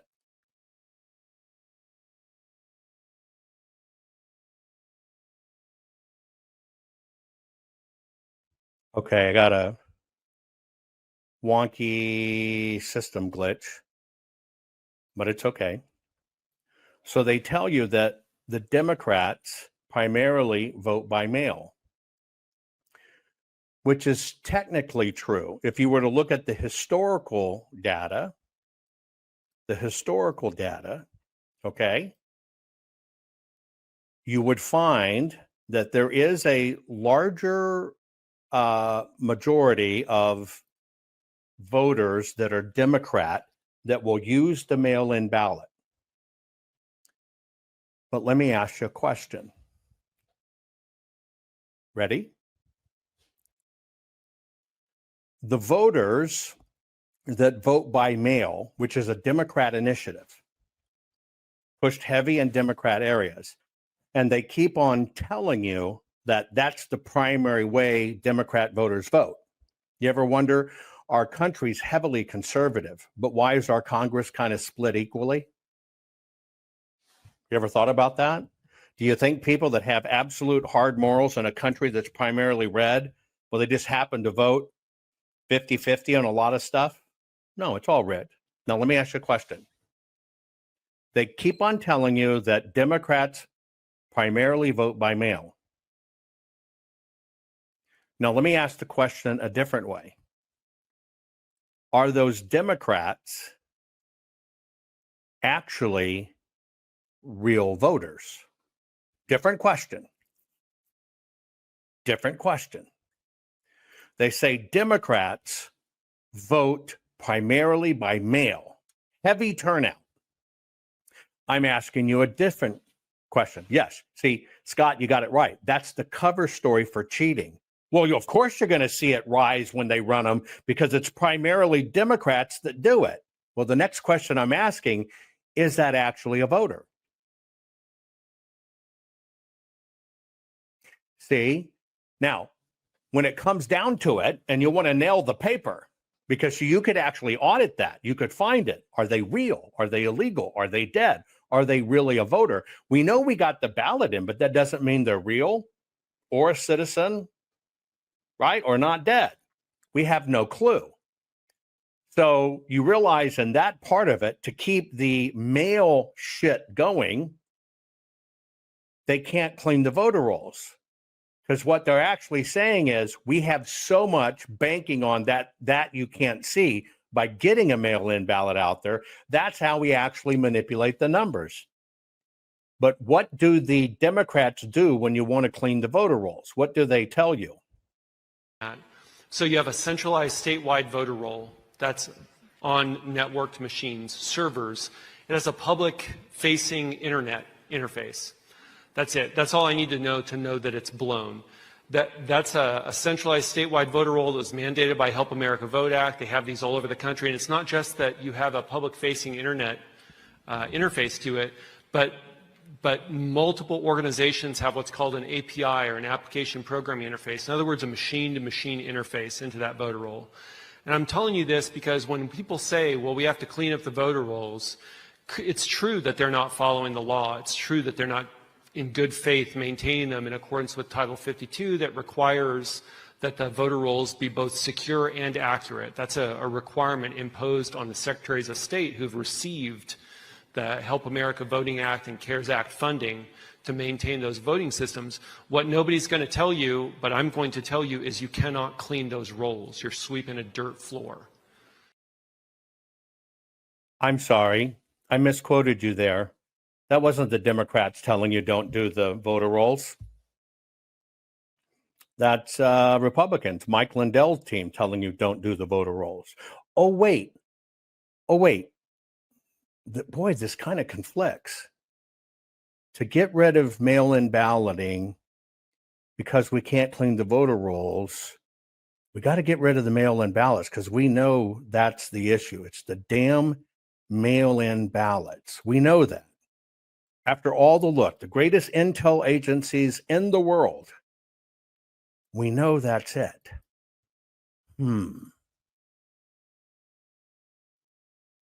But yet you're going to mail everybody a ballot.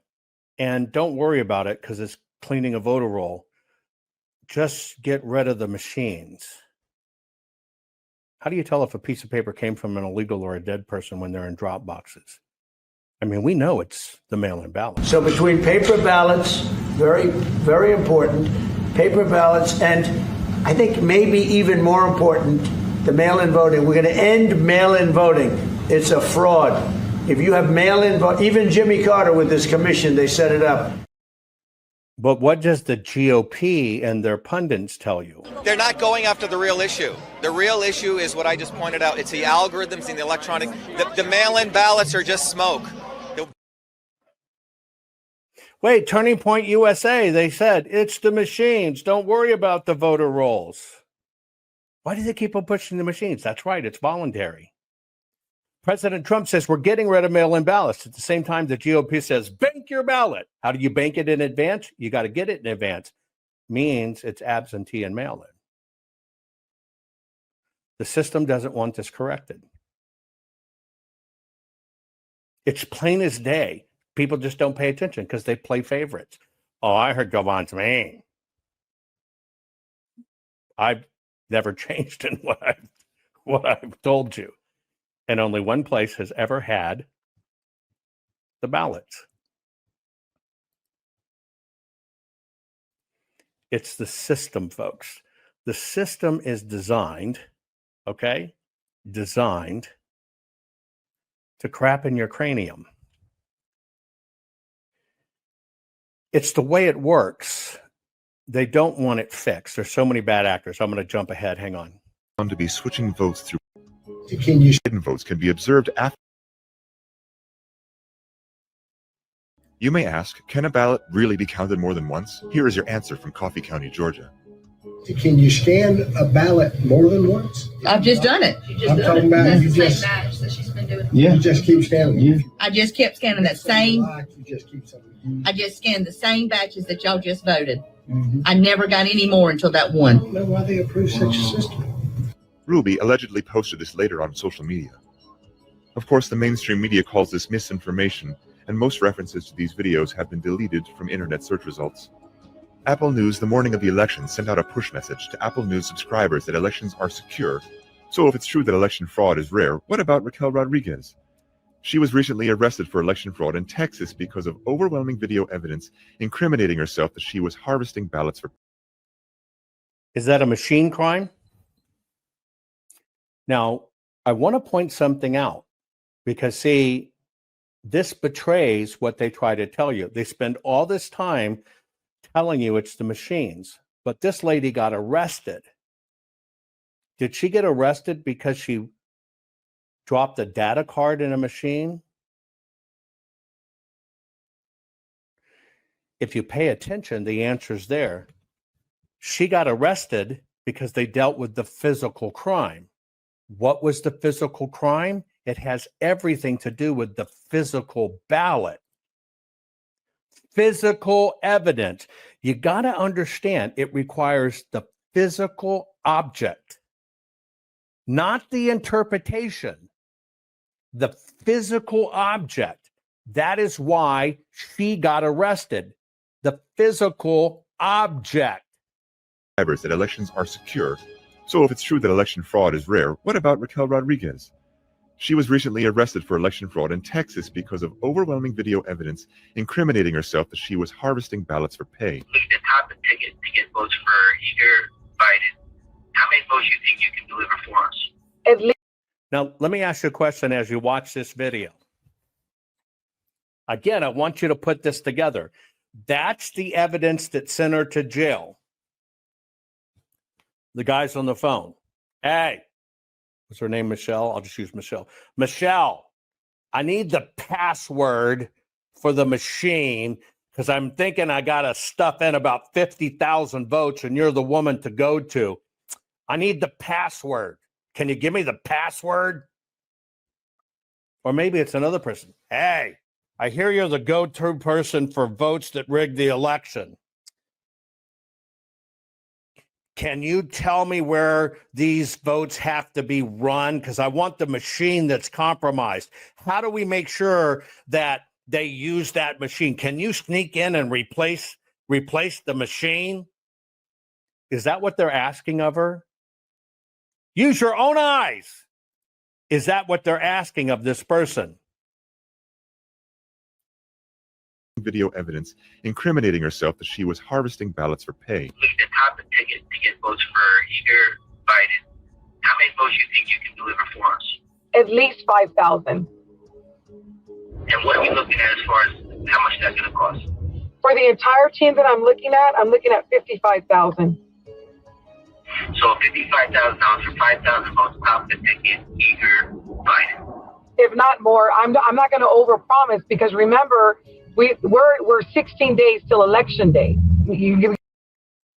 Hey, can I give you $55,000 to go into the election system and change the numbers?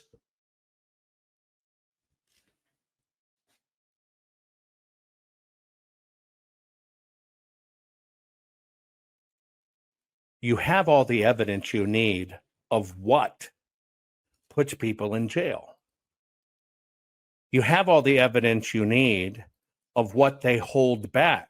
You have all the evidence you need of what they're terrified of. Why? Because that's prosecutable criminal evidence. They've got to catch you with that ballot. They've got to show the ballot was involved. If they keep on pointing you to the machines, nothing's provable and nothing's enforceable. Give me cash, you can do whatever you want to do. $55,000 up front, 5,000 votes. That's right. Then there is cybersecurity evidence and the question of whether Dominion voting machines were tampered with over internet connections. Signed affidavits under oath from cybersecurity experts indicate that Dominion voter systems and Edison Research were using an unencrypted VPN with login credentials that were easily accessible and used by foreign adversaries to monitor and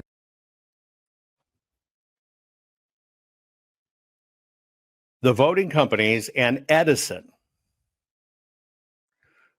were using unencrypted systems. Unencrypted systems. Now, let me ask you just a question. It should be obvious to you, but maybe it's not. Under what law does the company that gathers Edison data, that gets on the phone and dials up and gets feeds, under what law do they operate when it comes to federal elections or state elections? Name the law they operate under.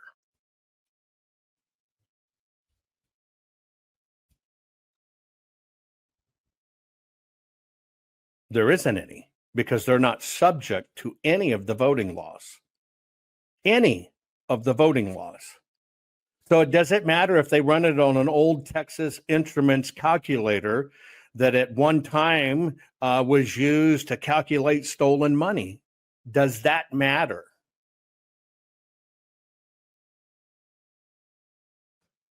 No. Now, here's the next question. Even if the machines were talking to the internet and they were sending data to Edison via the internet, is it against the law to have the machines on the internet? Yes or no? Put it in chat. No. And in fact, not only is it not against the law, in the manual of the voting company, they recommend it if you want to be able to track the data. Is the voting company responsible, or the county employee, the supervisor says, boy, I'd really like to see this at home. I want to see this at home. What do I do? I said, well, I can make it, I can do this. We have this software out here from this company. We'll put it on. You can see it as it happens. Okay, do that for me, because I don't want to fucking stand up there all day. Is that a crime? No. Now we go to the county. The county, which it says they didn't have the right encryption software. Is it a crime? No. Why? Because the basic functionality, accessibility, and security capabilities are 100% voluntary.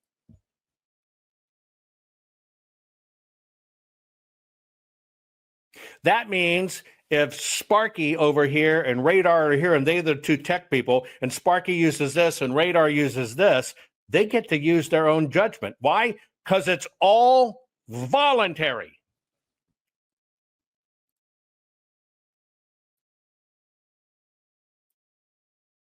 Signed affidavits under oath from cybersecurity experts indicate that Dominion voter systems and Edison Research. By the way, I want to remind you,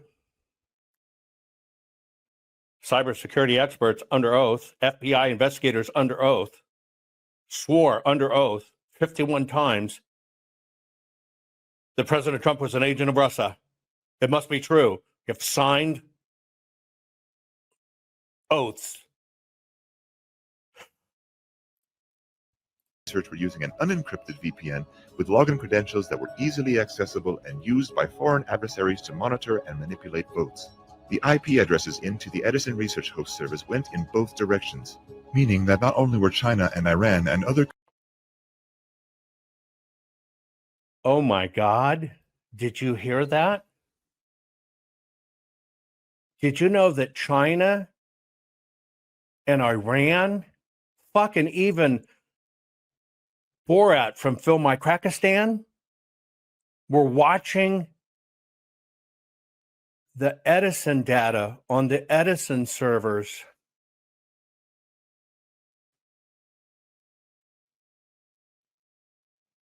Well, let me ask you a question. If, in fact, we have 190 countries in the world, Do you think foreign adversaries would try to be watching what's going on so they know what they need to do instead of waiting for the news announcement? Just put it in chat. Okay? Just put it in chat.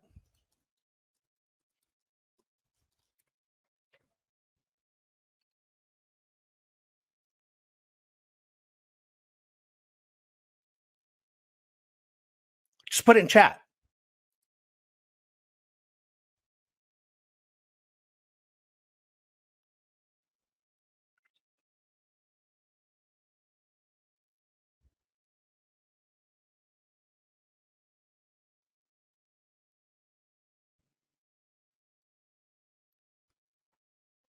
Now, let me show you something. Okay? Here's Edison data. Now, I already told you the voluntary research part of this, right?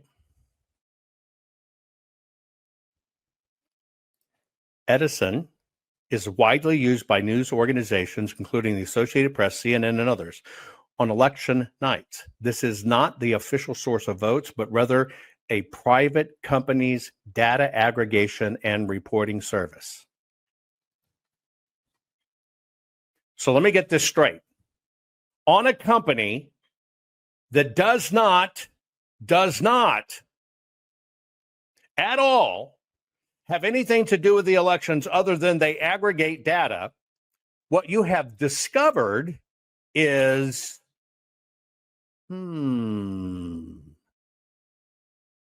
that the Edison server had the Chinese looking at it. Well, I'm telling you what, I bet your damn bippy every single country in the world has all their hackers on it. And if they can cause shit, they will. It's called espionage. But you got to understand that you don't have any election laws regarding Edison data. None, not a one. Here's the only laws that apply to them. Now, I got to just ask you a question. If every single country in the world was at the Edison servers, which he said, and even down to the state, read it, fucking weep. Edison data is unofficial. It does not trigger state retention or public records obligations. Only the states have the duties, and they're now telling you, and I'm asking you, is this prosecutable evidence? Holy shit. The Chinese were in the Edison server. Then there is cybersecurity evidence in the question of whether Dominion voting machines were tampered with over internet connections. Signed affidavits under oath from cybersecurity experts indicate that Dominion voter systems and Edison Research were using an unencrypted VPN with login credentials that were easily accessible and used by foreign adversaries to monitor and manipulate votes. The IP addresses into the Edison Research host servers went in both directions, meaning that not only were China and Iran and other countries accessing the... Now, let me ask you a question. Now, this is a highly technical one. Okay. If Edison data, okay. Now, I want to remind you what Edison data is. Do you guys remember what Edison data is? This is key. I want you to pay attention. I'm not going to trick you. I'm just going to ask you a very direct question. Pay attention to the question. If Edison data is a feed of their own creation that is pulled by the television networks into their studios so that they can put these graphics up on the screen. Follow me here. If the Edison data, which we know is unofficial public data,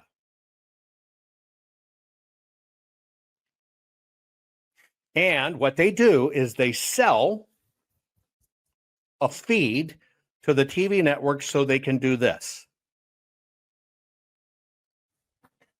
Now, this is a statistical question. Do you think there are other countries around the world that would be doing newscast about the election of the most important position in the world, the United States president? Would other countries be broadcasting that information?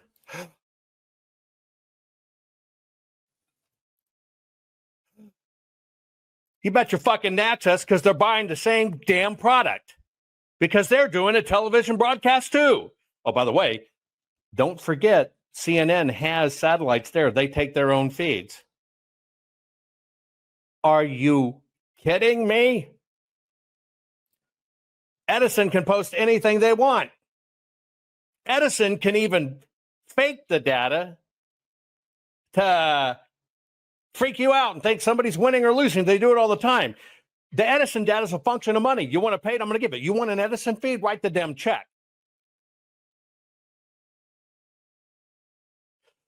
But our cybersecurity experts found that foreign countries were in a two-way dialogue. Well, see, Edison data has data. Brussels sprouts, it's a country you don't know of, they're all vegetarians, says, I want the data. It goes, sucks it out of the system. Edison goes, here, Brussels sprouts, you have a key. Here's the new update. It's a two-way dialogue. Discovered it on a server. Upfront, 5,000 votes. That's right. Then there is cybersecurity evidence in the question of whether Dominion voting machines were tampered with over internet connections. Signed affidavits under oath from cybersecurity experts indicate that Dominion voter systems and Edison Research were using an unencrypted VPN with login credentials that were easily accessible and used by foreign adversaries to monitor and manipulate votes. The IP addresses into the Edison Research host service went in both directions, meaning that not only were China and Iran and other countries accessing the servers, but also Edison Research was communicating back to these adversaries. So let me get this right. A company that dials to get the information on their own software and stuff that actually doesn't fucking reside on the machines sells a feed to China or Bulgaria or Phil McCrackiana. Phil McCrackiana decides they want to change it. They send it back to Edison. Edison goes, we have a change from Phil McCrackiana. Where does it go? Oh, it goes to this little county here. Let's send it back and change it.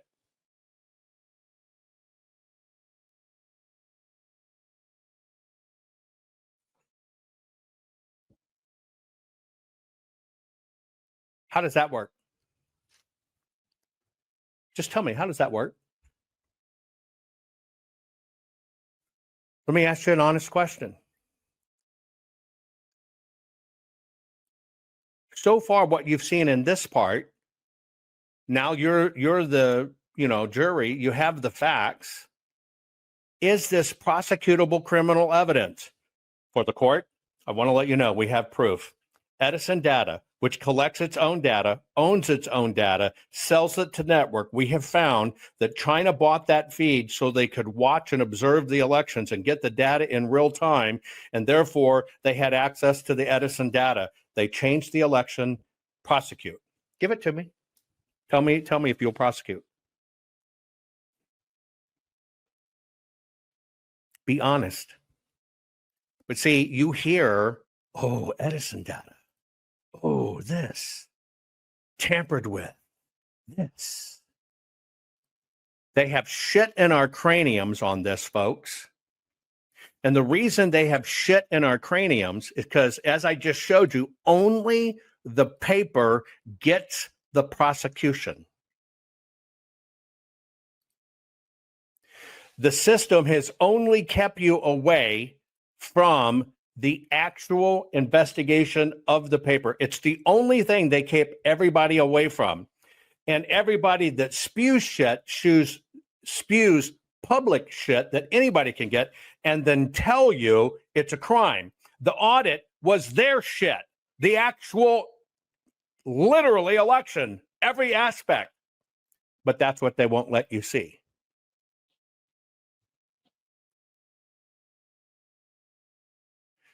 Why do you not put two and two together? Why do you not?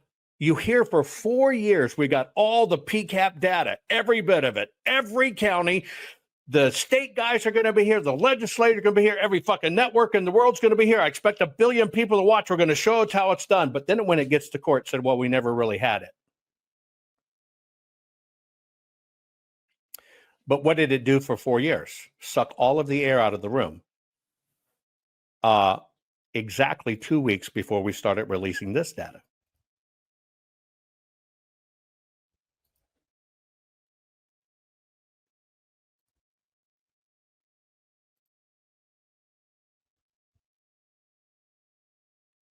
But you see a woman locked up, what you see in handcuffs, and going to jail and getting prosecuted because why? The paper ballots.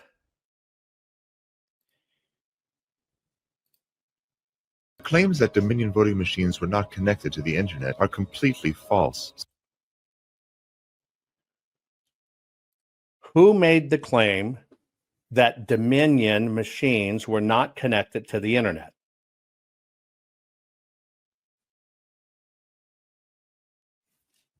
I want some prosecutable evidence. Who made the claim that Dominion machines were not connected to the internet?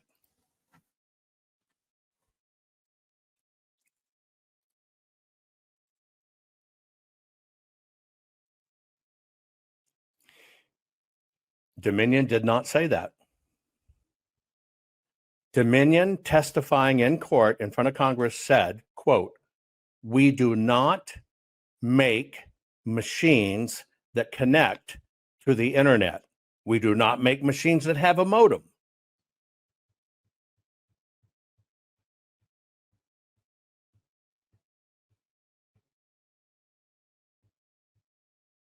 Dominion told the truth.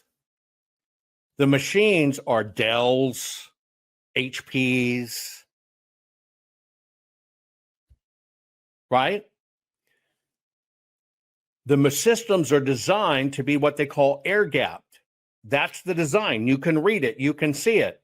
Read the manual, which I showed you years ago, says, hey, county, hey, election officials, if you want to see the results, just go get a third-party program and connect this into your LAN. Did Dominion do that? This has all been a setup from the beginning. See, you can't prove Dominion did it. So they buttered you up, telling you it was Dominion voting machines when it's Dominion voting systems. They're a software company. They got you to say Dominion, Dominion. And you know why they won all their fucking cases? Because they don't make the machine. But they got you to say it.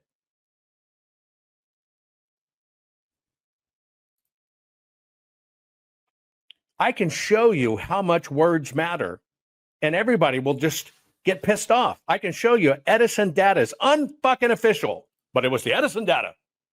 I can show you all the rules of voluntary, but they're not supposed to have accessibility, and they didn't do security. It's voluntary.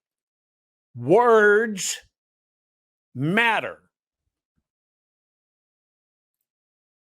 I think the raccoon called me yesterday, said I was a grifter extraordinaire. I'm grifting.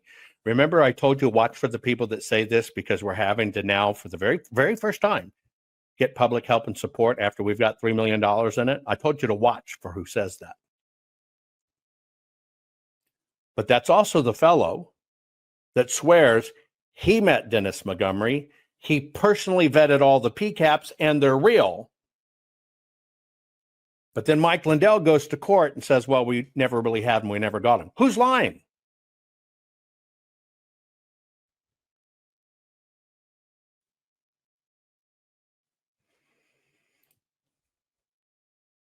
Cybersecurity experts have followed the communication of the data from Dominion voting servers and Edison Research to foreign countries.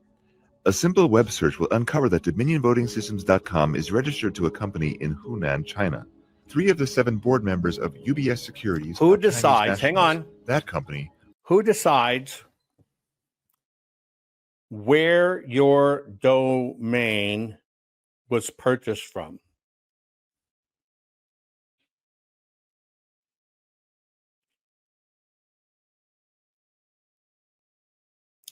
It depends upon where you buy your contract.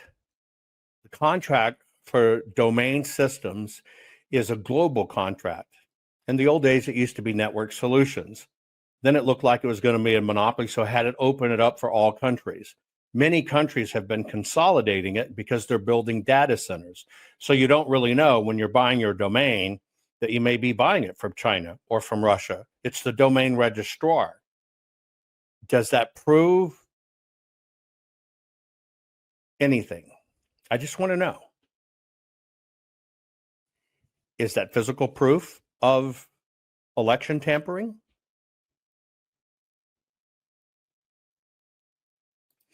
If you have your own domain and it happened to come out of China, are you a criminal? If I can show that you communicate with China back and forth, are you an agent? Are you an illegal person? Fucking, I'm sending you to jail. You got WhatsApp on your phone, and I can prove it. You're in a daily dialogue back and forth with China. If that was to stand as the rule of law, every American with WhatsApp would go into prison.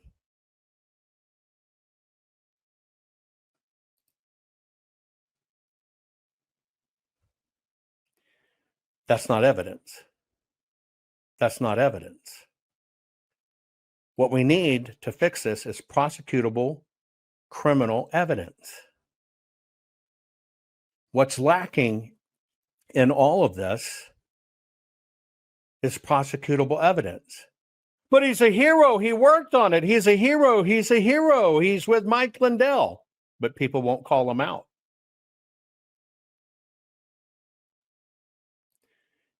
This is where people have short attention spans and don't pay attention. Owns Staple Street Capital, which in turn owns Dominion. On top of that, the Dominion software is licensed from Smartmatic, which is a Venezuelan-owned and controlled company, and we're all familiar with how their elections go. Furthermore, forensic audits of the machines reveal significant errors. Although the mainstream media and politicians are saying that it's dangerous misinformation that Dominion voting systems are unsecure, this was the very message that several left-leaning news sources were claiming. Okay.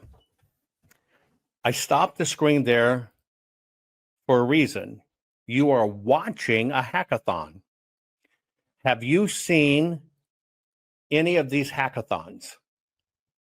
Yes or no? Put it in chat. Have you seen anybody on TV, quote unquote, hacking the elections, the machines being hacked? You seen any of them? Many of you have. You've probably seen documentaries on it, etc. Have you seen hackathons? Have you watched hackathons or seen stories about hackathons where hackers get together and hack voting machines? Yes or no? Now, the reason I'm showing you this is when you watch these things, you're watching the machine that stopped production in 2007.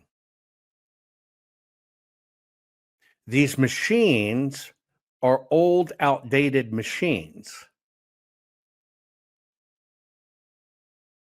There's a reason they're old and outdated, because they've been cycled through. And in fact, right now you can go on eBay and Craigslist, you can find voting machine scanners and all kinds of stuff. Now, if you get a hold of them in your possession, could you hack them? Yes, you could. Now, let me ask you a question.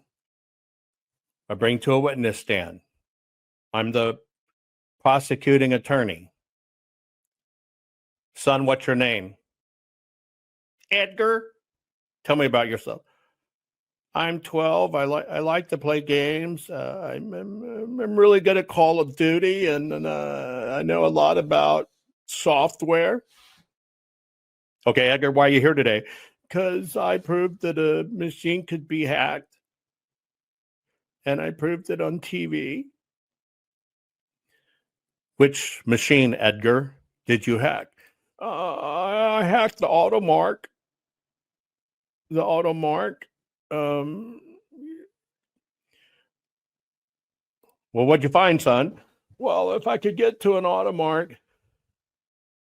I can write a program on my device, and I can jack into it with my device, and I could take it over, and I could change the votes. Did you do that in the election, son? No. Are you admitting you hacked election, son? Are you just admitting to us you hacked election? No, I did it at the hackathon. Oh, you mean somebody where they give old machines that aren't used and you see if you can hack it, and it's a competition of who can do it the fastest? And I won.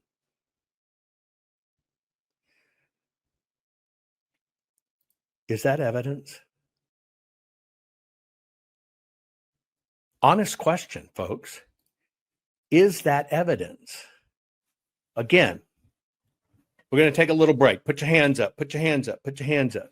Do this. True me. Put your hands up. Put your hands up. Ready? Do this. Can you do that?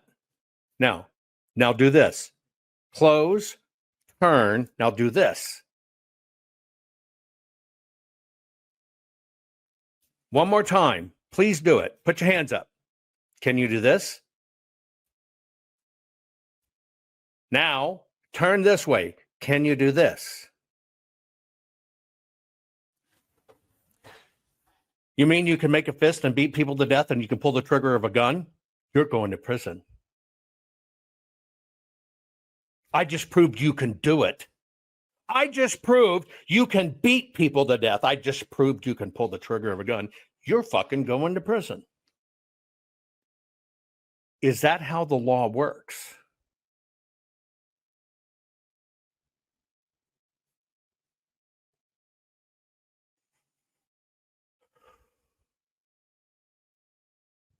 Is that how the law works?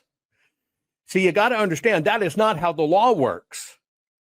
And so, although it sounds nice, why do they do hackathons? For attention, to find people with skills. It's a competition. Is it hacking our votes during the election? Did you find professors from Michigan at 175,000 voting precincts, and they all had a paperclip and a pen going behind the machines going, Biden's going to win. Did you see that? You saw it in court with an outdated machine, but did you see it in the precincts? Just because something can be done doesn't mean it was done. I work hard to try to help people understand the idiosyncrasies of this. It's a big deal. It really is a big deal. Okay? And you have to be able to understand how it works. You've got to be able to understand how this works. Okay? Now, I think I've got the right piece pulled up. I want to show you. I think I have the right one. Pray I do. I want to show you somebody showing you how easy it is to swap votes and change votes. Now, I want you to understand. Now, the reason I'm doing this exercise is there is only one set of evidence that has everything it needs in impeccable shape to present to the courts to show, not theory, but prosecutable evidence. Okay? Because that's what it comes down to. Is it prosecutable evidence? Now, I want to show you an expert hacking an election. So this first ballot is for Jorgensen. Yeah. This ballot is for Biden.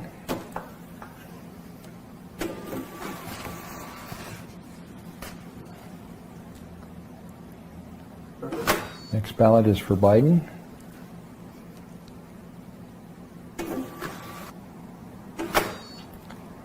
The next ballot is for Trump.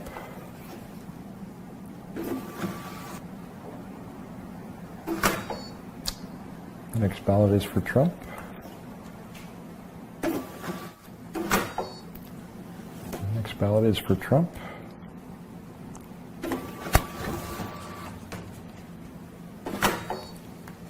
The next ballot is for Trump. And that's the 7th one. Okay, we finished our election. We've done 7, so now we're going to close the polls. Now, while it's printing this, I will point out the modification that we made. What we did is for the presidential race, we swapped Biden and Trump votes.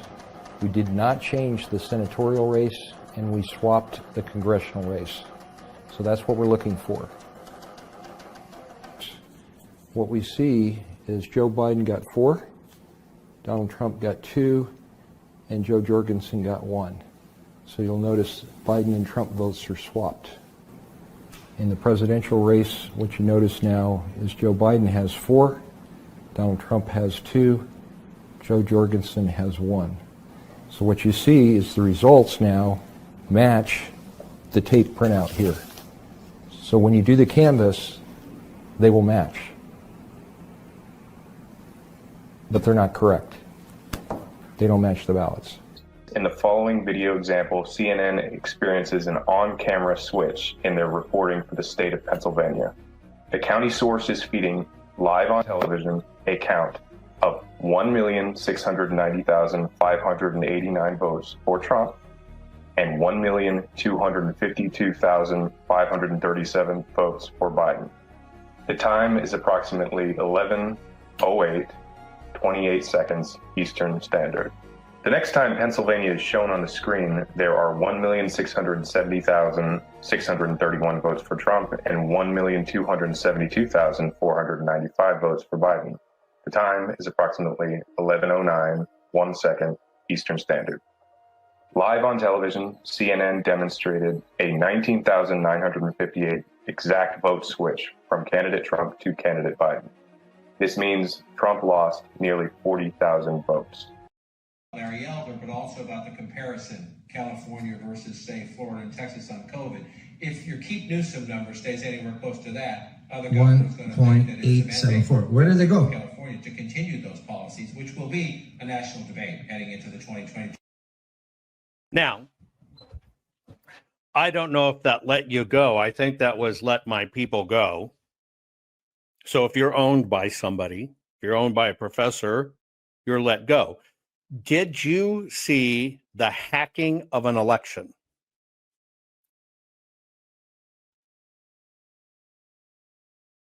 Did you watch in that demonstration the hacking of an election?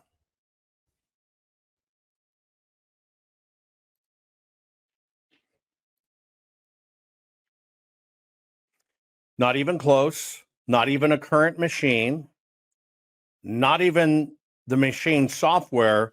It's a demo that runs on that computer that gets exactly the results they want.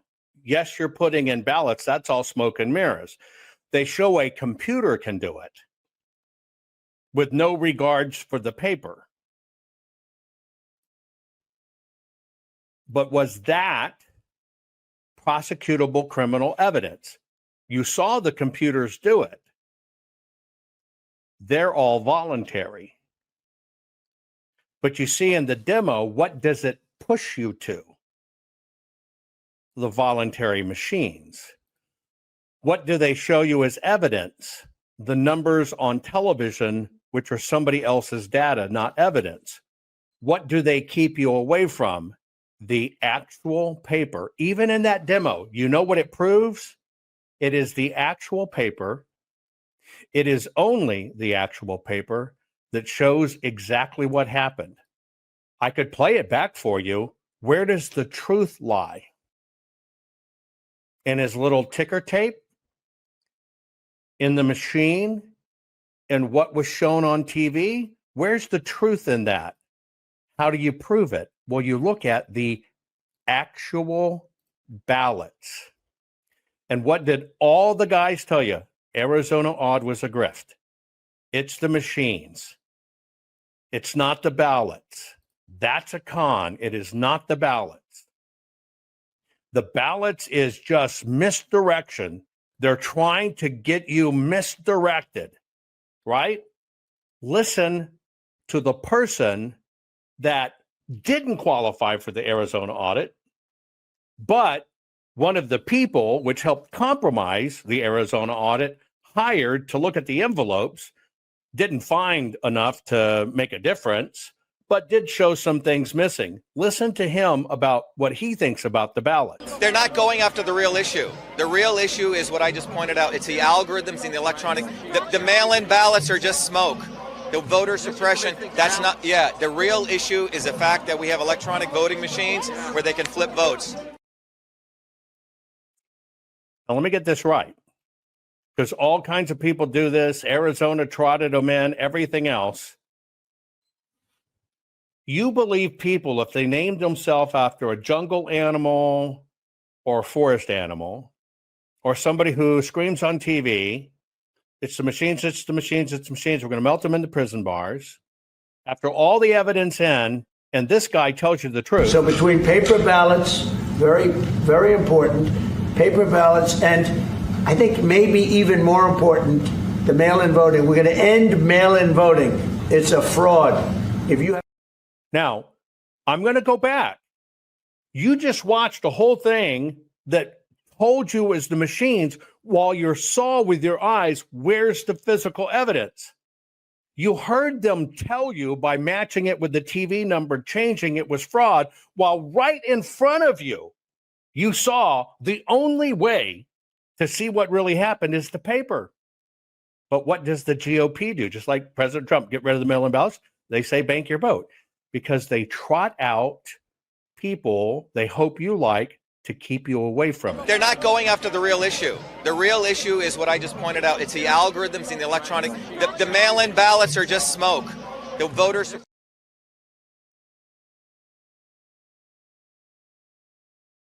I want you to watch. They always deceive themselves. See, they'll tell you everything you want to hear. They'll tell you it's the machines. I'm going to play the one video again as I get wrapping up. They tell you it's the machine. They use the numbers on TV to convince you of it. But ask yourself, where is the real evidence? So this first ballot is for Jorgensen. Yeah. This ballot is for Biden.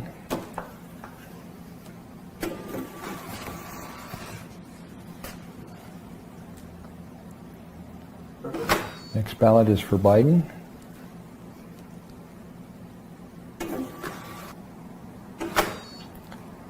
The next ballot is for Trump.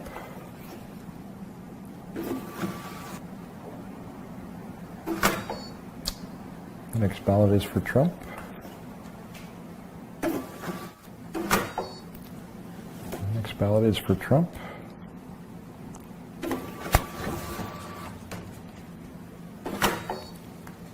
The next ballot is for Trump. And that's the seventh one.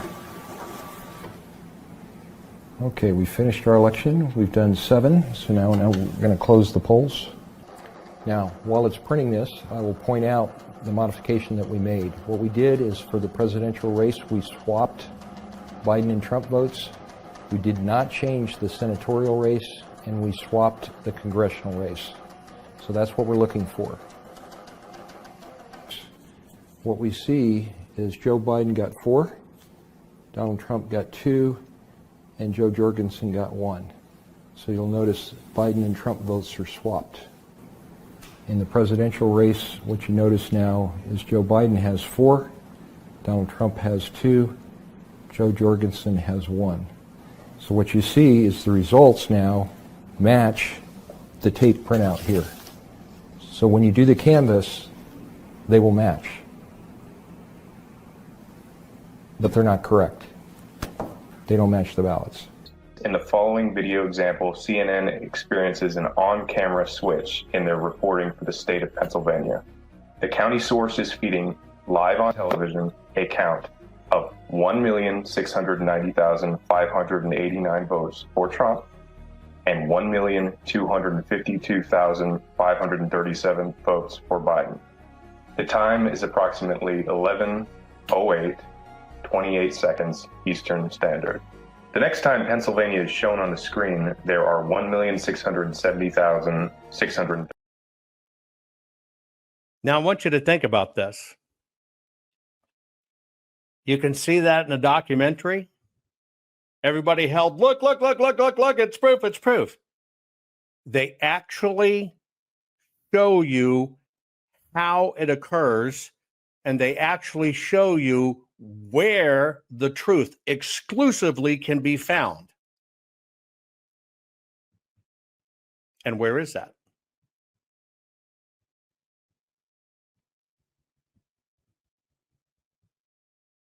Where is that?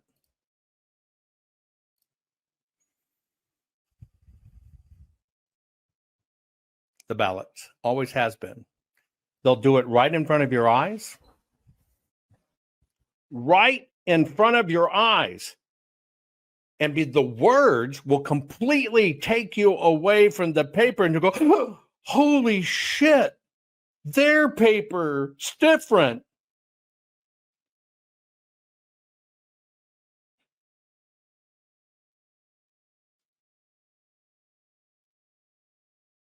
They literally will do it right in front of your eyes, but make you look at the machines, where all of it is voluntary. Every single freaking bit of it is voluntary. Here's the bottom line. The full forensic audit conducted in Arizona, over 2 million ballots, right? Processed. And I want you to understand the numbers, because this is what's key. Processed 20,895,610 digital images of varying formats. It produced 208 million individual files of forensic evidence. It did over 58 billion forensic measurements. All of this can be duplicated.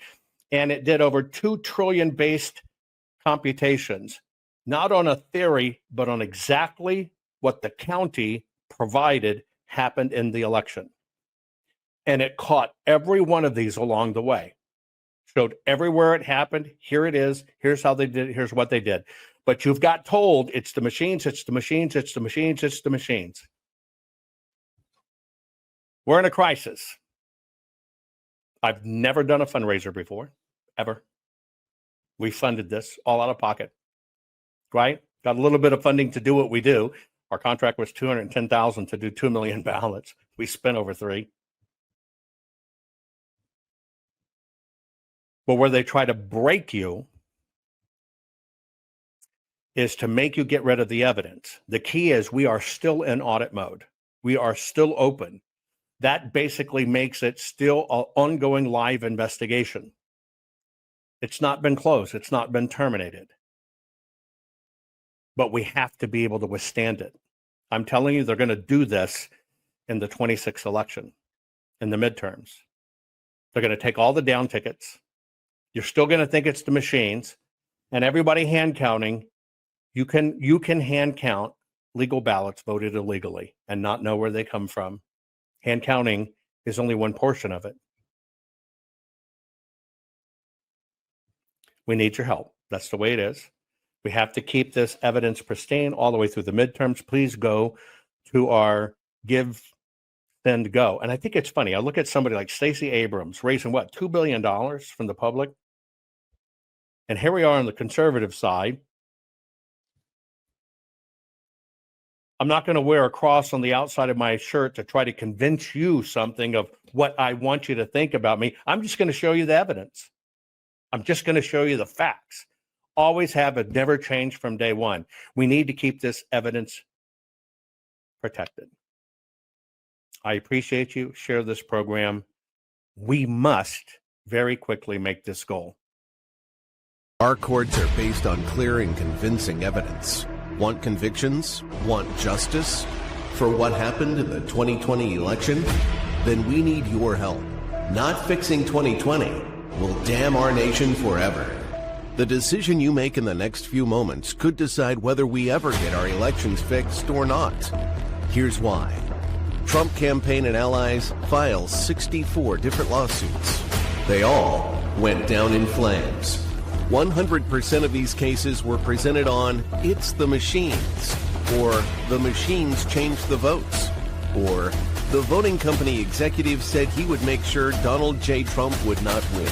They all went down in flames. Why? You can't bring theories to court as evidence. No supposed Zoom call or six-degree polynomial math theory or census data is or ever will be proof of fraud. You can't bring theories to court as evidence. Here's why. In both civil and criminal law, the side making a claim carries the burden of proof, and prosecutors must prove guilt beyond a reasonable doubt. Without physical or otherwise verifiable evidence, a case cannot meet this high threshold. Physical evidence is the key. The question is, did anyone get relevant, reliable, provable, testable, and duplicatable evidence of what really happened in the 2020 general election? And the answer is yes, absolutely.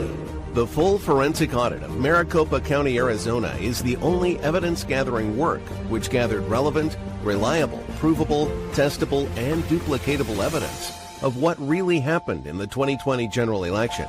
Evidence so damning that the system, the deep state, and those who pull the strings of this country have fought to keep it hidden and have hoped to have it be forgotten to time.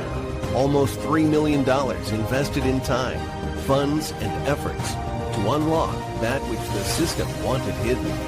But now, that evidence is in danger of being lost forever. So if you want what happened in the 2020 election fixed, then we need your help. Please donate to protect and secure this historic evidence. With the 2026 midterms coming up, the system is going to try to lame duck President Trump and then most likely introduce new impeachment proceedings. This is the evidence which will help win the war which is surely to come. We need to keep Maricopa County full forensic investigation and archives secure and ongoing. So if you want what happened in the 2020 election fixed, then we need your help. Please donate to protect and secure this historic evidence. We need your help securing the full forensic audit archives. Don't allow the only testable, objective, and reliable 2020 election evidence fall into obscurity. Millions were spent on getting it documented and tested. This is historic evidence. Not fixing 2020 will damn our nation forever. The historic Maricopa County full forensic audit effort processed 20,895,610 digital and forensic images of varying formats, resulted in 208 million individual evidence-proof files. The system processed over 58 billion forensic measurements, resulting in over 2 trillion individual base computations. No hopium, no hype, just hardcore forensic evidence. Please make sure the Maricopa County full forensic audit archives survive. Donate now. So if you want what happened in the 2020 election fixed, then please donate to protect and secure this historic evidence. We can't do it without you. We need you. America needs you. Our future needs you. Please donate now. Not fixing 2020 will damn our nation forever. Please donate